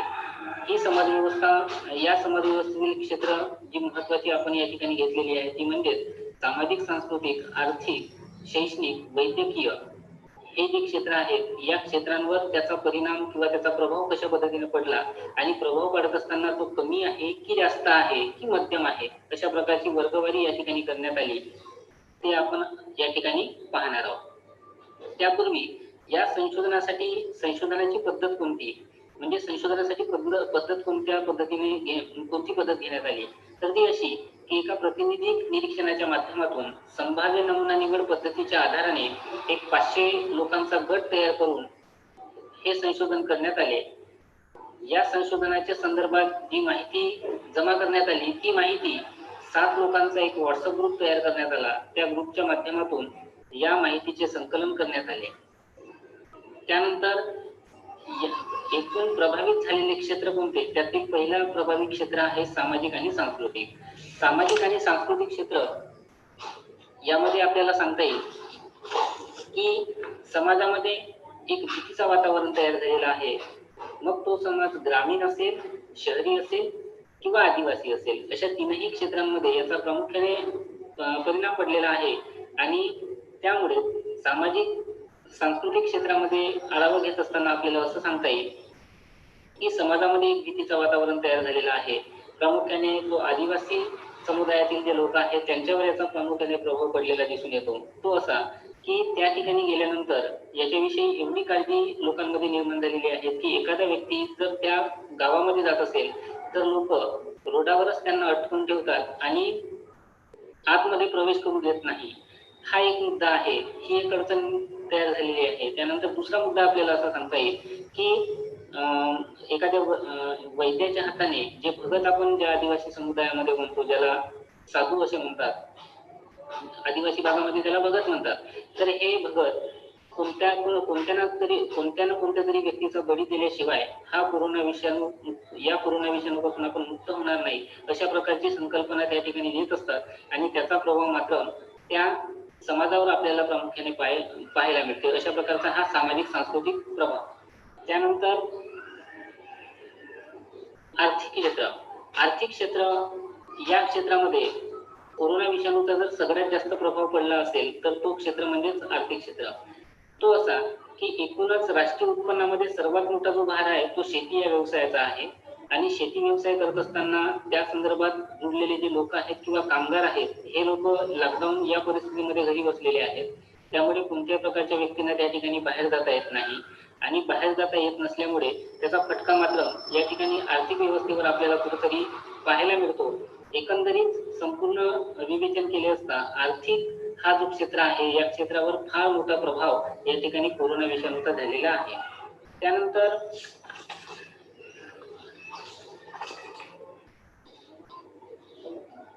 वैद्यकीय क्षेत्रामध्ये याचा प्रभाव आपल्याला पाहायला मिळेल तर तो असा, परंतु हा जो प्रभाव आहे किंवा याचा जो परिणाम आहे तो मध्यम स्वरूपाचा आहे.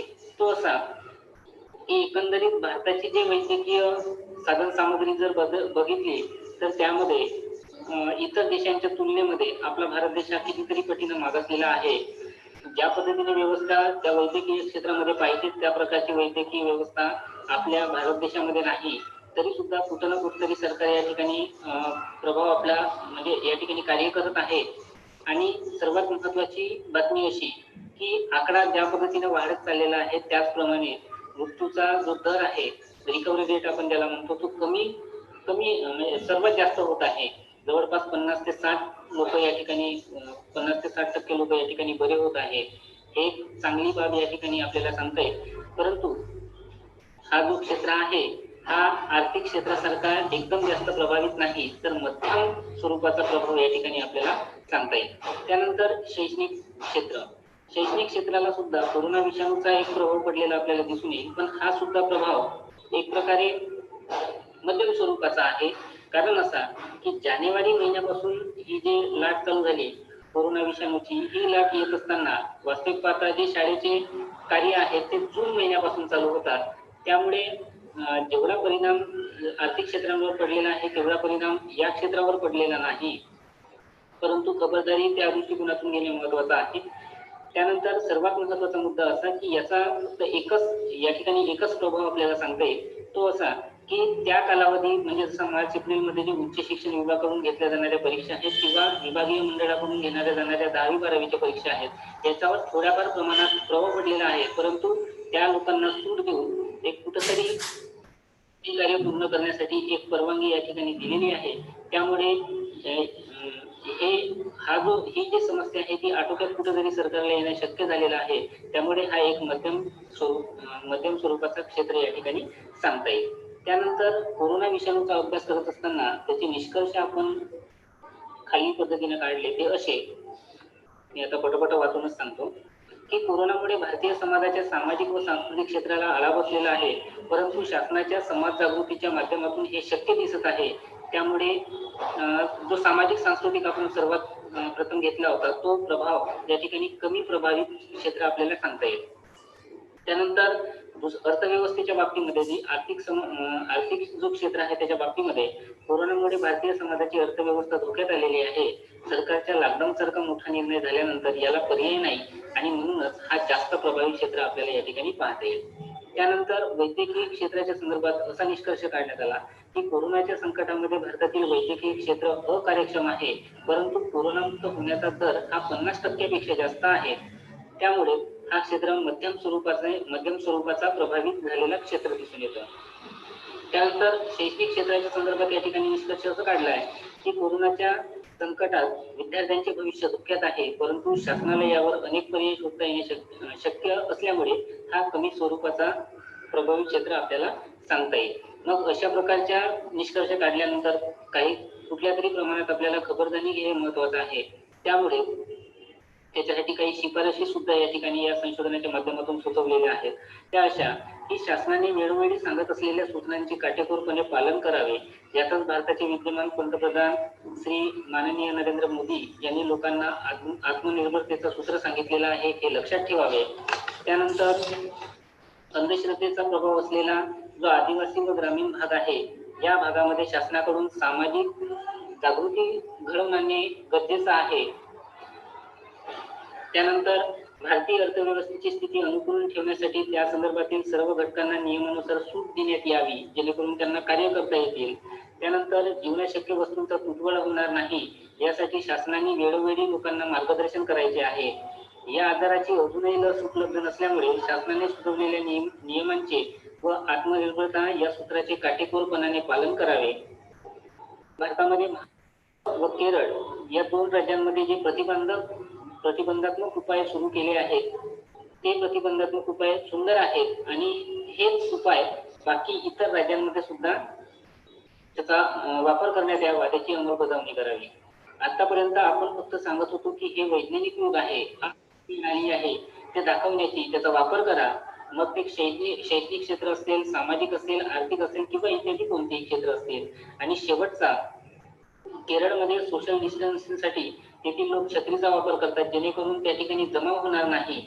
आणि तोच वापर करत असताना ती जे टेक्निक आहे, तो जो तंत्र आहे तो इतर राज्यांमध्ये सुद्धा वापरण्यात यावा, अशा पद्धतीच्या शिफारशी आपल्याला या ठिकाणी या संशोधनाच्या माध्यमातून सांगता येईल.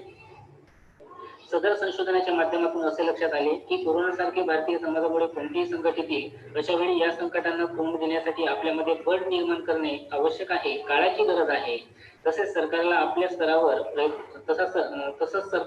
स्तरावर प्रयत्न करीत असला तरी या संकटामध्ये आपल्याला भारतीय समाजाचा एक महत्वाचा नागरिक म्हणून काही गोष्टींची दक्षताही घेणे महत्वाचं आहे, कारण याशिवाय कोरोनाला मात करण्यासाठी दुसरा उपाय नाही.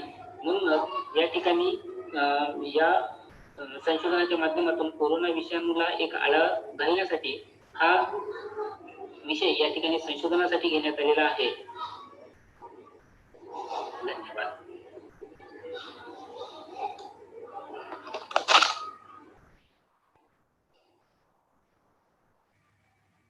Good morning to all honorable dignitaries present here. Myself, Dr. Bhagyashree Deshpande, Professor, Dr. Punjabrao Deshmukh College of Law, Amravati. Title of my research paper is Changing Dimensions of Right to Education in Post-COVID-19 and Solutions. As COVID-19 virus has spread throughout the world and affected adversely on right to education,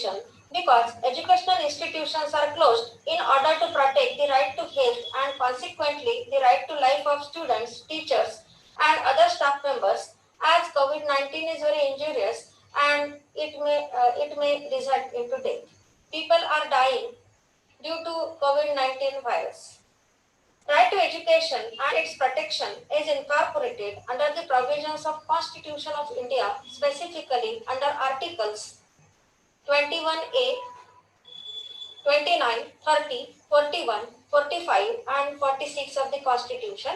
Not only that, the provisions under the international instruments such as UDHR, ICESCR, CEDAW and UNICEF are related to protection of right to education. When we consider the new meaning of protection of right to education in the context of post-COVID-19 phase, protection of right to education means and includes the prevention of violation of right to health and right to life and protection of right to health and right to life, which is the most valuable human right as well as fundamental rights under Article 21 of the Indian Constitution. Right to education itself is one of the fundamental rights under Article 21A, which is enforceable by the Supreme Court of India under Article 32 of the Constitution. After 86th Amendment Act 2002, right to education has become one of the fundamental rights.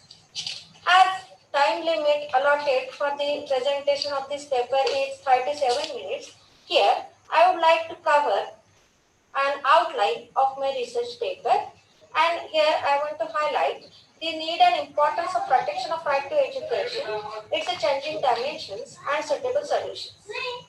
Right to education is needed and important to be protected as it is directly connected with right to life. Right to education is needed and important to be protected as it is directly connected with right to life.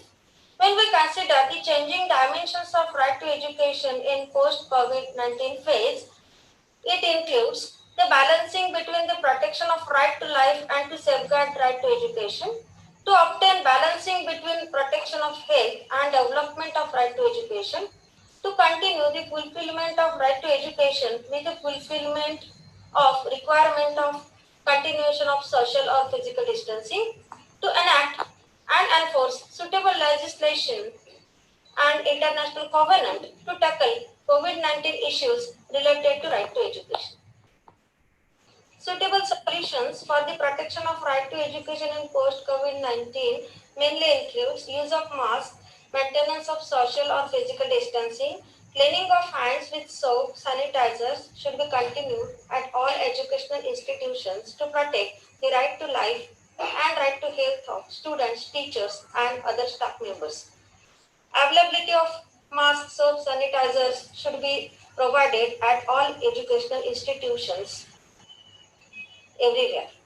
In order to achieve balancing between right to education and right to health, classes of students should be organized by following odd-even number policy according to their roll numbers. Study materials or notes should be circulated online. Online lectures may be conducted as per the necessity or requirement. However, total policy of conducting online lectures should not be adopted. Traditional or regular lectures should be continued with suitable safety measures. Because chalk and talk method, body language of the teacher, affection of teacher to the students develop the knowledge and personality of the student as well, which is possible only through live lectures. Impact of personality of good teacher on personality development of student is only possible through conduction of traditional or regular lectures. Conduction of regular or traditional lectures should be given priority in post-COVID-19 phase with suitable precautionary or safety measures. Lectures banks should be recorded. Lectures bank should be maintained at university level with recorded lectures of eminent teachers, and it should be made available to the students in the university. Putting books in online system and make it access to the students is also one of the important solutions. Online examinations should be considered worth and valid. Awareness should be developed for that. Adequate water supply should be provided everywhere in the educational institutions to maintain and improve sanitation. Social equalization and iconic education should be continued. Comprehensive legislation should be enacted to deal with protection of right to education in post-COVID-19 phase, as well as international covenant should be formulated and enforced. To cultivate and development and awareness among students, employees and visitors to the educational institutions about wearing the mask strictly through convincing as wearing of mask is not pre-existing social culture in India, and some people may think that it is uncomfortable and rude.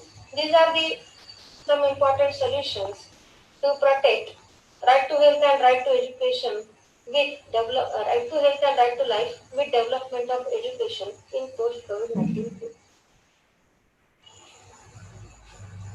In conclusion, I want to quote that implementation of solutions and enactment of comprehensive legislation as well as international covenant is urgently needed for the protection of right to education in the context of post-COVID-19 phase. It will result into the protection and fulfillment of right to education along with the development of education in post-COVID-19 phase.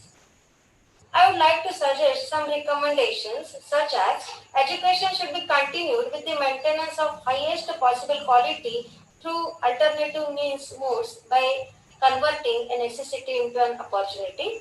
Challenges should be converted into opportunity by changing the mindset of teachers, educators and students to adopt and accept online teaching methods. In India, unlocking has become imperative even though the infection of COVID-19 spreads with strong momentum. Therefore, checking of visitors with the use of thermal scanner and oximeter should be made mandatory for each educational institution. These are some of the recommendations. Thank you so much.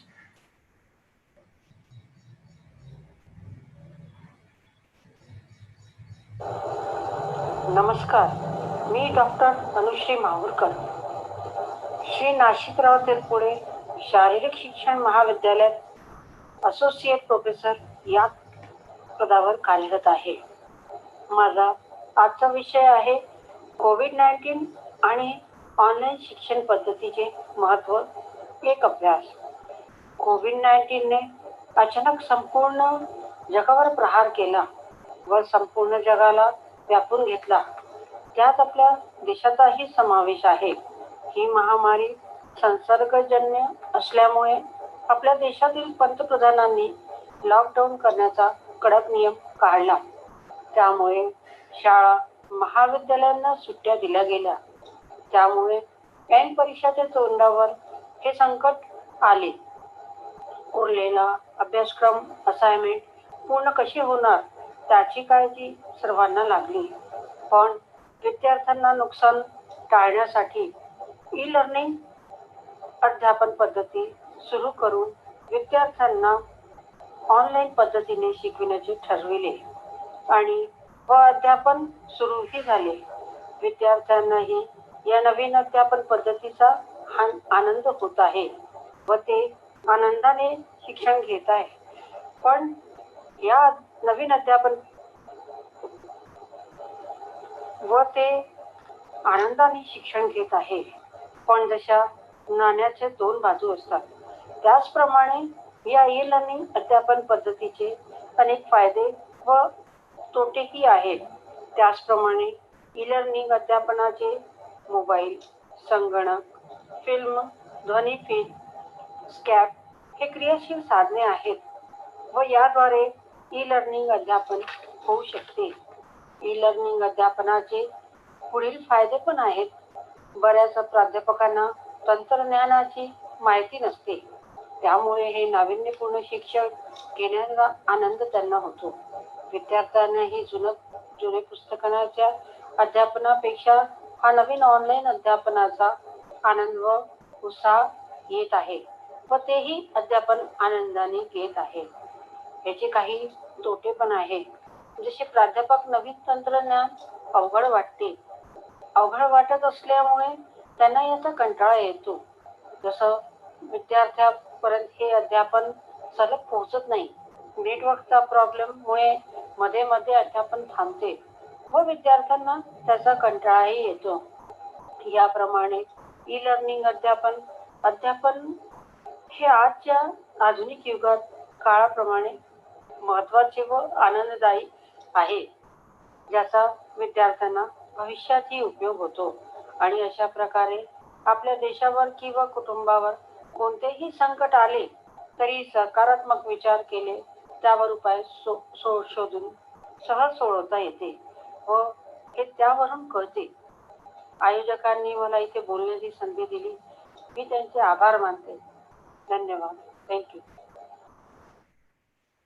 Hello everyone, I am Harsh Kumar, student of Shri Satya Sai Education College, Muktsar, Punjab. Today I am going to present my views on the topic that I was selected, effective of COVID-19 on the Indian economy and supply chain. And I am heartily thanks to all the team organizer, international conference. So I will start my views.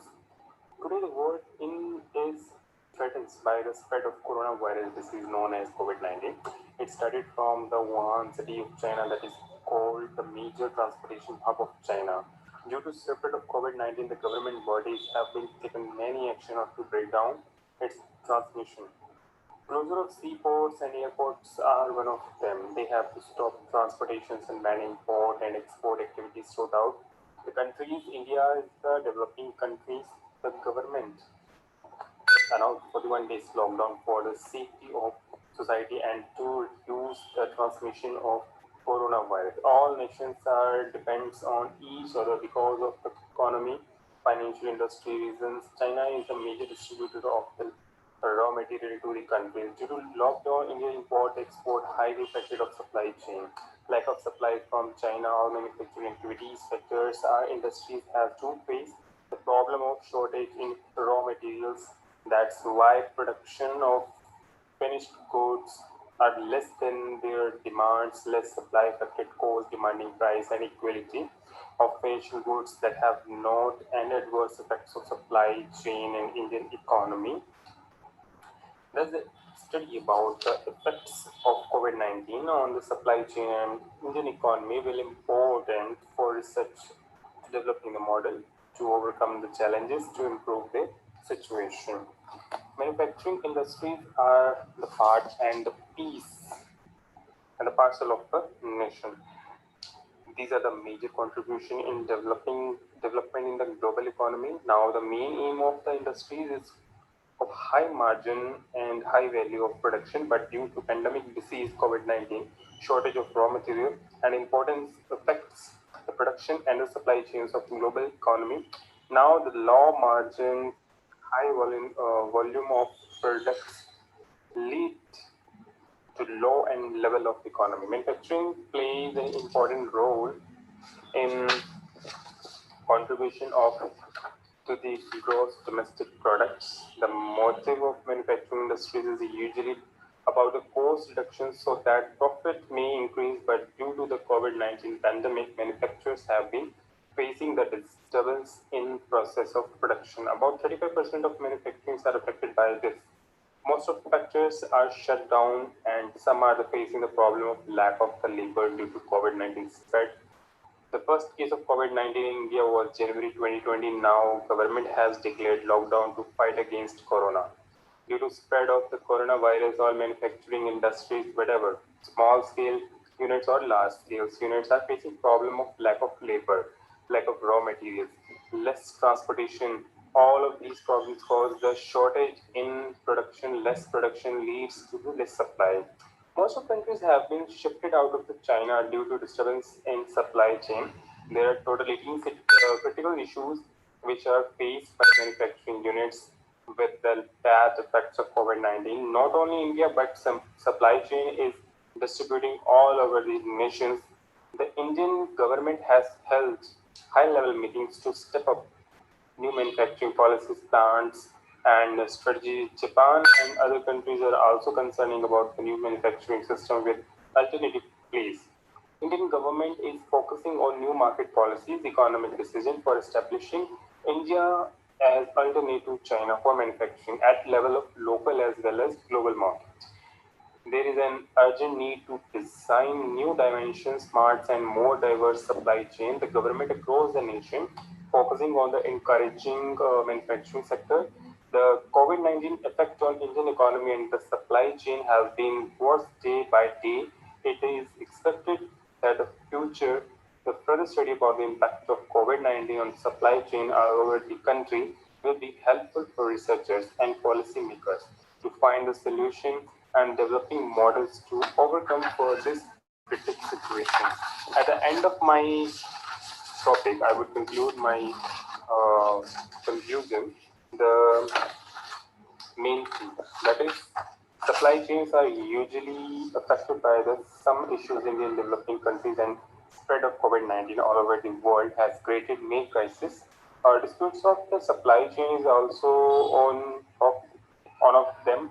To prevention from pandemic COVID-19 and to break down its transmission, government has announced lockdown and also banned import and export activities across the nation.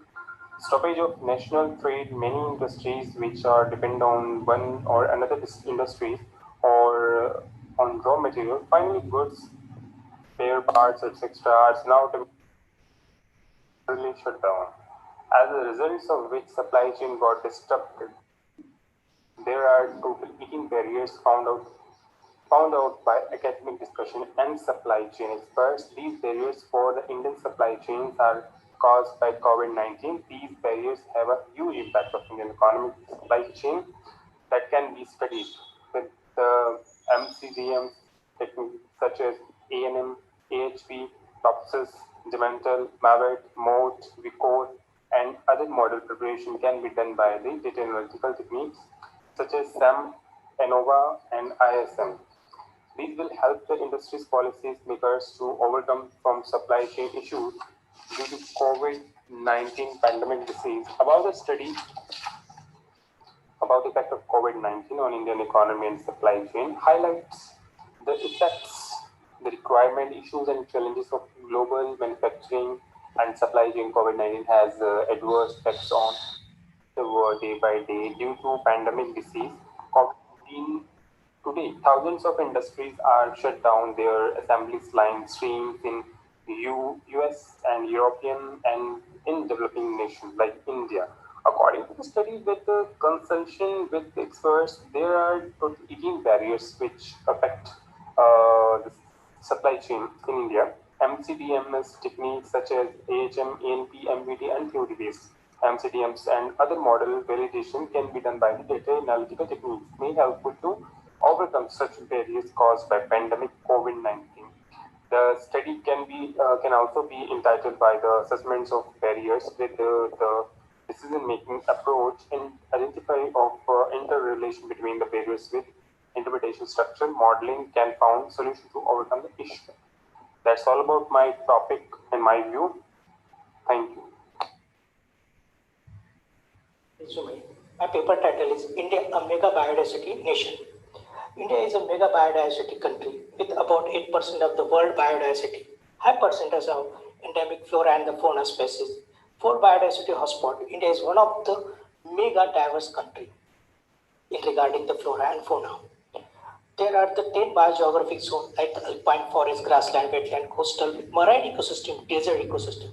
India has 4 out of 34 global biodiversity hotspot, which is indicator of high degree of endemism in India. India is 16 major type and 251 subtype of the forest. Nowadays, biodiversity is under severe threat due to the anthropogenic activities. Now, India has taken a number of reactive measures related to biodiversity conservation. Now, Biodiversity Act of 2002 provide for the access and benefit sharing to the traditional knowledge and to promote sustainable use of the biodiversity. The biodiversity is defined different species together with the genetic variation within which species is a given area. In that area, the biodiversity term coined by R.F. Esmond 1968. Biodiversity has significant role in survival of the human beings and existence of the flora fauna. Provide large number of the direct indirect benefit to the human mankind. Biodiversity is divided in 3 levels: genetics, species and community and ecosystem diversity. Biodiversity hotspots coined the terms biologist Norman Mayer's 1988. Biogeographic region is characterized by both exceptional level at the plant endemism and by the serious level habitat loss. Endemism means species found in a particular area only in confined that area, not found outside. Now a present 34 biodiversity hotspot. In 34, 3 are in India, Western Ghats, Northeast India and Himalaya. The biodiversity, biodiversity is most found in India is mega diverse country, rich in flora and fauna. India represents 2 relief, 5 bands, 10 biogeographic zone, and 25 biogeographic province. The biomes, these are the 5 biomes, these are the 10 biogeographic zone and biodiversity hotspot: Himalayan mountain, Himalayan foothill, Western Ghats, Western Himalaya, Eastern Himalaya, Peninsular India, desert, tropical rainforest, Andaman and Nicobar, mangrove and Sundarbans. This map shows the India's biodiversity hotspot. This map shows world biodiversity hotspot and the biodiversity conservation, which whatever we do to protect number of variety of the plant and animal is known as the biodiversity conservation. Biodiversity conservation into in situ and ex situ. In situ is natural, ex situ is artificial. In situ include Wildlife Sanctuary, National Park and Biosphere Reserve. Ex situ includes seed bank, zoo and botanical garden. This map shows the India's National Park of the India, a Biosphere Reserve from Nilgiri, Gulf of Manna, Nanda Devi, Pachmari, Kanchenjunga, Manas, Panna, Gold Desert, Augusta Malla. These maps show Biosphere Reserve. What is Biosphere Reserve zonation? These maps show the Biosphere zonation, include core zone, buffer zone, and tradition zone. There are the different terms is they are using, allow, and some human activities allow. Now, in legal aspect is there, and hotspot is the area which merits special wildlife significance in Andaman Nicobar and the Lakshadweep. Concluding part, biodiversity, terrestrial, aquatic. India has 24 approximately forest cover, more than 2 lakh species. Endemic loss of biodiversity is due to the climate. We get the climate change, flood, and drought. Nowadays, we conserve this biodiversity by the way of sustainable use and for research purpose. These are the references. Thank you. Hello everyone, my paper title is A Study on Advantages and Disadvantages of Online Teaching During COVID-19 with Special Reference to Mangalore University Students. Abstract. The education system is transforming from traditional method to online teaching programs due to COVID-19. Educational institutions were shut down, facing them to shift towards online mode of teaching and adopting the tools and techniques of virtual classroom. This study attempts to analyze the various advantages and disadvantages of adopting online teaching methods, and also the study reviews various available platforms and indicate government suggested platforms and their usage during the period of COVID-19 pandemic. The lesson learned from COVID-19 pandemic will force a generation of new system, laws and regulation, platforms and solution for future cases when the government and education will be more prepared than today. Introduction. The Indian education system is generally based on regular and traditional classroom method with a limited scope for online mode of teaching due to lockdown caused by COVID-19 pandemic. The government suggested the online mode of teaching. Currently, various methods for conducting online classes are available, such as video conferencing, video recording and sharing, audio notes, PPT, etc. With the help of various software and smartphone applications, namely Google Meet, Zoom, Google Classroom, Microsoft Teams, etc. In India, most of the students are facing network and internet connectivity issue, lack of suitable electronic gadgets, and many other students are struggling to use software and application because of lack of knowledge in ICT. In online mode of teaching, students can get classes from their home safely, and they can get various top-rated courses and classes for a free of cost or a minimum cost. Most of the faculties, students, and administrators are facing many problems because they were adjusted to the traditional classroom method In the initial stages of adopting online method of teaching, it is very important to provide development programs and training on how to access and adapt the various tools and techniques of online teaching. Objectives: to identify the online teaching platforms and their usage, to know the difficulties faced by students with online learning during COVID-19 pandemic, to identify the advantages and disadvantages of online teaching mode. Scope of the study. Scope of the study is related to the analysis of advantages and disadvantages of online teaching during COVID-19 pandemic with special reference to Mangalore University students. Research design. The study includes both primary and secondary data. The primary data is collected through structured questionnaire method from 100 students from various colleges of Mangalore University. The secondary data is collected from various published sources such as journals, newspaper, websites, etc. Limitation of the study. The study is limited to Mangalore University students only. The study is limited to 100 responses only. Time constraints while collecting data. It is not preferable to generalize all the data from this study. Online teaching. Online mode of teaching can be defined as education that takes place over the internet. It is also called e-learning. Online teaching is electronically supported learning through the internet and other electronic devices for teacher or student interaction and distribution of class materials. Various institutions are making use of different online teaching tools and techniques such as Google Meet, Google Classroom, Zoom, Cisco WebEx, Microsoft Teams, and websites like Webinarism, Testmos, Edmodo, TED, and also social networking applications like WhatsApp and Telegram for communicating and delivering material. The outbreak of COVID-19 has greatly impacted the education system and made it compulsory for all the education institutions to use online mode of teaching. Tools and techniques of online teaching. First one, Google Meet. Google Meet is a video communication service developed by Google. It is used for conducting online live video classes. Google Classroom. Google Classroom is a free web service developed by Google for education institutions that aims to simplify creating, distributing, and grading assignments. The primary purpose of Google Classroom is to streamline the process of sharing files between faculties and students. Next, Zoom. Zoom application is used for video conferencing and it is developed by American communication technology company. It provides video telephony and other online chat service through a cloud peer-to-peer software platform.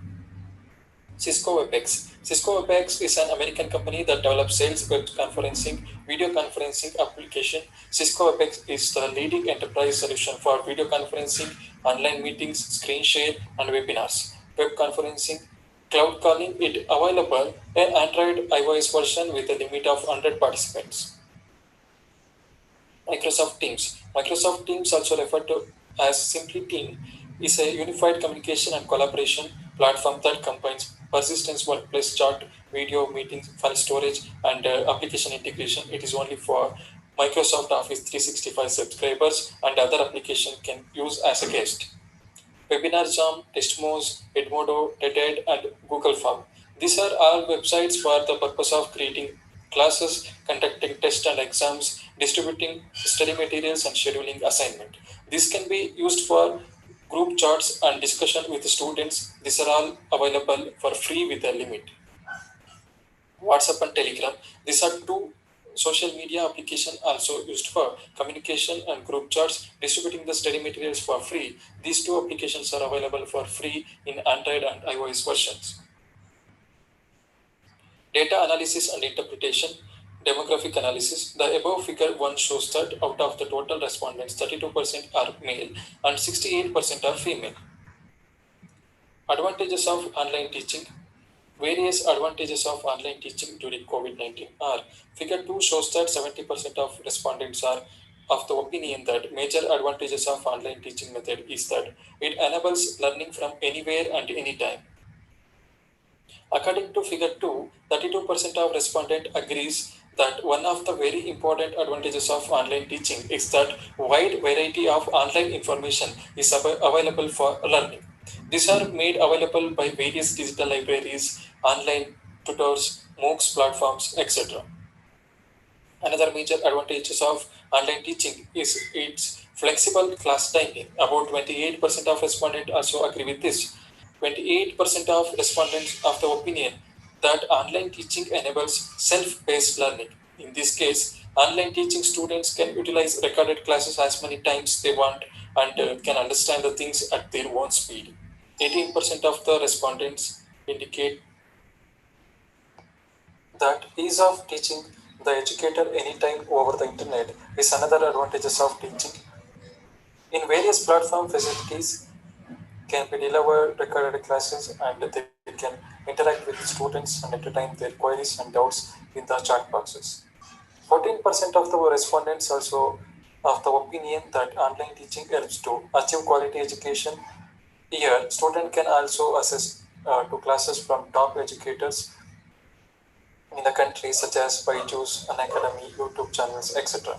About 4% of the respondents think that Indian online courses have good scope going ahead in the future.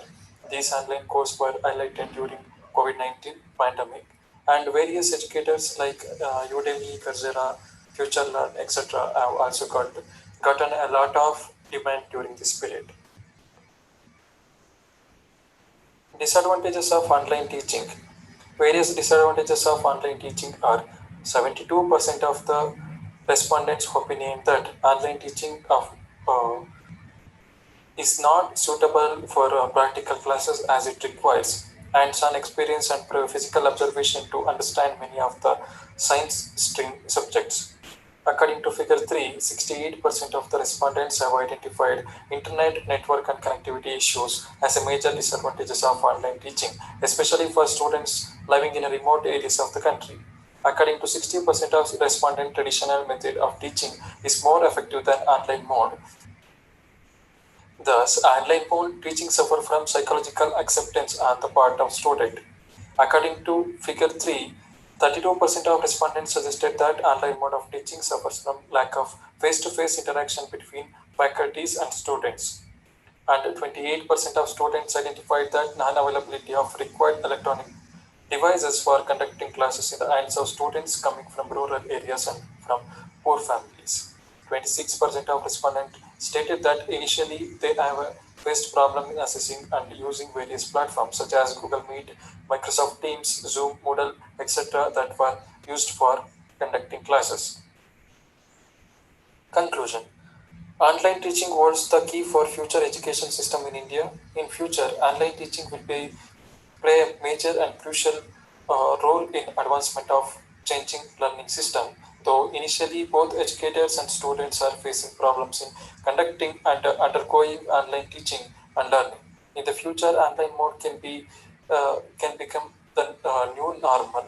There are a few drawbacks to the system for now. However, advancement in this field can easily ensure effective implementation of online learning management system in times to come. Thank you. Namaste. I am Dr. Parag from Sitna College of Engineering and Technology, Amravati, going to present my research paper on economic impact of COVID-19 on tourism industry in Amravati district. Before the pandemic of COVID-19, tourism industry counted as one of the fastest and biggest growing industry. Now in the COVID-19 phase, the most affected and directly impacted industry is the only industry which is tourism industry. In the last decade, this tourism industry shows tremendous expansion and progress worldwide and in India also. The analysis of Indian Brand Equity Foundation suggests that the total contribution by travel and tourism sector to India's GDP is expected to increase from rupees 15.25 lakh crore in 2017 to 32.05 lakh crore in 2028. If we investigate through the Indian perspective, the economic opportunities in rural sector tourism can be improved by the tourism industry through maximizing the employment, self-employment, informal opportunities, and the most important is through participation. But all these estimates and thoughts are reviewed before the pandemic COVID-19. The COVID-19 changed the overall scenario of the world economy, and tourism industry is not an exception. The World Bank and credit rating agencies have downgraded the India's growth for the fiscal year 2021. Employment rose from 6.7% on 15 March to 26% on 19 April 2020.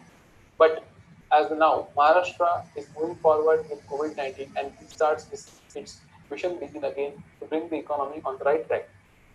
Hence, the research study tries to identify the economic impact of COVID-19 to an effect on direct and indirect contributions. Here, the first analysis shows that maximum number of local businesses having more than 60% sales generated by the tourism who pays on rent and different rates, pays tax also, corporation fees also, on wheels also, and now this overall business is totally stopped. It shows that the significance of COVID-19 affecting the economy of tourism industry. In second analysis also, maximum local businesses whose sales generated by the tourism is more than 60% purchase the raw material daily, and whose businesses are 30 to 60% depends on the tourism purchase the raw material or weekly. Now they are going to be stopped their weekly purchasing from the other districts or other nearer talukas also, as this third analysis also shows that maximum respondents who are going to purchase their raw material from nearer talukas, nearer districts, out of the districts also, they are going to stop their transactions because of this going COVID-19 pandemic. And it shows that there is a huge impact on this tourism economy on because of this COVID-19. Here, it can conclude that COVID-19 pandemic proves the disaster for the tourism industry economy, as the government initiate their mission begin again without starting the tourism industry, which is not going to be economically affordable, and it is not a long-term solution. As the tourism industry was one of the fastest growing and sustainable industry in India, the special relief package for the sector has to be provided by the government. But most important aspect other than the relief package is the economy from the tourism industry in India is still unrecognized. Very few part of economy from the tourism industry is recognized and explored. Pandemic COVID-19 brings an opportunity to make the tourism industry more organized, sustainable, refined, and educated, and better culture. It is the most important necessity of the hour that sustainable operating procedure for the tourism industry should need to be developed and to make the tourism industry economically viable, and this SOP should be uniform for the nation according to the nature of the tourism destinations. Thank you.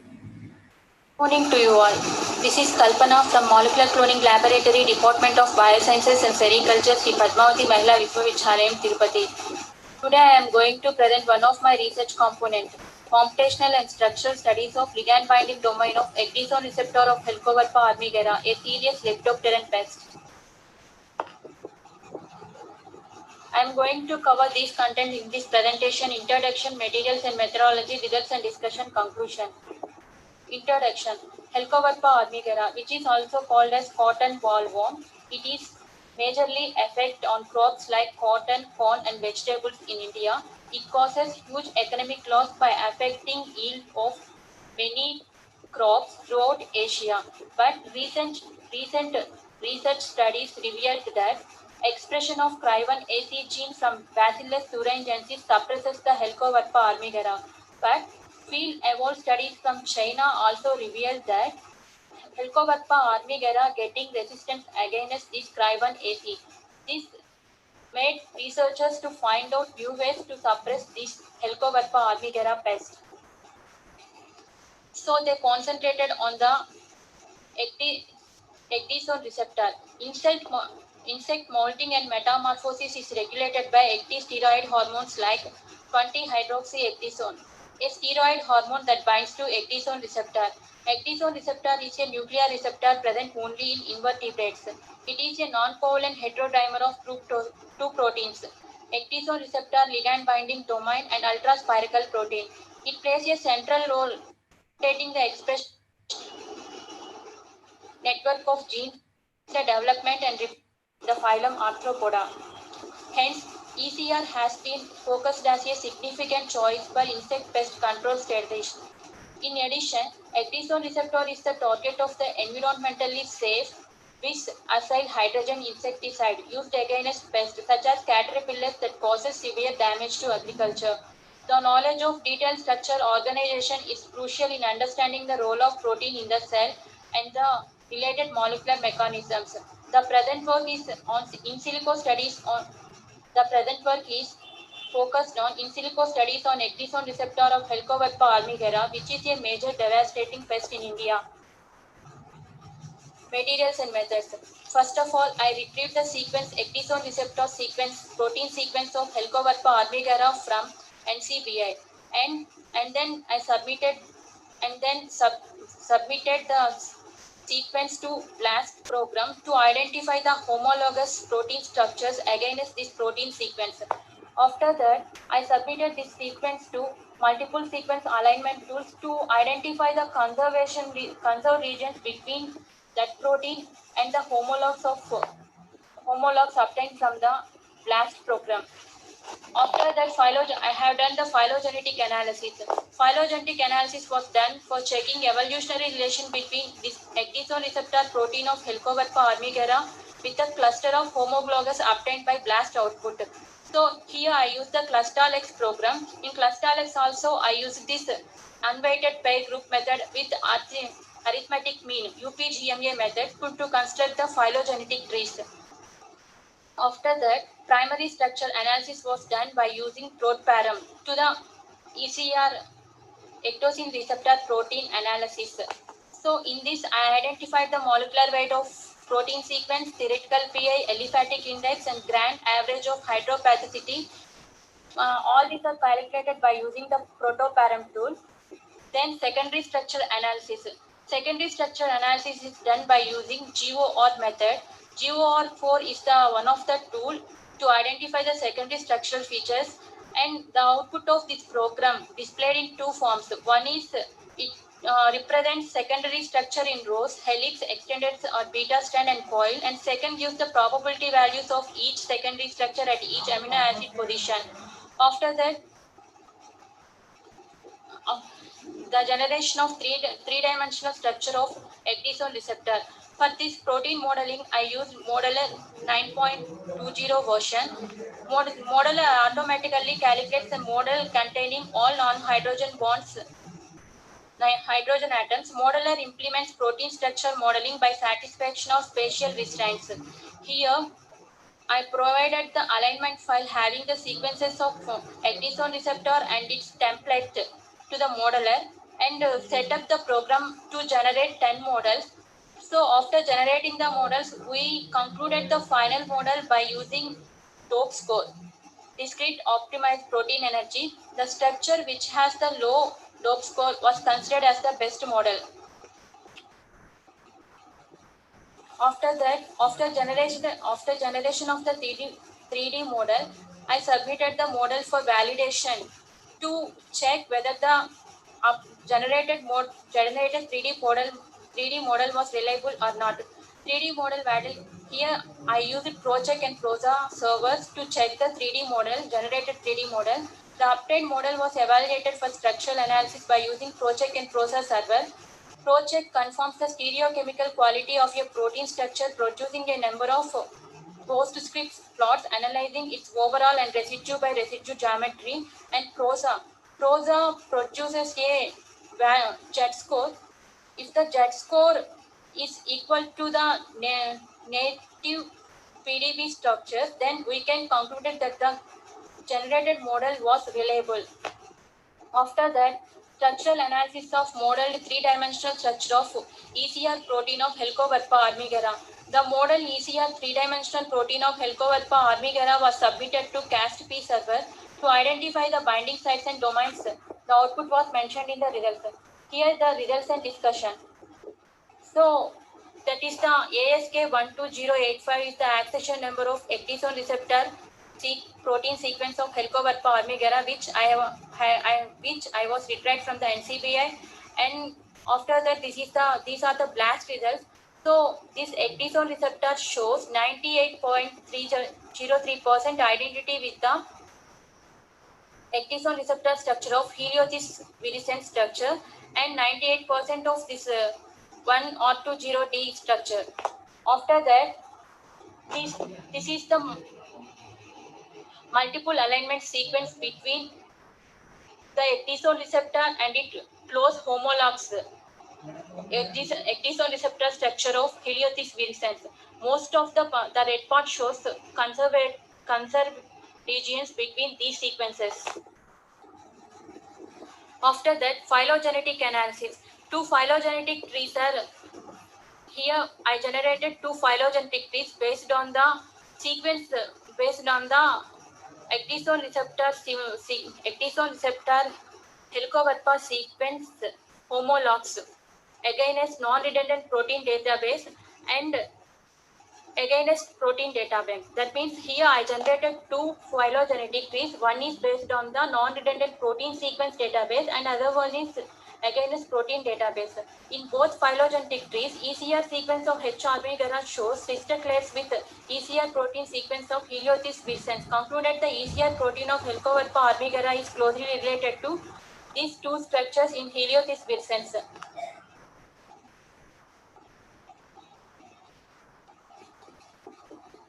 And these two are the phylogenetic trees. And the upper one, it is based on the PDB structures, and below this is based on the non-redundant protein sequence structures. After that, primary structure analysis. The primary structure analysis of ECR protein of H. armigera was done by ProtParam tool. Total number of amino acids present in ecdysone receptor of H. armigera was 545. Molecular weight is 61652.75, and these are the remaining theoretical PI value, aliphatic index, and hydropathicity. But here instability index is 69.13. As per the ProtParam tool, if the protein contained below 40 means the protein is in stable condition. But ecdysone receptor protein sequence of H. armigera has shown the stability above 40. It concludes itself is the unstable condition. Next, secondary structure analysis. Secondary structure analysis of ecdysone receptor protein H. armigera was performed by using GOR4, and these are the details. And here is the secondary structural features. Alpha helix 133 amino acids, and then extended strat 127 amino acids, and random coils is 285 amino acids, and protein modeling using modeler.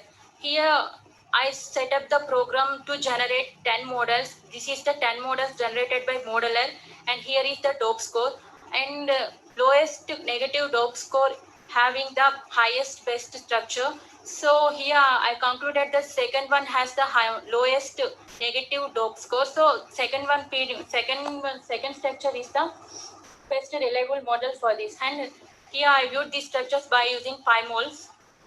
And first one, this figure 5 is the generated 3D model of ecdysone receptor of H. armigera, and this figure 6 is the three-dimensional structure of template. That means ECR structure in Heliothis virescens. And then validation of model structure. PROSA and ProCheck servers were used to validate these structures. PROSA structure shows -6.63 as the Z score, but the Z score equal to 10 or below or 10, which were observed for experimentally resolved native protein structures. That means if the Z score is below 10 or equal 10, those structures are reliable. Those structures are closely related to the native structures of PDB, which we can conclude that the structure is within range of natural X-ray crystallography. So here the generated model contains -6.63 as the Z score. So we concluded that the generated 3D modosine receptor is within crystallography range, and it is sure. After that, Ramachandran plot. Ramachandran plot was observed by using ProCheck. Here is the Ramachandran plot. 99% of amino acid residues are in allogous, and 92.8% present in most region, and 6% additional region. So the Ramachandran data is concluded that the generated 3D protein model was reliable. After evaluation, I submitted this generated 3D model to the CASTP to identify the binding regions in the generated structure. So it shows four structures. One is ligand binding domain of the actisol receptor, and another one is ligand binding site and heterodimer interface and putative coactivator recognition site. Here we are seeing this one. A showing ligand binding domain in the ectosin receptor, and B ligand binding site, and C putative coactivator recognition site and heterodimer interface. Final conclusion. ECR protein plays very essential role in the metamorphosis and development of insects. Although there is limited information on ECR in H. armigera, this paper documents the computational analysis of ECR protein. The data generated in this study leads a way to researchers to better understand of structural and functional regions of ECR, which on further docking studies leads to new functional insights might be applied to the development of novel strategies for the biocontrol of Helicobacter armigera. And thank you for this opportunity. Hello, good morning to one and all. Myself, Dr. Jyoti Lahoti from Srimati LRT College of Commerce, Akola. And I done the research on this topic and empirical study on the role of local products during lockdown in India. Abstract of this paper, research paper. Now we will see. Almost a global lockdown, a constant threat to life, has pushed everyone inside four walls of their homes and made people rethink their movements at a time when most established brands are struggling with their supply chain. The local products have stepped up its game to make its presence felt and let the world know that they care and can deliver. Surprisingly, some of the local and rather new age companies have risen up to the occasion and managed to deliver well. Now we see the introduction of this research paper. Easier availability of local players at the next door Kirana stores has played a big role in this demand, and experts feel this could lead to a larger shift in consumption patterns as people could get used to a comparatively lower price brand.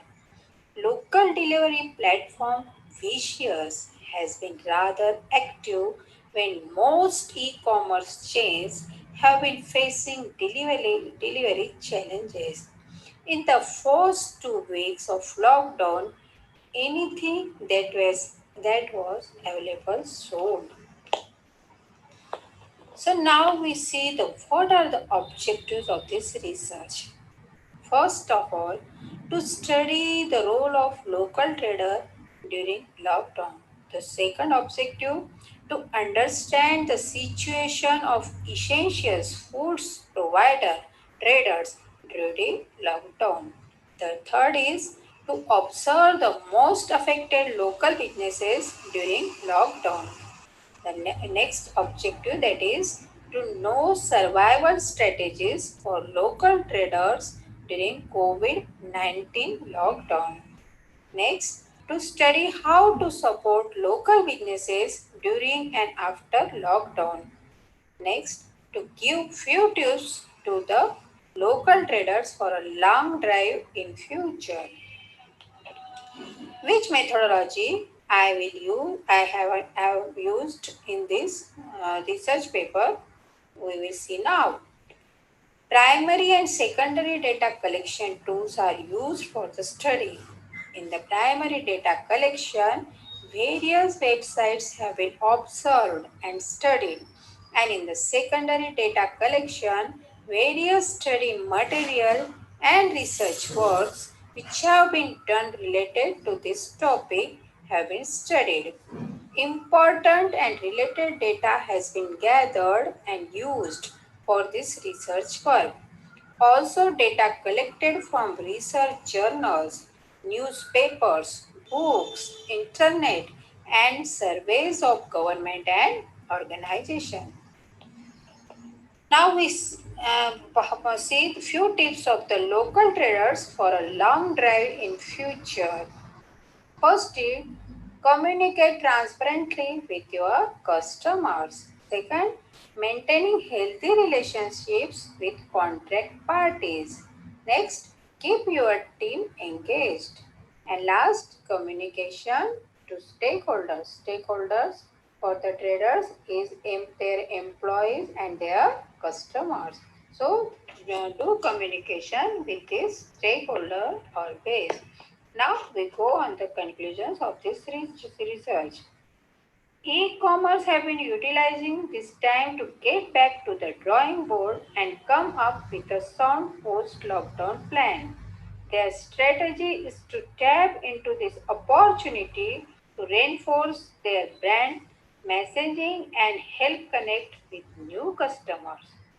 Furthermore, the plan is to continue to stay connected, especially in these times of physical distancing. But PM Modi appealed to the citizens to make India self-reliant and urged them to use local products. This move will ensure that India emerges as a global leader in the coming day. Amit Shah urged to citizens to India to use as many Swadeshi products as they can, and also urged others to use such indigenous. Thank you. Thank you so much.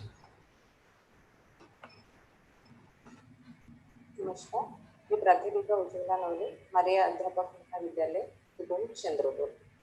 दिनांक 24 व 25 जून 2020च्या दरम्यान महिला महाविद्यालय अमरावती व चिंतामणी college of commerce Pombhurna यांच्या संयुक्त विद्यमानाने international ई कॉन्फरन्सचे आयोजन केलेले आहे. त्यामध्ये impact of covid on the various area of the global economy, science and humanities या विषयावर मी माझे संशोधनाचे पेपर प्रस्तुत करीत आहे. यामध्ये माझा विषय आहे कोविड-19 दरम्यान ग्रामीण व शहरी बीएड छात्राध्यापकामध्ये वैयक्तिक स्वच्छतेचा प्रभाव, तुलनात्मक अभ्यास. सध्या परिस्थिती बघितली असता कोविड-19 या आजाराने पूर्ण विश्वास थैमान घातलेले आहे. कोविड-19 दरम्यान स्वतःची स्वच्छता राखून कोरोना विषाणूचा संसर्ग होऊ नये यासाठी खबरदारी घेणे गरजेचे आहे. मी अध्यापक महाविद्यालयामध्ये शिकवत असल्यामुळे त्यामध्ये येणारे विद्यार्थी हे भावी शिक्षक होणार आहे व त्यांना आपल्या देशामध्ये अशा प्रकारचे जे काही संकट येत आहे त्यामध्ये खंबीरपणे उभे राहून इतरांना त्या पद्धतीने कसे मार्गदर्शन करता येईल याची जाणीव असणे गरजेचे आहे. कोविड-19च्या विषाणूपासून जर आपल्याला संसर्ग होऊ नये यासाठी आपल्याला वैयक्तिक स्वच्छते राखणे हे फार आवश्यक आहे. भावी शिक्षकांना अशा महामारीच्या परिस्थितीत वैयक्तिक स्वच्छता कशी ठेवायची त्याचे ध्यान असणे आवश्यक आहे. म्हणून संशोधिकेने सदर समस्या संशोधनासाठी निवडलेली आहे. या संशोधनाचे उद्दिष्ट आहे कोविड-19 दरम्यान अध्यापक महाविद्यालयातील ग्रामीण व शहरी छात्राध्यापक व छात्राध्यापिकांच्या वैयक्तिक स्वच्छतेच्या प्रभावाचा अभ्यास करणे, अध्यापक महाविद्यालयातील ग्रामीण व शहरी छात्राध्यापक व छात्राध्यापिकांमधील वैयक्तिक स्वच्छतेच्या प्रभावाची तुलना करणे, ग्रामीण व शहरी छात्राध्यापकांच्या व छात्राध्यापिकांच्या वैयक्तिक स्वच्छतेच्या प्रभावाची तुलना करणे. यासाठी मी माझ्या अध्यापक महाविद्यालयामधील एकूण 80 विद्यार्थ्यांचा यामध्ये आदर्श म्हणून सहेतुक पद्धतीने निवड केलेली आहे. यामध्ये 40 छात्राध्यापक व 40 छात्राध्यापिका व त्याचप्रमाणे 20-20 प्रमाणे ग्रामीण व शहरी छात्राध्यापकांचा यामध्ये आदर्श म्हणून मी निवड केलेली आहे. माहिती संकलनासाठी मी गुगल फॉर्मच्या माध्यमातून विद्यार्थ्यांना 14 विधानांची एक वैयक्तिक स्वच्छतेबद्दल प्रश्नावली तयार करून त्यांना ऑनलाईन पद्धतीने मी सोडविण्यास सांगितले व मिळालेल्या रिस्पॉन्सवरून तुम्ही बघत असलेल्या प्रमाणे या ग्राफवरून मी माहितीचे संकलन केलेले आहे व सांख्यिकीय पद्धतीने टी परीक्षणाद्वारे मी आलेल्या प्राप्तांकाच्या माध्यमानुसार त्यांचे तुलना केलेली आहे. त्यानुसार निष्कर्ष अशा पद्धतीने प्राप्त झालेले आहे की कोविड-19 दरम्यान शहरी भागातील छात्राध्यापकांमध्ये ग्रामीण भागातील छात्राध्यापकांपेक्षा वैयक्तिक स्वच्छतेचा प्रभाव हा जास्त दिसून आलेला आहे. तसेच छात्राध्यापक व छात्राध्यापिकांमध्ये जवळपास सारख्याच प्रमाणामध्ये वैयक्तिक स्वच्छतेचा प्रभाव हा आढळून आला. परंतु ग्रामीण छात्राध्यापिकांमध्ये शहरी छात्राध्यापिकांपेक्षा जास्त वैयक्तिक स्वच्छतेचा प्रभाव हा दिसून आलेला आहे. ग्रामीण व शहरी भागातील छात्राध्यापक व छात्राध्यापिकांमध्ये कोविड-19चे गांभीर्य असून तेही वैयक्तिक स्वच्छतेबद्दल जागरूक आहेत व भावी शिक्षक या नात्याने इतरांना प्रोत्साहित करण्यास तयार आहेत असे संकलित माहितीच्या आधारे आढळून आले. शिफारशी याप्रमाणे दिलेल्या आहेत. महाविद्यालयामध्ये कोविड-19 दरम्यान वैयक्तिक स्वच्छतेबद्दल जाणीव जागृतीसाठी व्हिडिओ कॉन्फरन्स वेबिनारचे आयोजन करावे, जेणेकरून छात्राध्यापक त्यामध्ये सक्रिय सहभाग घेतील. सध्या परिस्थितीत निर्माण होणाऱ्या समस्या सोडवण्यासाठी युवा पिढीचा सहभाग घेऊन त्यांच्या कल्पनांना वाव द्यावा.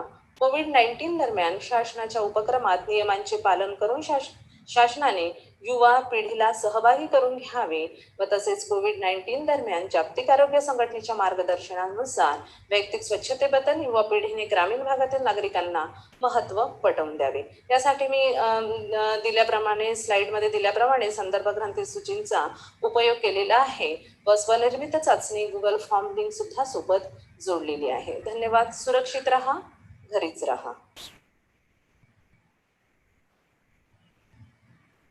नमस्कार, माझे नाव प्राध्यापक किरणची पाटे आहे. माझे अध्यापक महाविद्यालय तिथून चंद्रपूर. माझ्या विषयाचं नाव आहे कोविड-19 ई-लर्निंगचे अध्ययन अध्यापनाचे फायदे व तोटे.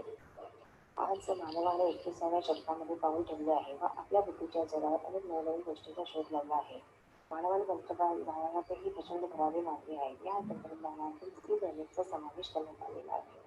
आज देशात कोविड-19मुळे प्रचंड प्रमाणात सर्व क्षेत्रात संकट निर्माण झाले आहे. या संकटातून शैक्षणिक संस्था सुद्धा सुटल्या नाही.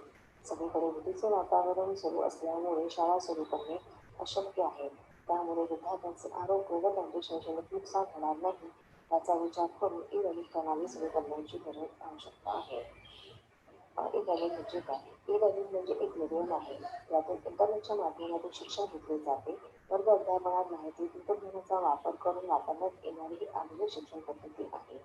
ई-लर्निंगमध्ये laptop, mobile phone, smart mobile phone, tablet, DVD यासारख्या साधनांचा वापर करून ई-लर्निंग केले जाते व विद्यार्थ्यांना शिकवता येते. कोविड-19 व ई-लर्निंग आज सगळ्या जगामध्ये दुसऱ्या महायुद्धानंतर संस्थे प्रचंड संकट निर्माण झालेले आहे. सगळीकडे भीतीचे वातावरण निर्माण झाले आहे. कोविड-19मुळे जगाची आर्थिक व्यवस्थाही ढासळली आहे. आर्थिक व्यवस्थेबरोबर सामाजिक राजकीय सुद्धा व्यवस्था ढासळली आहे.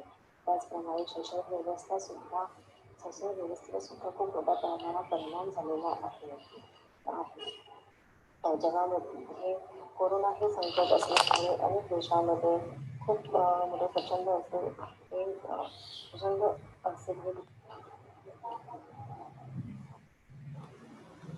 Hello everyone, my name is Kashish Sandeep Mehra and my today's presentation topic is challenge in front of trader in textile industry due to COVID-19. As you all know that COVID-19 has as like a cloud on our economy, the Indian textile industry is also facing some unique challenges due to COVID-19 and it has brought down lockdown to the entire textile supply chain to the almost grid head. The government is trying to making efforts to continue steady supply to increase the supply of our essential goods to the millions of peoples and billions of people. But that also the micro level of our GDP has shifted down to 4.7%. There are many challenges has been faced by the textile sectors. They are Indian textile sector has contributed almost 7% to total industrial output, out of which 2% to the GDP and 15% of our country's export earning are due to our textile industry only. And nowadays, textile industry are facing major problem. This sector provide about 45 million people job, but due to the lockdown, many people have lost their job and even they are shifted to their native places. The major part of that was due to the COVID-19. About 60% of the order of total export sector have been cancelled. Not only export, domestic consumption is also affecting the market. News going to open, they have been stopped and new production have been stopped due to the shortage of raw material. Domestic price could be negatively impacted if exporter dump their inventories and payment from the last few months. At present, many companies are grappling with the sharp decline in the yarn export, unavailability of cheaper import, profitability issues, and many issues have been faced by the textile sector. According to the report of Azar Advisor, impact on COVID-19 scenario, and according to the European and US consumption has been also fall as compared to the last, we can say that 40 to 45% projected consumption have been fallen down in the 2020 year.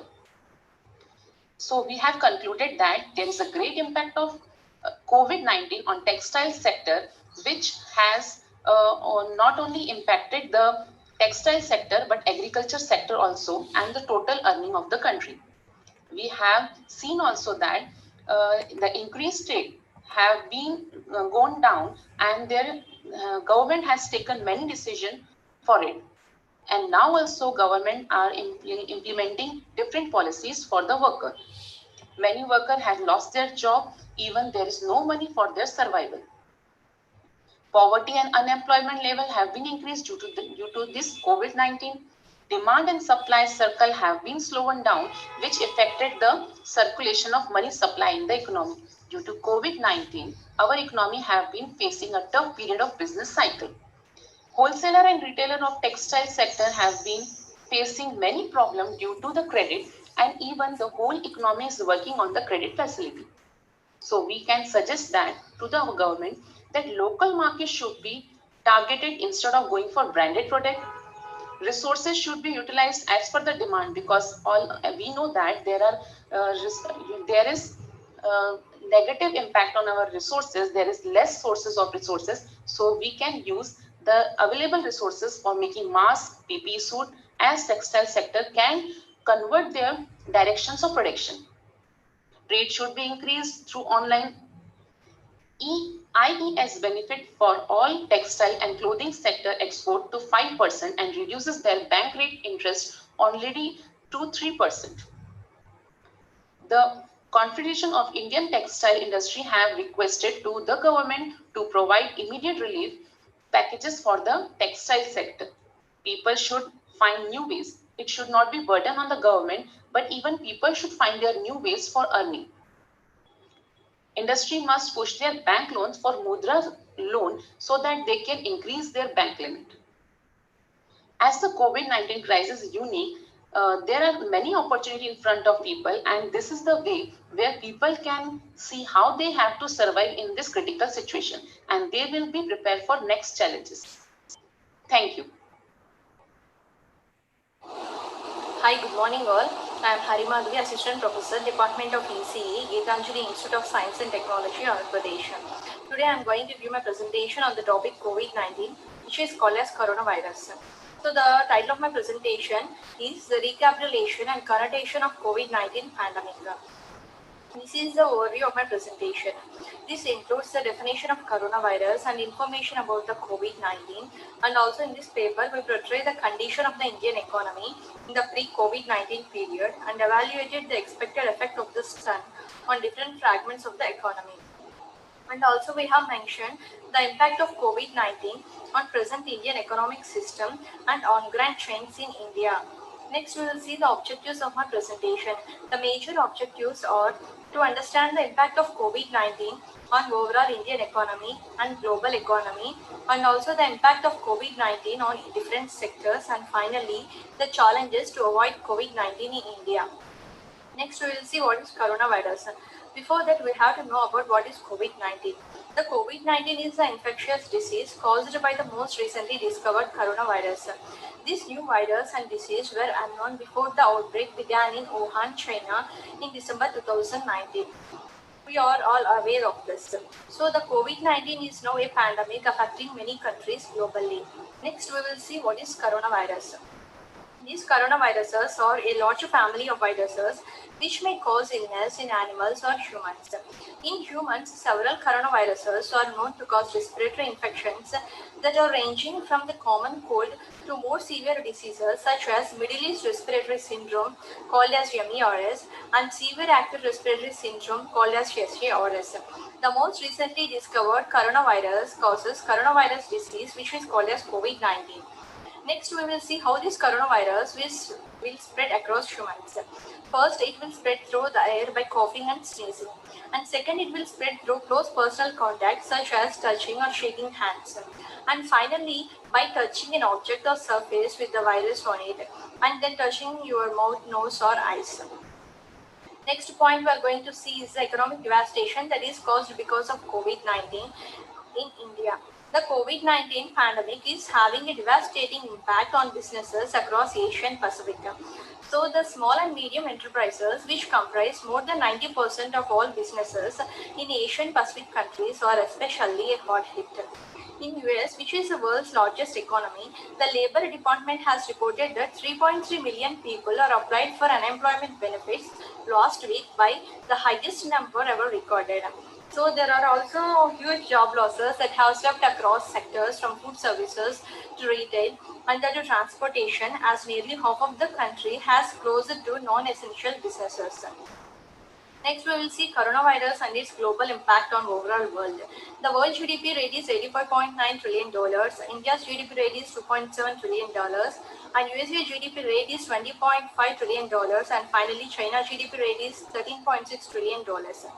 So according to the above data, the USA and the China contributes 40% of the world GDP rate. Next, we will see some global crisis of COVID-19 and its impact on India.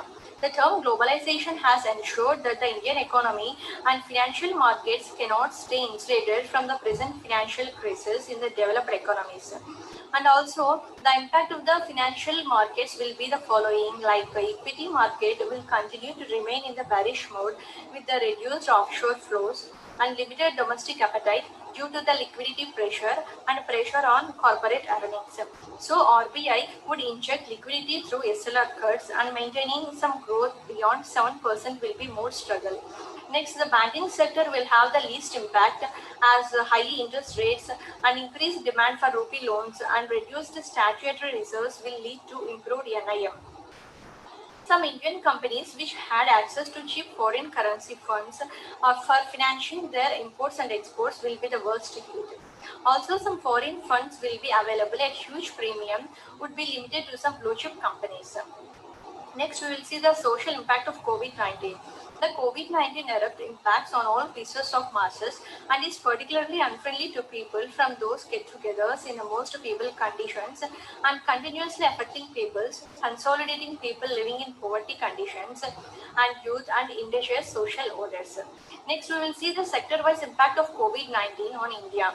So first, we will see the agriculture sector industry. This will severely dent India's ability to revive its economy, since there will be a sharp decline in its consumption in the rural sectors, leading to the impairment of the industrial activity. Next, we will see the textile industry. The production halts in China and lockdown in India have had an impact of COVID-19. Next, apparel industry. The payment of at least $2 billion is stuck with foreign buyers because of deferment or cancellation of the orders. Next, chemical industry impact. The dependence on China for active ingredients and shortage of essential chemicals amidst the lockdown has resulted in a reduced production of organic and inorganic chemicals across India. Next, we will see the pharmaceutical field impact of COVID-19. As per Trade Promotion Council of India, the country imports around 85% of its total requirement of the APIs from the China. So finally, we'll see the impact of COVID-19 on IT industry and IT industry stock exchange. There is a slowdown in markets that have reduced the influx of IT projects from the international markets. We all know that remote working has driven rise in demand for communication tools, conference platforms, and cybersecurity apps, and among the others. Next, we will see finally the conclusion of my presentation. The rise of most recent irresistible and worldwide dangers inside the previous 4 decades has reshaped the thinking at both national level and global levels are required for these dangers. So, a small, wide financial advancement plan, including the segment by division plans and a biological system, will support all the enterprises all together with the hearty and manageable plans of action can strive this COVID-19. So this study gives confidence to the regulatory bodies that a significant improvement in air quality in India could be expected if strict execution of air control plans are implemented. Finally, we will see the future perspectives or preventive measures of COVID-19 in India. These infections that are caused by these viruses are an enormous global health threat. So first, India is taking necessary preventive measures to reduce the viral transmission. And second, ICMR and the Ministry of Ayush has provided some guidelines to use the conventional preventive and treatment strategies to increase the immunity against COVID-19 in India. So I think these guidelines could help to reduce the severity of the viral infection in elderly patients and increase their life expectancy. Thank you all. Namaste everyone.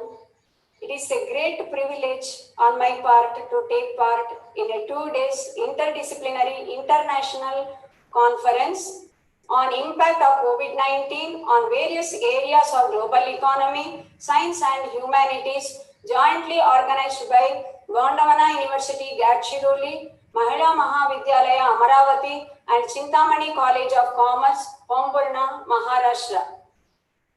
At the very outset, I would like to express my sincere gratitude to the organizing committee for giving me this wonderful opportunity of presenting my paper. I am Mrs. Malati K, Assistant Professor, Department of Commerce, Government First Aid College, Halayangadi, Dakshina Kannada, Karnataka. And the title of my paper is Customers' Ecstasy Towards EMI Moratorium of Commercial Banks During COVID-19 Pandemic, a Micro Study. This paper is prepared under the guidance of my research guide, Dr. Subhashini Srivastava, Associate Professor, Department of Commerce, University College, Hampanakatta, Mangalore. Let me begin with the introductory part of my paper. COVID-19 pandemic has spread its panic waves across various nations of the world with no restrictions or boundaries as regards religion, race, caste and creed. Economies of all the countries are worst hit, resulting in lowest growth of GDP, which was not experienced or expected before. Lifestyle of each and every individual is affected. And the negative impact of COVID-19 is quite visible in every sector of the economy, and the banking sector is not an exception. Finances of a large number of customers have been infringed, many are thrown out of jobs, and their incomes have gone, and bank customers are facing the threat of default loans. As a remedial measure to protect the interest of bank customers, Reserve Bank of India proclaimed commercial banks and non-banking financial institutions to offer EMI moratorium on loan installments falling due for payment from 1st March 2020 to 31st May 2020 at the first instance, and later extended it by 3 more months up to 31st August 2020. Now the question is whether this EMI moratorium scheme introduced by commercial banks have been accepted by the commercial bank customers with the highest level of ecstasy, or has been accepted by them just because no other options are available during this health crisis. The objectives of our paper are the following: to know the impact of COVID-19 on the banking activities of customers of commercial banks in Dakshina Kannada district of Karnataka state, to study the ecstasy level of customers towards EMI moratorium of commercial banks during COVID-19 global health crisis. What is the significance of study? When the entire mankind, including the bank customers, are at stake due to COVID-19 pandemic, I feel this study is apt and more significant during this time. Literature review. Several writers, editors, eminent research scholars have expressed their opinions and perceptions regarding the impact of COVID-19 on the economy as well as on the banking sector. We have made a reference to the studies made by Inaki, Aldasoro, Ingo Fender et al., Mohammad Damak, Dinesh Unnikrishnan in their studies. And the literature review reveals that no specific studies are undertaken so far on the topic customers' ecstasy towards EMI moratorium of commercial banks. So this study is undertaken. Research methodology. This is an empirical study. Both primary data and secondary data are used for the purpose of study. And primary data is collected by conducting a survey among 120 bank customers of Dakshina Kannada district by circulating the Google form containing the structured questionnaire via WhatsApp groups and mail. And secondary data is incorporated from newspapers, journals, and internet sources. Following are the hypotheses of our research study. First one, COVID-19 pandemic has transformed the preference of customers from branch banking to digital banking. Second one, there is a significant difference between customers based upon their gender, age, educational qualifications, occupations, and monthly income level, that is a demographic profile of respondents and their ecstasy towards EMI moratorium of commercial banks during COVID-19 pandemic. Limitations of study. This is a micro study undertaken by considering the general opinions of just 120 customers of Dakshina Kannada district of Karnataka state. A macro SWOT analysis study on the same topic can be undertaken to reveal the complete picture. Then the next one, data analysis. Data analysis is made by using SPSS 20 version, statistical tools like percentage analysis, mean, standard deviation, percentage mean, and chi-square tests are used for analysis and interpretation of results. Following are the findings of study. COVID-19 pandemic disrupted the banking activities of customers in different ways and had brought transition in the mode of operations of bank accounts by customers. It is presented in table 2 in our research paper. And hypothesis 1 stating that COVID-19 pandemic has transformed the preference of customers from branch banking to digital banking is tested, and null hypothesis is rejected and alternative hypothesis is justified as the percentage mean obtained is 95%, which falls in the category of 81% to 100%. So we conclude that COVID-19 pandemic transformed the preference of bank customers of Dakshina Kannada district from branch banking to digital banking. It is presented in table 2. Then the percentage mean revealed that 96% of respondents strongly opined that due to COVID-19 pandemic, withdrawals from banks have been increased but deposits reduced.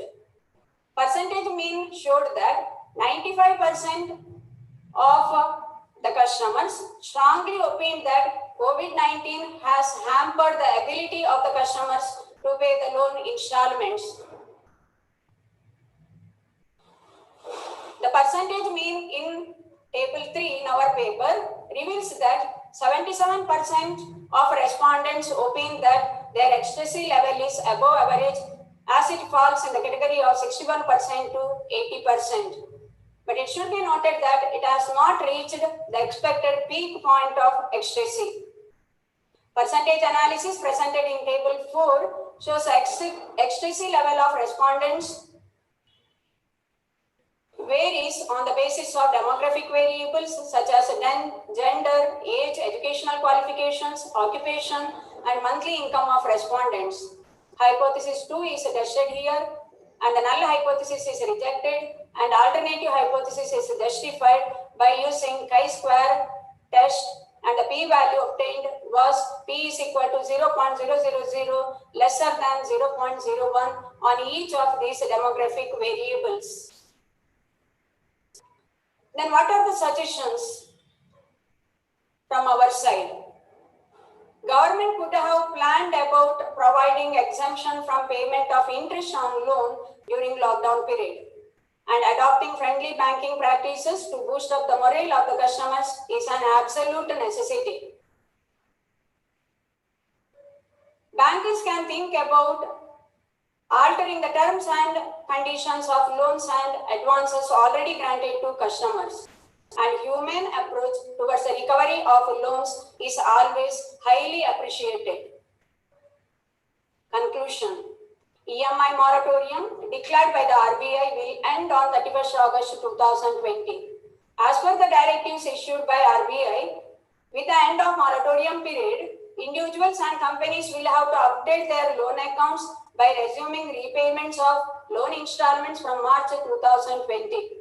But during this global health crisis period, so when sources of incomes have been hampered, and when the life of the people is at the clutch of deadly disease, recovering loan amount from these poor borrowers would be a big challenge for the bankers.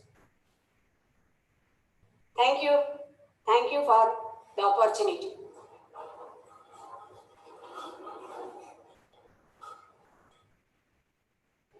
Good morning, everyone. Myself, Gaurav Dhali. I'm a research scholar from the lovely Professional University, Punjab. Today, I'm going to present a seminar on the topic Socio-economic impact of COVID-19 on tour operators in South Andaman district. COVID-19 became world pandemic. It's not only impact on the human health, rather it's also impact on the human economy. Tourism is one of the emerging economy of the world. Tourism largely ceased in March 2020 in all over the world.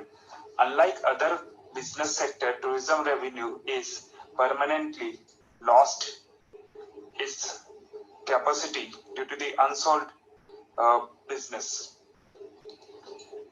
I took my study area as South Andaman. South Andaman is one of the districts of Andaman and Nicobar Islands.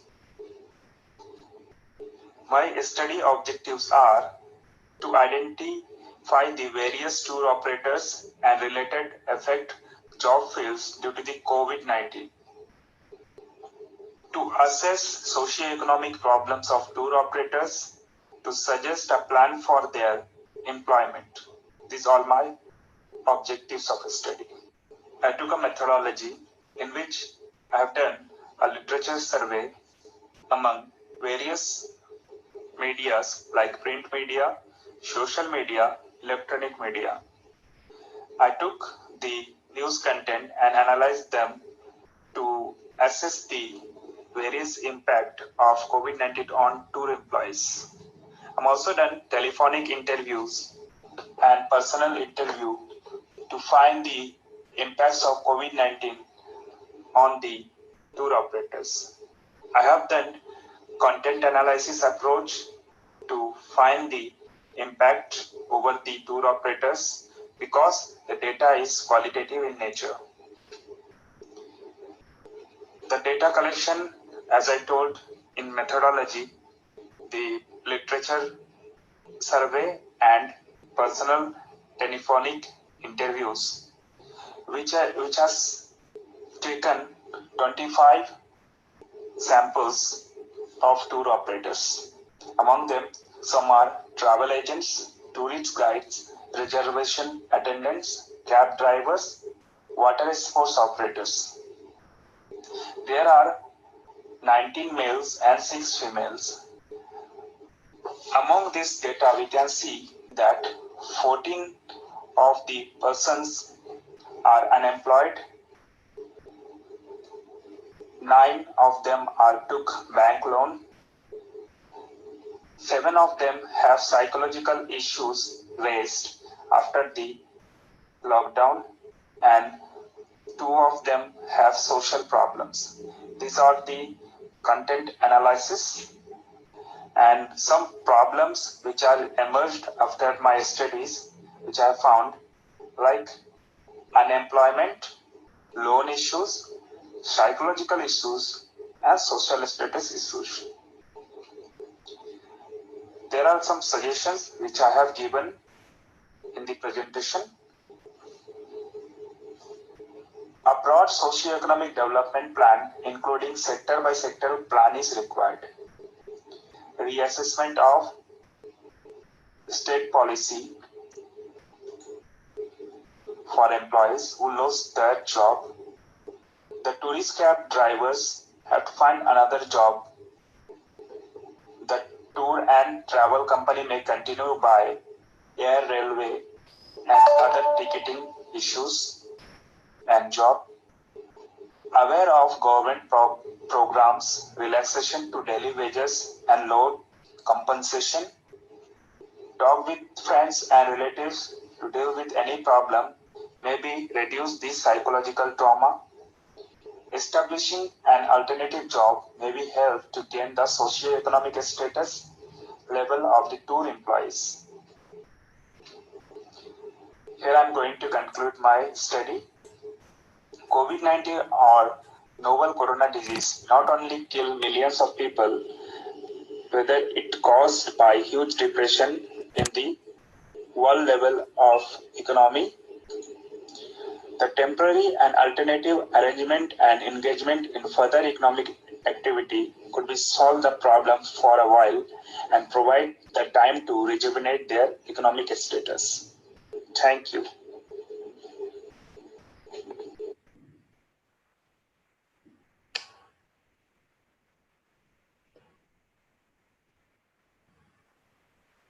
Hello everyone.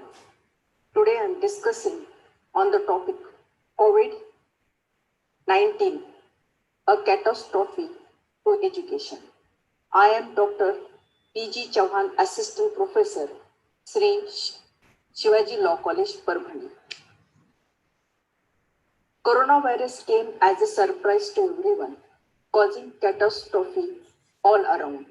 Education system was in dismay amongst other like economy, employment, poverty, and other sectors. School, colleges, and universities closure impact was not only on the students, teachers, and family, but have far-reaching economic and societal consequences. COVID-19 virus, which has locked down all economic activity in the world. School, colleges, and universities had no option but to switch over to online teaching to continue the academic program in an effort to minimize the suffering of the student. The sudden change in the mode of teaching learning process caught both the students and the faculty member in dilemma. As we know that India is one of the largest higher education system in the world. Education is basic need of the society. It is the fundamental right of the citizen and it is the duty of the state to provide the education. Higher education play a pivotal role in nation building and it is one of the most powerful means to create the knowledge-based education society. Higher education is very important sector for growth and development of human resource which can take responsibility for social, economic and scientific development of the country. But we have to change with the situation and see that our education system should not collapse with this unpredictable situation. We are having history that this kind of situation do come after every 100 years. Still, we cope up with it as it is said that every cloud has silver line. Now we will see some challenges. Redesigning of curriculum with technology. This pandemic has really made us think about our traditional way of teaching and learning. The implementation of technology is the new to many universities, and everyone here has the learning curve. We should redesign our education system in such a way that it caters to the needs, requirement, and purpose of present day situation. Second one is teacher and technology. The teacher of most of the university gathered experience and gained expertise in delivering the lecture in regular classroom than virtual. All teachers are not perfect in online teaching. This will require all teachers to become more techno-savvy and go through some training to bring themselves to the level that would be required. Teaching is not a passion, but it required the technique. We have to solve the problem of teacher not only from the university level, but till the grassroots level. Next one is the economy. Economy, a major problem for the economically weaker section of the students and those from the villages in India is to access to the virtual classroom.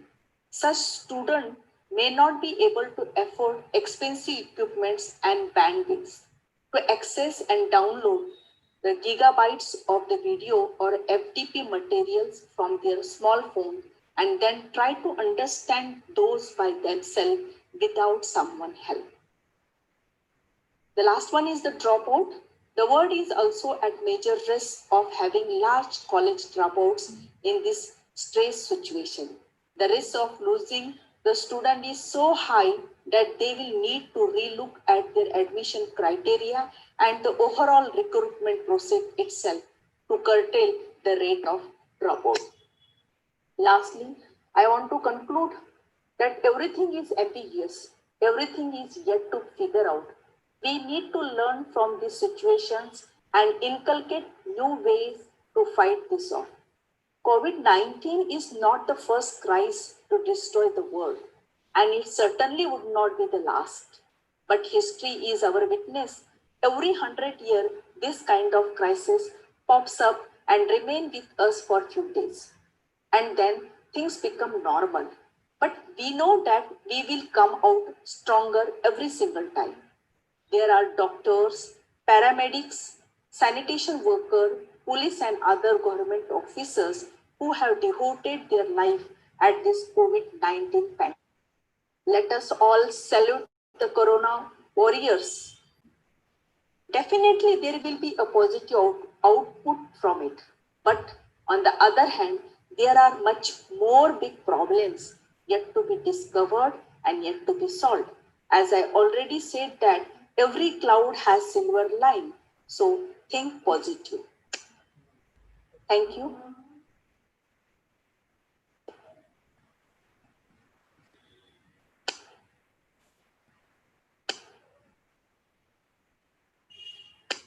सभी विद्वज्जनों को मेरा नमस्कार।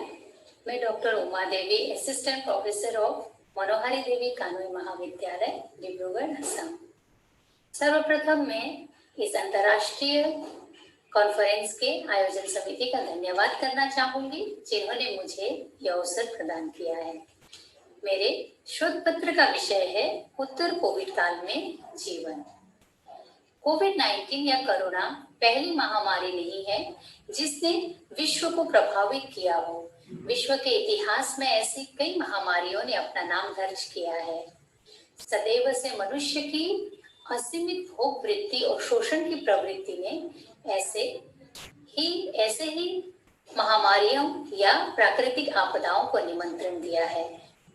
ऐसे कोविड-19 भी इसका अपवाद नहीं है। कोरोना अपने साथ कई सबक लेकर आया है। आज मनुष्य आतंकित होकर अपने जीवन की रक्षा के लिए घरों में कैद हुआ है।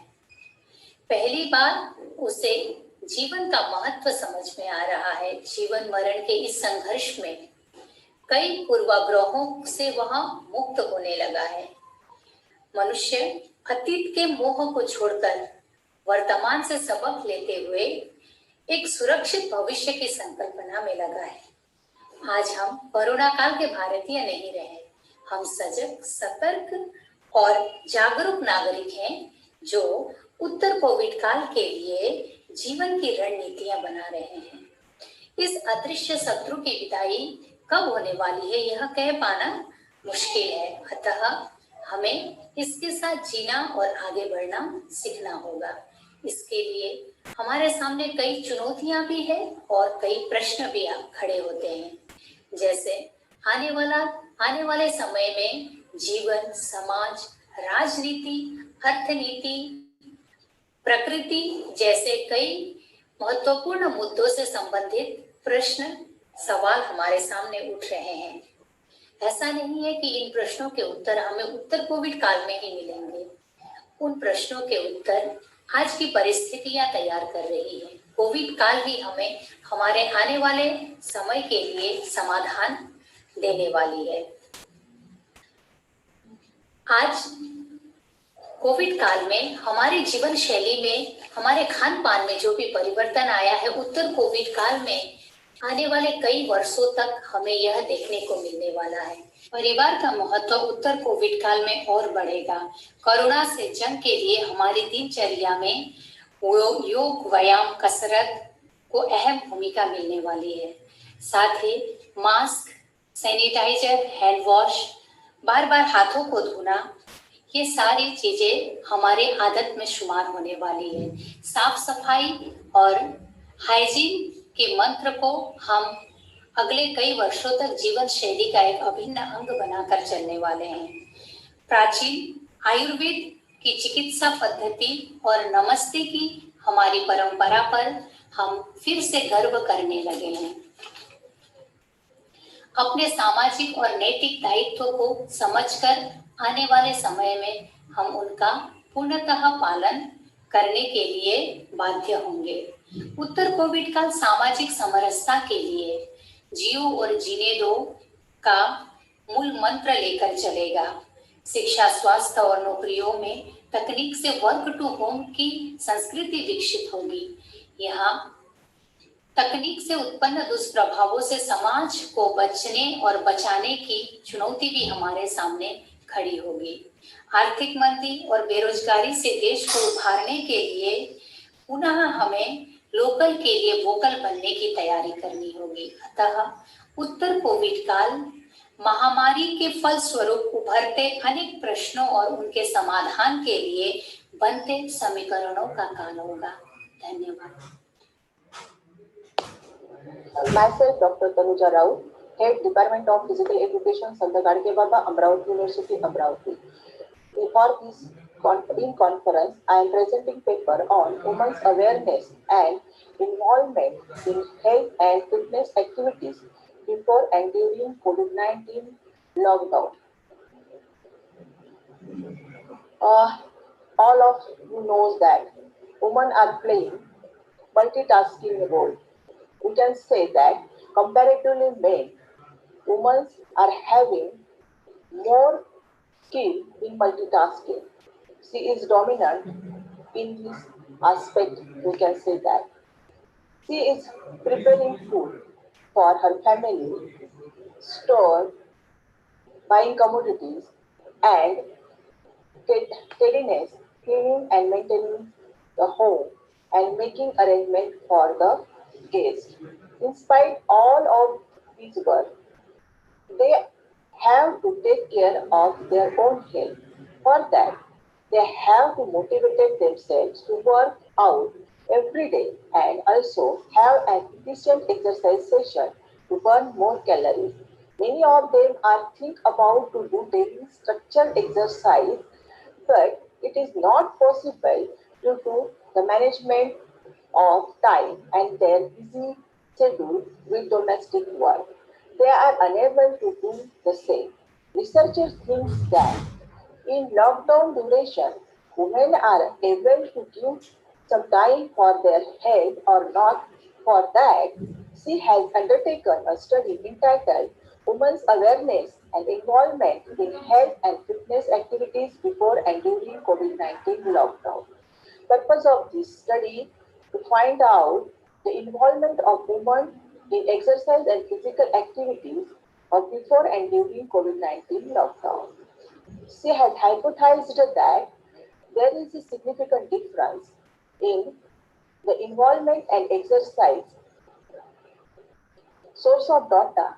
For the present study, the subjects were selected from the Maharashtra state, Amravati district, and particularly from the one area that is known as the Katora Naka. Selection of subject for this study, researchers selected 36 housewives, aged ranged from 40 to 50 years, and all are working in home. Development of questionnaire to keeping in consideration the present study and hypothesis, researcher has taken the data by constructing self-made questionnaire. The self-designed preliminary questionnaire was made with the help of experts. After pilot study, 20 questions are final, and the reliability of the questions were 0.78. And collection of data. The final questionnaire was typed in the Google form format and mailed, and with the help of WhatsApp, the subjects of their family member, the field it and submitted. Finally, the researcher got the responses and tabulated it. Analysis of data. Statistical analysis was done with the help of percentage and chi-square test. Level of significance kept 0.05 at various degree of freedom. For this study, there are various types of questions asked in that questionnaire, particularly related to physical activities and exercise, their health habits during and before COVID-19 lockdown, and their habits of drinking teas and all these things asked in this questionnaire. Some questions asked related to exercise. Here, researcher found that during the COVID-19 lockdown period, the percentage of involvement in exercise and physical activity of women were increased. 100% women are doing exercise during lockdown, but before that, they are performing only 66.7% women.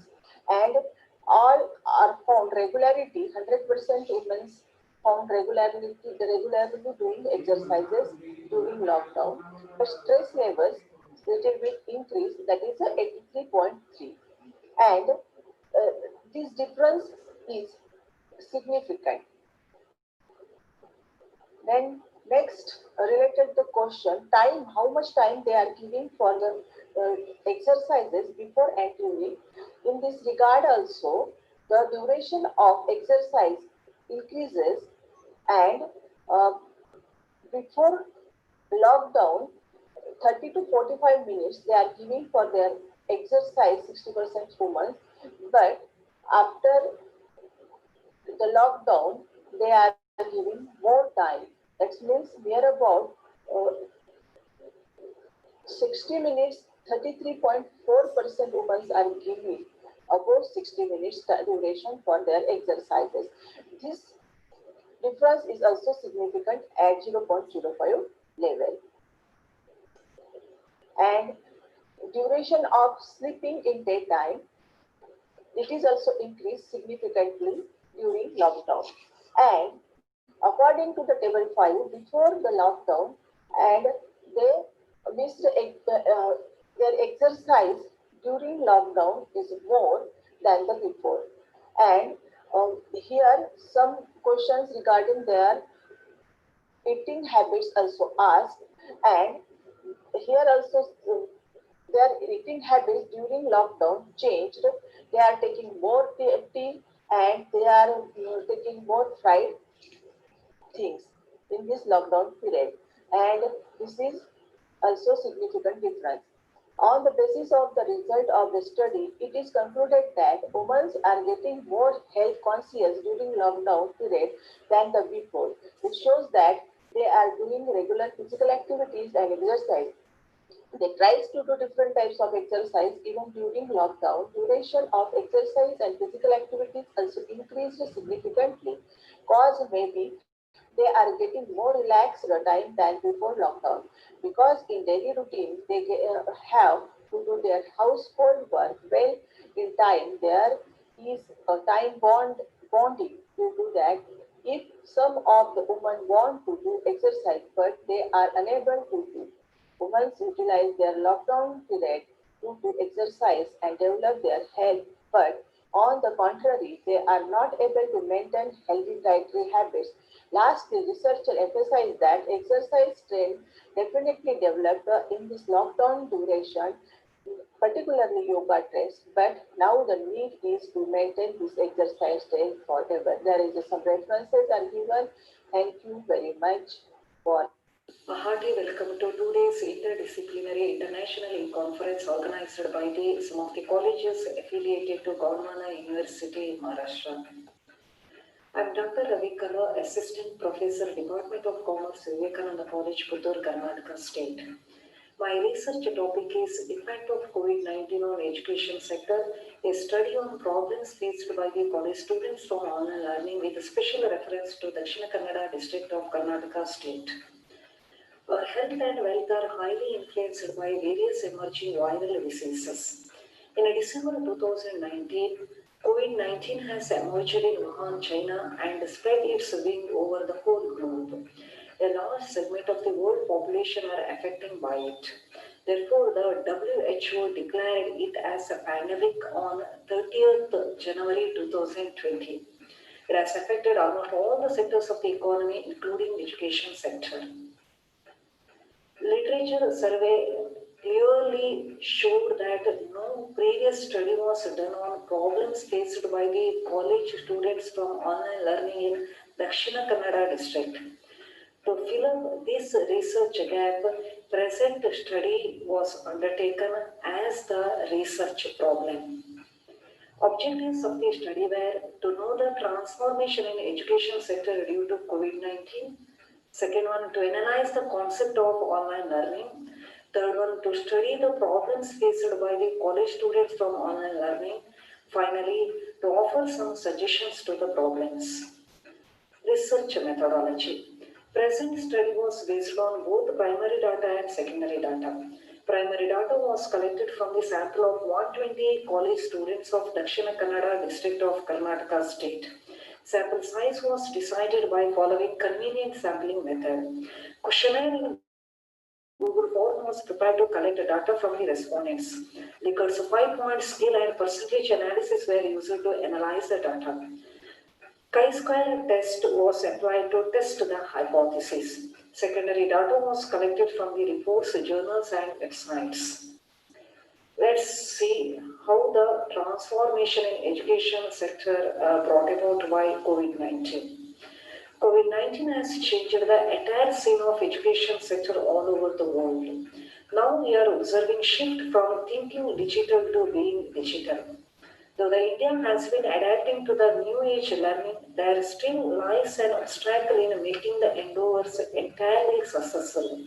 This is due to the fact that only 45 crore people of the total population of the country have access to the internet. Let's see the concept of online learning.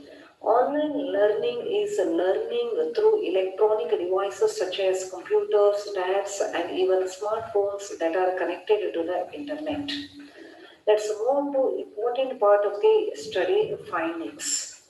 As I told you earlier, to study the problems faced by the college students from online learning, sample of 120 students were selected. Data collected from them was analyzed as follows.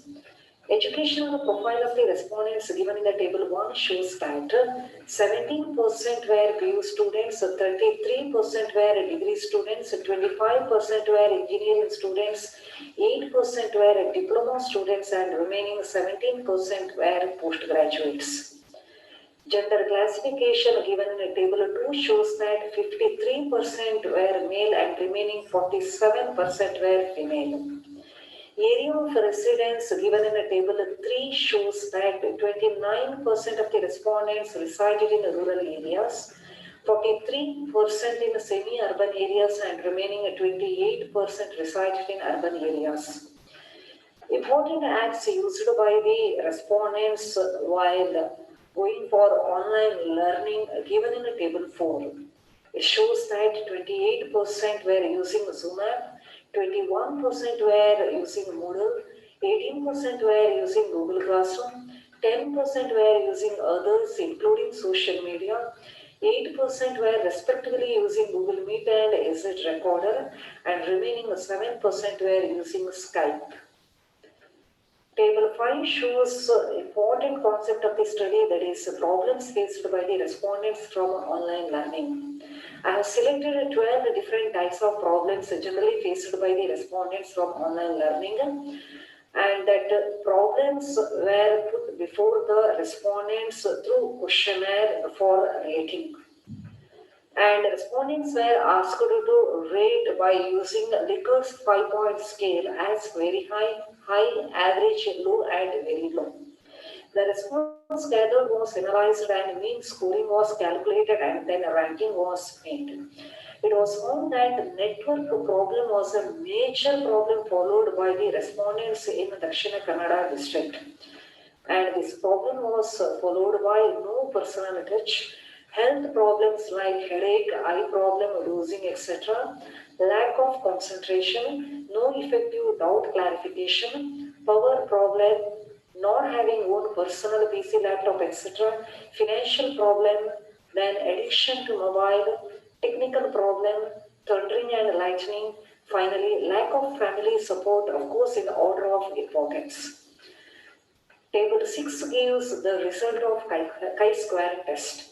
Chi-square test was used to test the relationship between a place of residence of the respondents and problems faced by them. It was found that calculated chi-square value was more than the table value at 5% level of significance.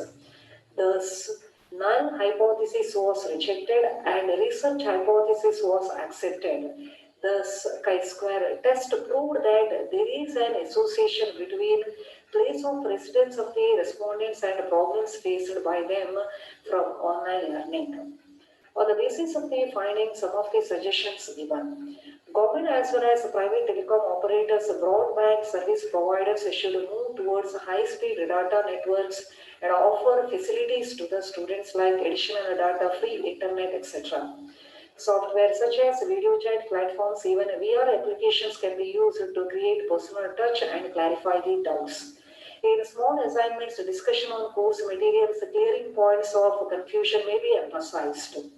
To reduce the health issues, teachers should set class schedule for students, work with the students to set milestones and help them to design a routine to meet those goals. Again, teachers should listen to the students about their obstacles that hinder their ability to study. To enhance concentration level, course should have coherent structure, well-organized materials blended with the challenges and adventures, videos, storytelling, simulators, etc. Students as well as parents should be given a chance to communicate their problems with the teachers through email, discussion groups, chat box, etc. To avoid the technical problems, simple and comprehensive help page can be uploaded and due care should be given to sound and that colleges should try out on several smartphones, browsers and operating systems. Government colleges should provide digital equipment to students at free of cost, particularly to poor students. Students need to accept new learning circumstances with a positive attitude and open-minded heart to avoid the stress and better prepare themselves for classes. Students need to set small goals for themselves throughout the day. Students should develop a strong self-discipline, culture of independence, internal motivation, responsibility, certain level of maturity and time management skills. And students should see that learning environment is conducive to them and their seating arrangement, everything is comfortable to them. Students should also uninstall mobile games, computer games already downloaded in order to avoid the temptation. With these suggestions, I'll conclude saying that teaching and learning in an online learning environment happens differently than in the traditional classroom. It can present new challenges to both teachers and students. If the suggestions given above are taken care of as policy measures, and if the students adapt themselves to the online learning environment with a positive mindset, then the digital transformation will see successful endeavors in future. Thank you. Thanks a lot. Hello everyone, my name is Jasleen Kaur. I am a research scholar from School of Management Studies, Punjab University, Patiala. I am going to present my paper on the topic Social Networking Usage During COVID-19, Impact on Millennials in India. Digital is the new normal, and social networking sites are fast emerging as a powerful tool to share information, shape opinions, connect people across different domains, bring participation, and above all, communicate like never before. During the COVID crisis, social networking sites have become ground zero for encouraging conversations and arguments over the well-being emergency. The youth is the leading and most fanatics of these social networking sites. Millennials, or Generation Y, is the generation born between 1981 and 1996. They are the main contributors for social media usage in India with 52.3%. COVID-19 is the first pandemic of digital age. Due to the lockdown, there is an increase in the time spent using social networking sites in India during this period. However, the use of social media has both negative and positive impacts on youth. The aim of this paper is to bring to light the impacts of social networking, specifically on youth of this generation. The study is based on secondary data collected from various articles, blogs, publications, and other websites. Talking about the positive impact of social networking sites on millennials, it keeps them updated with the events occurring all over the world. It enables them to stay connected and keep in touch with their relatives and fellow companions. It allows them with the opportunity to make new friends and expand their social circle. Further, it also enables them to show their talent and creativity, which can lead to more employment opportunities. Also, there's tons of educational content available on social media, which can be easily accessed and utilized. Especially during the COVID 19 times, there has been a drastic increase in e learning mediums. Social networking sites also enable people to raise their voices against social issues. In the difficult times of COVID 19, millennials, being tech savvy and powerfully equipped, can spread the information regarding the pandemic and educate people. Social networking sites have incredible power to sway opinions. Apart from the positive impact of social networking sites, it also has a negative impact. High utilization of such sites can cause issues of mental health. It also leads to misspelling of words, misuse of words and tenses through the use of short forms and abbreviations, which affects the language capabilities. The morals of the youth are also tampered with as they get access to immoral literature and videos on such platforms. Social media also provides a platform where cyber theft and bullying is done, and this creates the chances and incidents of identity theft. Also, spending long hours on social media platforms decreases productivity. Such platforms encourage the spread of wrong and misleading information, which can be seen during COVID-19 period. WHO and different associations are putting in efforts to share mythbusters about COVID-19, yet these endeavors have not been sufficient fully. Coming to the concluding remarks, social media is not simply intended to be a network without a cause. The COVID emergency has given a remarkable opportunity to be compassionate ethnographers. Despite the fact that it has negative effects on youth, we cannot think of a world without these sites today. If The networking sites promote a healthy lifestyle. It will help develop a healthy young generation. These are the references. Thank you.